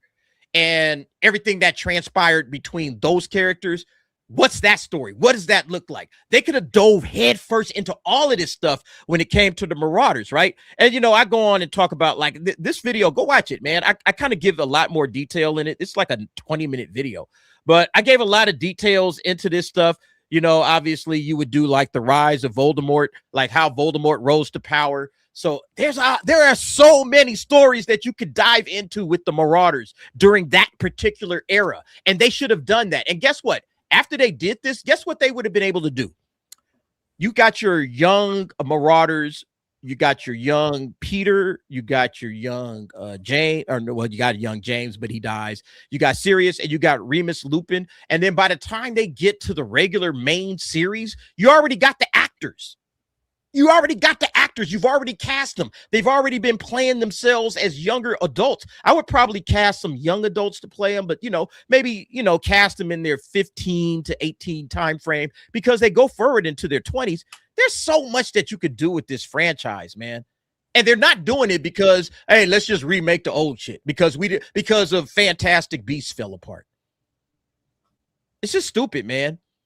You go through the Death Eaters and everything. Like, there's so much that you could talk about. The original Order of the Phoenix, who joined, who was afraid to join. Like, I know I'm going off on a big ass tangent, but that to me, that was the move, and they didn't do it. And so it's already done by now. You really can't go back and do it the way I would have did it. There have been great fan films with the Marauders. Yeah, I mean, the Marauders are some of the best characters, obviously. And I think Disney, HBO and Warner Brothers, they just slept on them. They just slept on really, really good characters, man. That could have been a better story than what was the other shit? The Fantastical Beasts, which I don't think ever. Yeah, the Fantastic Beasts is not a good story, and the reason is, and I still say this to this day, that the reason that Fantastic Beasts didn't work is because, oh shit, because they fired Johnny Depp. No, because it's not a coming of age movie. Harry Potter ultimately is coming of age and kids, you know, on an adventure, getting into trouble. That's what people love about Harry Potter. And the Marauders would have been the exact same thing. Oh, okay, we're going to show these kids learning how to use magic and create the Marauders map and become Animagi and all of that. That's what Harry Potter is. That's the attraction. Besides the magic, it's not just the magic in the magical world. It's about kids on an adventure. That is the appeal of Harry Potter. It's a coming of age story. And so they never did it right. And because they never did it right, it is what it is. They'll never be able to return back to the Marauders the same way. The way I would have done it, they would have killed it, in my opinion. You know, this sounds better than Black Snape and female Voldemort. Oh, of course. Yeah. But again, the TV show, in my opinion, Go like, ahead. you know, like in the TV shows, the movies were like perfect. For somebody to me that I didn't read the books, if I wanted more than what I got from the movies, I wouldn't have wanted a TV show. I would have wanted to just be like, you know what, I need to go out and read the books. When you show me how big that one book is, I'm like, there's probably a lot there that I missed that could leave up to adaptation for myself. Like a lot of the backstories we get of Voldemort in the movies are kind of like lore legend. We don't really see it happen. Like all this stuff is cool, but then we'd have to see it take place. And it kind of would dispel the illusion of, oh, the one we must not talk about or the one we must not name in the movies. That's all I know. You know what I mean? So it's like, it would kind of, I don't want to see that. I want to leave that up to my own mind's, you know, iteration. In the book, I'm sure you're supposed to go in depth in that much, you know, but I think they did a good job in the films, only showing the viewers, the audience, just enough to keep that eerie feeling of who the fuck is Voldemort, the ones we, you know, you know. So I like that, you know, the Marauder. It'd be a good another movie, maybe, you know, after the first three. Oh man, look, it would be a good movie to make. I think you got to do a whole series because you could do 5 years of a series and really build up the relationships between all of these characters. You have a great love triangle going on with James Potter, with Lily Evans, and with Severus Snape. You got a three, like that love triangle would be dope. Like I said, Peter Pettigrew falling into corruption. And then you know, Lupin, obviously. I said the tragedy of Lupin would be like the biggest one, because anybody that knows Harry Potter knows that Lupin lost all of his friends in one night. All right, like Remus Lupin, who he was a rejected werewolf, and he finally had friends, and he lost them all on one single night. James got killed, Sirius went to prison, and they thought, you know, Peter Pettigrew was dead. And he lost them all in one night. And it's a giant tragedy when you sit back and think about his character and what he was. And I absolutely would just say, hey, you know what? This guy is a character I want to focus on. He would be like kind of like my focal point character with this whole situation. It would have been a really, really good series if they did it my way. At least it would have been good for me. Same with him in the movies. They show you just enough to keep this eerie feeling of there's a werewolf or something's going on that's hunting the kids, and you find out it's fucking him. It's like, what? And then they continue it on like he has his he does a really good job of acting, you know, out a person that has to live with the things that this thing does uncontrollably. He does a really good job of conveying it in the film. I like this guy's portrayal of it. He's probably one of the standout roles next to Severus, not Severus. David Thewlis. Yeah, he also played Ares.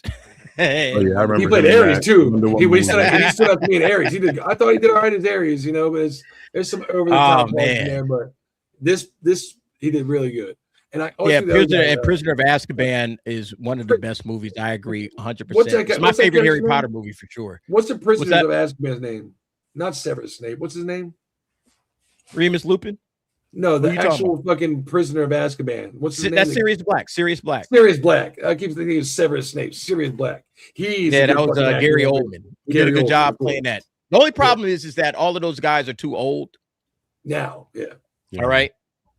They're too old to play. Like, no, they were too old then. Like, they should have never been playing the Marauders. Like, I think James and Lily and all them, they were dead by 20. Like, they were in their 20s when they died. Or 20 or 21. Yeah, they were super young. Yeah, they died like early in their life. I think James Potter was like 21. I think Lily was like 20, but they were young when they died. And so by the time Harry and them get to school, like Lupin should be like 30 years old. He should be in like his mid 30s at best. They don't tell you age. All of them dudes should have been in their mid 30s. And they was like, wait a minute. These cats, like Gary Oldman is his brother's in his 50s and stuff, man. And she's like, you know, like Alan Rickman is in his 60s. I have to go back and watch the movie and see what the timestamp is for them. I think they were supposed to be like 30 at least. Well, I think 30s. If you look at, let me see. If you look at the actors definitely look like they're older, but I think they're supposed to be like a 30-year gap. It might be early 30s in the movie. I think there's a timestamp of when they were in school and then Harry goes away. I think there's an actual time in the movies. It's not going to coincide probably with the book. but I think it's supposed to be more like in real world timing too, right? Like it's supposed to take place like the 90s-esque areas. I think. Yeah, now look. See, that's their ages right there. In the 90s. 60 to 1981. Yeah. So that's 21 years old. I think they might have been both 21 years old. They were young, bruh. They was young. They wasn't old like they was in the movies. In the movies, they hella old, man. It's like, bro, they both like in their 20s. They just started out. It's like it's crazy. But yeah, that's how, you know, to me, that's the that's where an actual Marauder series and a Harry Potter series can really do some justice, cast everybody age appropriately, and let's go get it. And it should be a lot of fun, you know. But unfortunately, they got Black Snape, so you know, Black Snape just fucks it all up. Lily's racist. She doesn't want. She would. I mean, he fits all the boxes for the man that I want, and that could have D except for one. So I got to wipe him off my bingo card. Right. You know what I'm saying? He got to go. I would have dated that man, but. Look, we got to talk about January movies that's coming up. Every movie coming to theaters in January 2026. This would have been a great topic to discuss with somebody that actually goes to movies, but we know that Rockefeller, he just. I wish maybe this year I'll get I might get an A-list pass this year and actually start going because I feel bad. Yo, get you an A-list pass, bro. It's like $25 a month, probably in North Carolina. You can watch 4 movies a week. Oh, probably less, like $1 million. You know, yeah, it might be 20. Okay, it's cheaper. Yeah, because he's not going to every state to watch it, so it might be 19 in his area. Yeah, it's higher in like some of the like higher end states like New York. $20 down south. That's like $1 million. Yeah. But yeah, January got some movies coming up. Primate is releasing next weekend. All right, January 9. Is this something you guys are looking forward to watching? Have you seen the trailers? No, who's in that one? I don't know who's in it. It's about a monkey, basically, that is out there killing folk. All right. It's like Primate is a natural horror movie directed by Johannes Roberts. Primate follows Lucy, a Johnny Sequoia, who returns home to Hawaii for summer break and reunites with her father, her sister, and their pet chimpanzee, Ben. Lucy and her friends decide to throw a party, but unbeknownst to them, Ben is bitten by a rabid animal. And so basically it's a rabid chimpanzee. They're in the house with the chimpanzee and, you know, chaos ensues. That's basically what it's about. Yeah, I don't know if it's something. Speaking it's of a pass. On that one. Says Ben is no longer the gentle chimpanzee. Ben. It reminds me of the rat that Michael Jackson used to sing about. So yeah, I don't want to even hear that name. All right, next up, we got this movie, The Chronology of Water. It's also released in the same weekend. It's a biographical psychological drama directed by Kristen Stewart. If you guys are wondering what Kristen Stewart is up to, this is what she's up to. This is her film debut. It's based on a book of The Chronology of Water, the story of Lydia Unovich, a swimmer and Olympic hopeful who accepts a college swimming scholarship in Texas to escape her abusive home. All right, so you got that. We got another horror movie coming up, 28 years later, Bone Temple. Who's interested in this? You gonna watch it, Angel? I mean, I'm gonna go check it out just to see it and review it. Complete the set. Yeah, I'm not. I'm a completionist. I gotta watch it anyway. Yeah, did you like the first? Did you like the last one? 28 years later. It was okay. It wasn't something that I would go back and watch again, but I know that it would drop in this, so I was like, I know I'm gonna have to review it and check it out. So I'm gonna go and interview some people and talk to them about it, see how they feel about it. Yeah, Angel's going to start doing on the street reviews with folks coming right up out the theater, so that should be good. Yeah, so yeah, this is definitely one I would set up for that. Oh yeah, Nia DaCosta did direct this movie. Yeah, I heard about that one too. Who's that? Yep. Who's that? I got my tickets for Mercy. She That's directed what I got Marvel. my tickets for. Mercy. I'm interested in that movie. That movie's gangster. All right. A Private Life. Looks like we got Jodie Foster. Basically is a French black comedy mystery thriller movie about directed by Rebecca Zalowski. The Private Life tells the story of Lillian Steiner, a renowned psychiatrist. Steiner sets out to investigate the death of one of her patients as she was sure she was murdered. All right, so we got that. That's coming up Silent Hill. I did not know another Silent Hill movie was coming. This is the first time I was today years old when I realized this. This is apparently dropping January 23rd. Have you seen the Silent Hill movies, Rock and Angel? I've seen them. That's a game. This is a taking the game. Yeah. Wait a minute. Are you just now knowing that there are Silent Hill movies, bro? I didn't know that. Yeah, I had no idea. I didn't play the game either, though. So I mean, that makes sense to me. So it's kind of like what's the Resident Evil? They probably got a whole bunch of Resident Evil movies, too. Nobody. I watched like the first one, but after that, I was like adapting the second game. So apparently adapting the second game. Yeah, first time I've heard about it. First time I've heard about this, Tony. Crazy. So I'll watch it because again, completionist. Plus, I like horror movies, and I've enjoyed the Silent Hill movies for the most part. I'm not a big fan of them, but they are right. So I'll go and check them out. Same director is coming back. All right, thanks, Tony. Yeah, and I had no idea. You're saying it is announced a while ago. No clue. All right, no clue whatsoever. So yeah, that's coming out. H is for Hawk. You got a girl with a hawk. Good luck. I don't know how this thing is going to do in theaters. I have a feeling this thing is going to. Titles was H is for Hawk. Yeah, like why would I want to watch some bullshit like that? No, thank you. Oh, man. All right. Oh, and then we get Sam Raimi. This is the one I'm looking forward to. Sam Raimi. Send help. Tickets for that one. Get it, bruh. Look, we're gonna talk about this one. I'm pretty sure on the nightcap that night. Send Help is released on January 30. Basically, it's Rachel McAdams. It's one of those. What would you say? It's like Misery. It kind of feels like it has a Misery flavor to it. Yeah, they're stranded on a desert island with her asshole boss. Directed by Sam Raimi. So Sam Raimi is going to Sam Raimi. I'm looking forward to this, man. This is going to be dope. Yes, indeed. Sam Raimi is the fucking GOAT. Yeah, so if Sam Raimi is making a movie, all right. If Sam Raimi is doing it, event. I'm all in. Oh, they got an early access? Yeah. Okay. All right. Then that's what's up. What we're going to do, we're going to jump into it. Thank you very much for that info. But yeah, that's it for January. What is the movie, Rock, that you could possibly get out your house to go and watch? Of all those? Yeah, of all those. I didn't really see any. Maria was biting the hell out of my arm so much I couldn't pay attention. She was drawing blood. Is it Send Help? Is it Primate? Is it 28 Years Later? Is it Silent Hill? If I went out to go see one, maybe Silent Hill because I'm a gamer. 28 Years Later, I didn't like any of those.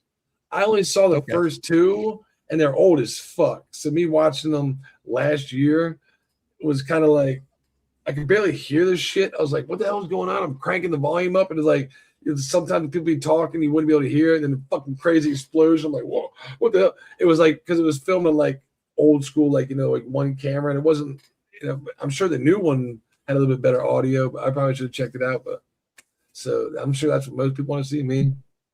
Yeah, this list didn't have Greenland 2. I think Greenland 2 would be appealing to a lot of folks that watch. And Mercy. That's what I'm gonna go see with Chris Pratt. That one's coming out on the 23rd. Yeah, Mercy one. Yeah, what's the Sam Raimi one? It looks like it's a good movie with Chris Pratt. It looks like what is that movie that Tom Cruise did with the people that talked about future crimes and all that stuff? It's kind of like Minority Report. Yeah, it's kind of like Minority Report, where he creates like a AI judge, and he ends up getting prosecuted for killing his wife, and he has to figure out within 24 hours. Right. Yeah. That looks like I know what you're talking about. Yeah, that's the one with Rebecca Ferguson, right? Mm-hmm. Rebecca Ferguson is the AI judge, and Chris Pratt is on trial. Yeah, I know what you're talking about now. Yeah, I got my ticket. That one's gonna be good. I think that one's gonna be all right. Yeah, I'm definitely gonna watch. Look, I go to movies like 2 or 3 times a week. Sometimes I watch stuff over again. Sometimes I watch, new stuff. I'm gonna try to watch more independent, like I said. But yeah, I'll probably run into a lot of these movies just because I go to watch movies, But yeah, that was it. I just wanted to touch on those real quick and then jump into the current box office as it stands right now. Avatar, right? The untold box office collapse. Movies made 14% less on average in 2025 versus 2024. So the numbers went up, but not really. Okay. The numbers went up, but not really, because even though the numbers went up based on the box office, we're spending more money to watch movies. And if you're spending more money to watch movies, guess what? That means that ultimately ticket prices are going up, butts and seats are going down. And that's really what the studios and theaters need, butts and seats. You know, the key. Otherwise, streaming is just going to win. But yeah, WDW Pro had this article basically talking about that. I thought we would just go ahead and look at the overall box office for 2025 so we can see it for ourselves. So the oops, hold on. Got the wrong look up here. Give me a second. Yeah, here we go right here. So if you see the calendar grosses, all right, for 2025 versus 2024, it's up slightly, like up very minusculely, up a 1% from last year to this year. All right. So they actually did better in the box office, but I think they did worse because from a ticket sales perspective, they sold less tickets because less people are going to the movies now. But this is where the box office stands as of 25, 26 so far. This is where we at. Anyway, go ahead, Rock. Me personally, I would release one less or one more movie than I released last year if I was Hollywood. I'm just saying. Oh, you thought about throwing more movies in theaters, but nobody's watching. No, look how many releases they had last year in 2025. I said, me personally, they had more releases. Yeah, I hear what you're saying. Release one less or one more. That number is they doomed themselves with that number. Oh, 666. I would say, you know what? Hey, how about release release one more, or just let's hold off on one of the movies the next year because we try to make more money, right? 1%. I mean, that's good. If you're a business, you're not going to get 100% growth every year. If you're getting 1% growth every year, that's a realistic expectation. Let's be honest. My cat is biting the fucking shit out of me. Yeah, more money, less people. That's exactly what's happening. I don't think it matters. Ultimately, how many movies you put in theaters, you're not getting people to show up and watch them. And that's really the issue. If people aren't going to show up and watch your movies, regardless of what you're putting out there, what's the cat doing? She's trying to bite me. I'm putting on my defenses right now. Oh, she knows she's on screen. Look. Look, hey, who's that? There's a cat on screen. You gonna bite it? Get off my finger, bitch. Get off my finger. Get off my finger. Excuse my language, but Rock is really getting beat up by some pussy right now. She beat me. She beat me up. Pussy pounding me.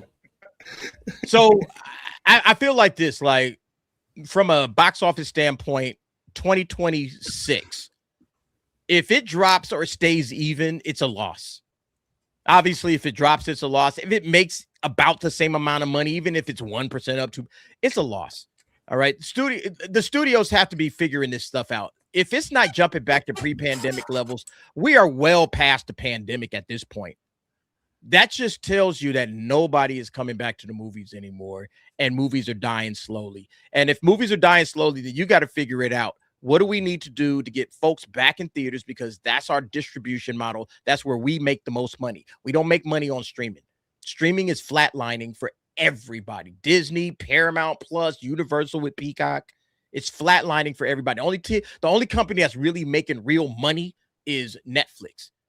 Everybody else is just keeping their heads above water. So I feel like they got to start reinvesting into the into physical media, but also into theatrical releases and making sure that shit stays in theaters for a long time.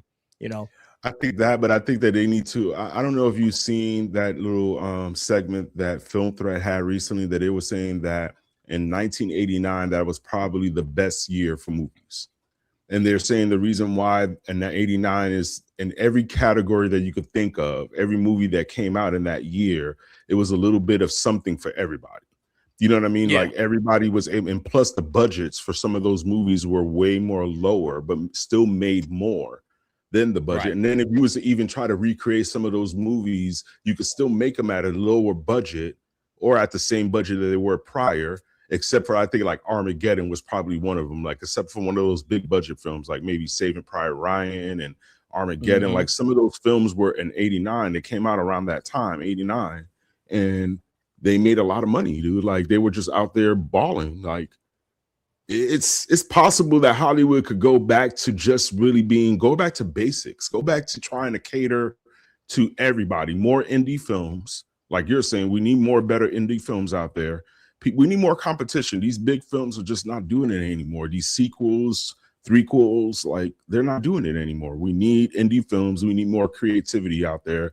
We need to open up the Hollywood doors instead of closing the doors and just trying to keep the gatekeepers in and trying to allow them to create the things that are not working anymore. Like it just doesn't make any sense. So we need creativity out there, man. I agree. Yeah, creativity would fix a lot of this stuff. And, you know, if Hollywood don't want to be creative, that's why I was saying I'm going to start watching more independent movies, because if Hollywood don't want to do it, then maybe the independents will give us as the audience members what it is that we're looking for. Okay, last thing. Did I have... There was something else I wanted to talk about, but I think I've lost the tab because I've been looking for it all night and I can't find it.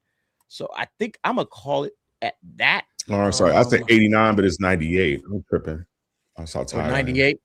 98, 99. The year was 98. Great years, yeah. Okay. Yeah, those 89. That's what all those big movies came out. Yep. Yeah, they had Armageddon, Saving Private Ryan, Something About Mary, Deep Impact, The Truman Show, American History X, The Big Lebowski. Like, think about it. Blade, Rush Hour. That's heat all year. Yeah. American History X is propaganda. Like, if you could keep it like that for a year with just steady good movies like that, and they were all everybody would go to the movies again. Yeah, everybody would be in theaters because that's where the action is. I should do a review of American History X and how Hollywood is only fucking pushing propaganda consistently. How white man bad. Watch American History X. Wait till he goes to jail and watch the propaganda that Hollywood spits. How only the nice people in jail are subset and the bad ones are, you know, we know who they are. White man bad. The biggest propaganda piece of shit ever. American History X. I mean, Edward Norton does look pretty good in it. I'll give him that, but. Take that thing to shove up his ass. But even for that time, it was still a film that was just a way ahead of his time because people really weren't talking about those things like that back in the days. You know what I'm saying? So it's like, you know, even back then, we had differences, but even to put it in film, it was way more expressive and people were way more receptive to it compared to just forcing the subject down everybody's throat in every film.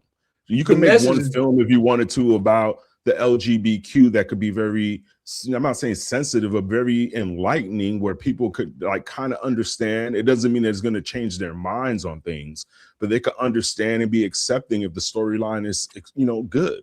But nobody wants to do that. They just want to force that you're hurting us, you're doing this wrong to us. You know, we're tired of that. Like, I don't care if you're LGBTQ, make a good storyline, make a good movie. Like, give me a good story about it. Like I was joking about American, too much sense, bro. Well, I was joking about American History X. You know, me being a younger brother, I'm younger of 5. I always had older brothers I looked up to. That's one good thing I did. Brothers made about that story. I loved. He looked up to his older brothers, and sometimes looking up to your older siblings, you don't know if they're right or wrong. They're just who you aspire to be, you know. And as he gets older and realizes his brother did something bad, by the time he tries to make the right decision, it's too fucking late. It's kind of a like really meta, like, you know, so that's one part of the story I liked that they can update today. They can still American History X and just update it for today. And I don't know if it'd do a good job. It'd probably be woke, you know, try to dumb down the hard parts to watch, but that's what made it good because some people didn't need to hear that shit and see that it's like, and still continue on. The best part was like, you know, how his dad died, you know, and he's like, he could blame a whole bunch of people because his dad was just helping people. His dad wanted to help regardless of who he helped. He wanted to fucking help. It's a good story that could be told today and resonate with, but they would try to hold back in some of the hard parts to hear. But that's what you need to hear to appreciate the good parts. So they should look for more. I figured out what it was that I was forgetting. I had it on the agenda and I closed it out or did something to it. I don't know, but it was in regards to this topic right here. The big stories for 2026. It ain't just who ends up owning Warner Brothers. And one of the big stories that you get to down here past that Netflix, Nick Reiner and all of that crazy shit, and NFL versus MAGA. It's this one right here. All right. AMPTP versus WGA, SAG-AFTRA, and DGA, the Directors Guild. New rules, and health money. All right. So we actually might be, insane as it sounds, looking at a potential strike because every 3 years the contracts come up and they got to renegotiate them. More money? AMPTP is the American Motion Pictures TV Producers or something like that. It's basically the group that that handles like negotiations on behalf of the studios. All right. So the AMPTP, they handle negotiations on the behalf of the studios, American Motion Picture and Television Producers. I think that is what it stands for. We could be on the verge of another strike because they don't have their healthcare shit straight. Plus, you see where AI is at right now. AI seems like it's about to snatch up all kinds of jobs. You know, they got like I don't know what the name of that chick was. I did a video on it. The AI actress that everybody's afraid of is going to come and take their job. Tilly Atwood. Thank you very much. Rock. Tilly Atwood.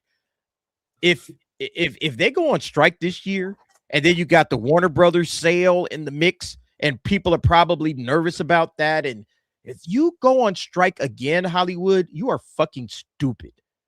Well, but if the producers don't give them what they want, and look, they might be more agreeable considering where things are right now with Hollywood, where everybody's basically lost their jobs. Yeah, they're making more money, but nobody's working. Like, I think it even says that right up in here somewhere. Hear me out, Hollywood. If you get too expensive, and you guys are looking for, let's say, like options. I know a writer, you know, that is right below me. I could possibly act. I'll walk right in the door. First step. I got a producer right here. Angel said he produces shit too. You know, come find some alternate talent. You want to pay they're gonna have to $7 million to be Snow White? I can take a lot less than that, and I can do a better job being fucking Snow White. Trust me. I'll be a lot bigger box office than Rachel Zegler will. And maybe they'll start looking for other people to take a little bit less cash and do a little bit, because if they're demanding more money, didn't we just spend how much on fucking Avengers Doomsday? They can't take it anymore, bro.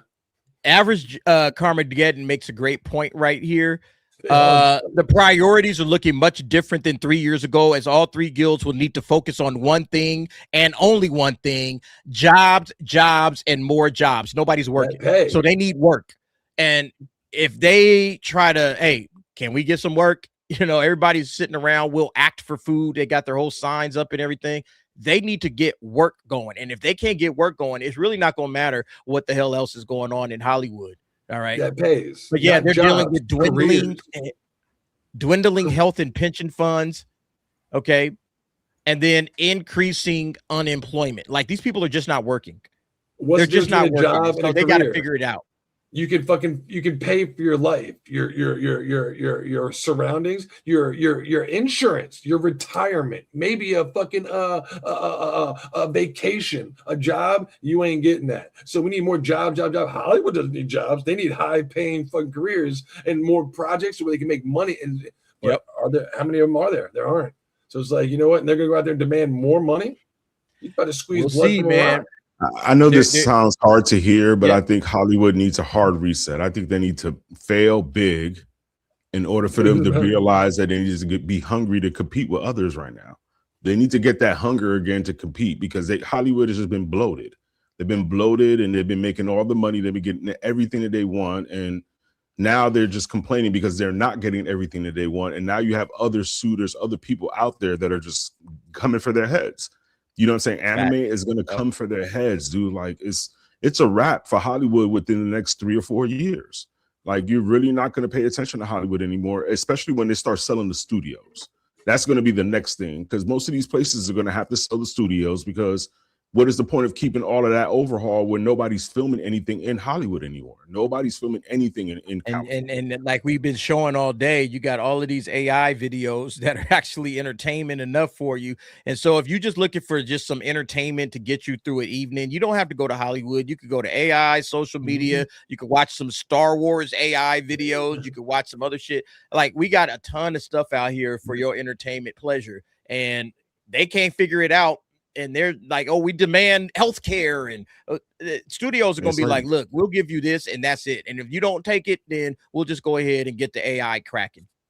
And after the last strike, nobody in the public is going to care. Nobody's going to care that these guys are striking. Like, they'll be like, what? Oh, well, I'm going to go watch Netflix. Or I'm going to go watch Amazon Prime. You know, like, they have other things that they could be able to entertain themselves right now, and it's sad. It's sad that they're just screaming out here that they want this attention. Give us more money. Give us this. Give us that. Y'all ain't marketable no more. Y'all not profitable no more. You're not worth it. You don't have to think give about you the strike, though, Angel. Who do you remember from the last strike? I remember two people specifically, and let me name them. You tell me anybody else. I remember Bryan Cranston, and I remember Mark Ruffalo, who are both worth a decent amount of cash. To where if they lose their jobs tomorrow, I think they'll still be worth a decent amount of cash. So what about all the other actors that were standing behind them that nobody knew who the fuck they were? I'm pretty sure they probably aren't working anymore, right? They're probably in different careers by now. So they're going to be striking again. The only people that benefit from this are the ones that are already making a lot of fucking money that want more money. Not the people like me and you that just first foot in the door. What are we going to pay you? $300 a day, kid. You're lucky you get that. During that strike, I was in Cali, so I remember all of the little actors, the older actors being out there interviewing, being out in the picket lines, talking about, not getting of these things. And I would see most of like late night TV hosts, maybe some other big like musical stars going out there supporting the strike in regards to giving them food and things like that. But California, I mean, one thing I could say about Cali, they were looking out for all those people that were out there. Like they were making sure they were eating. They were making sure they could go get somewhere to stay if they needed somewhere to stay. So they were looking out for them. But there's only so much California could do. You know what I mean? Only goes so like far. Making sure somebody's eating is gracious. That's nice. But when I work and I make thousands upon, if not $1 million for companies, which I've been a part of, and none of people have come in the electrical field, I don't want a Domino's pizza fucking party at the end of the year. I'd rather have. Yeah, but when you haven't been getting paid for 4 or 5 months in a row, and you don't barely got money to eat, I can go buy a pizza. You know what I mean? Yeah, but you want somebody to pay you graciously. Hollywood, though. Yeah, they survived. They didn't have money for months, though.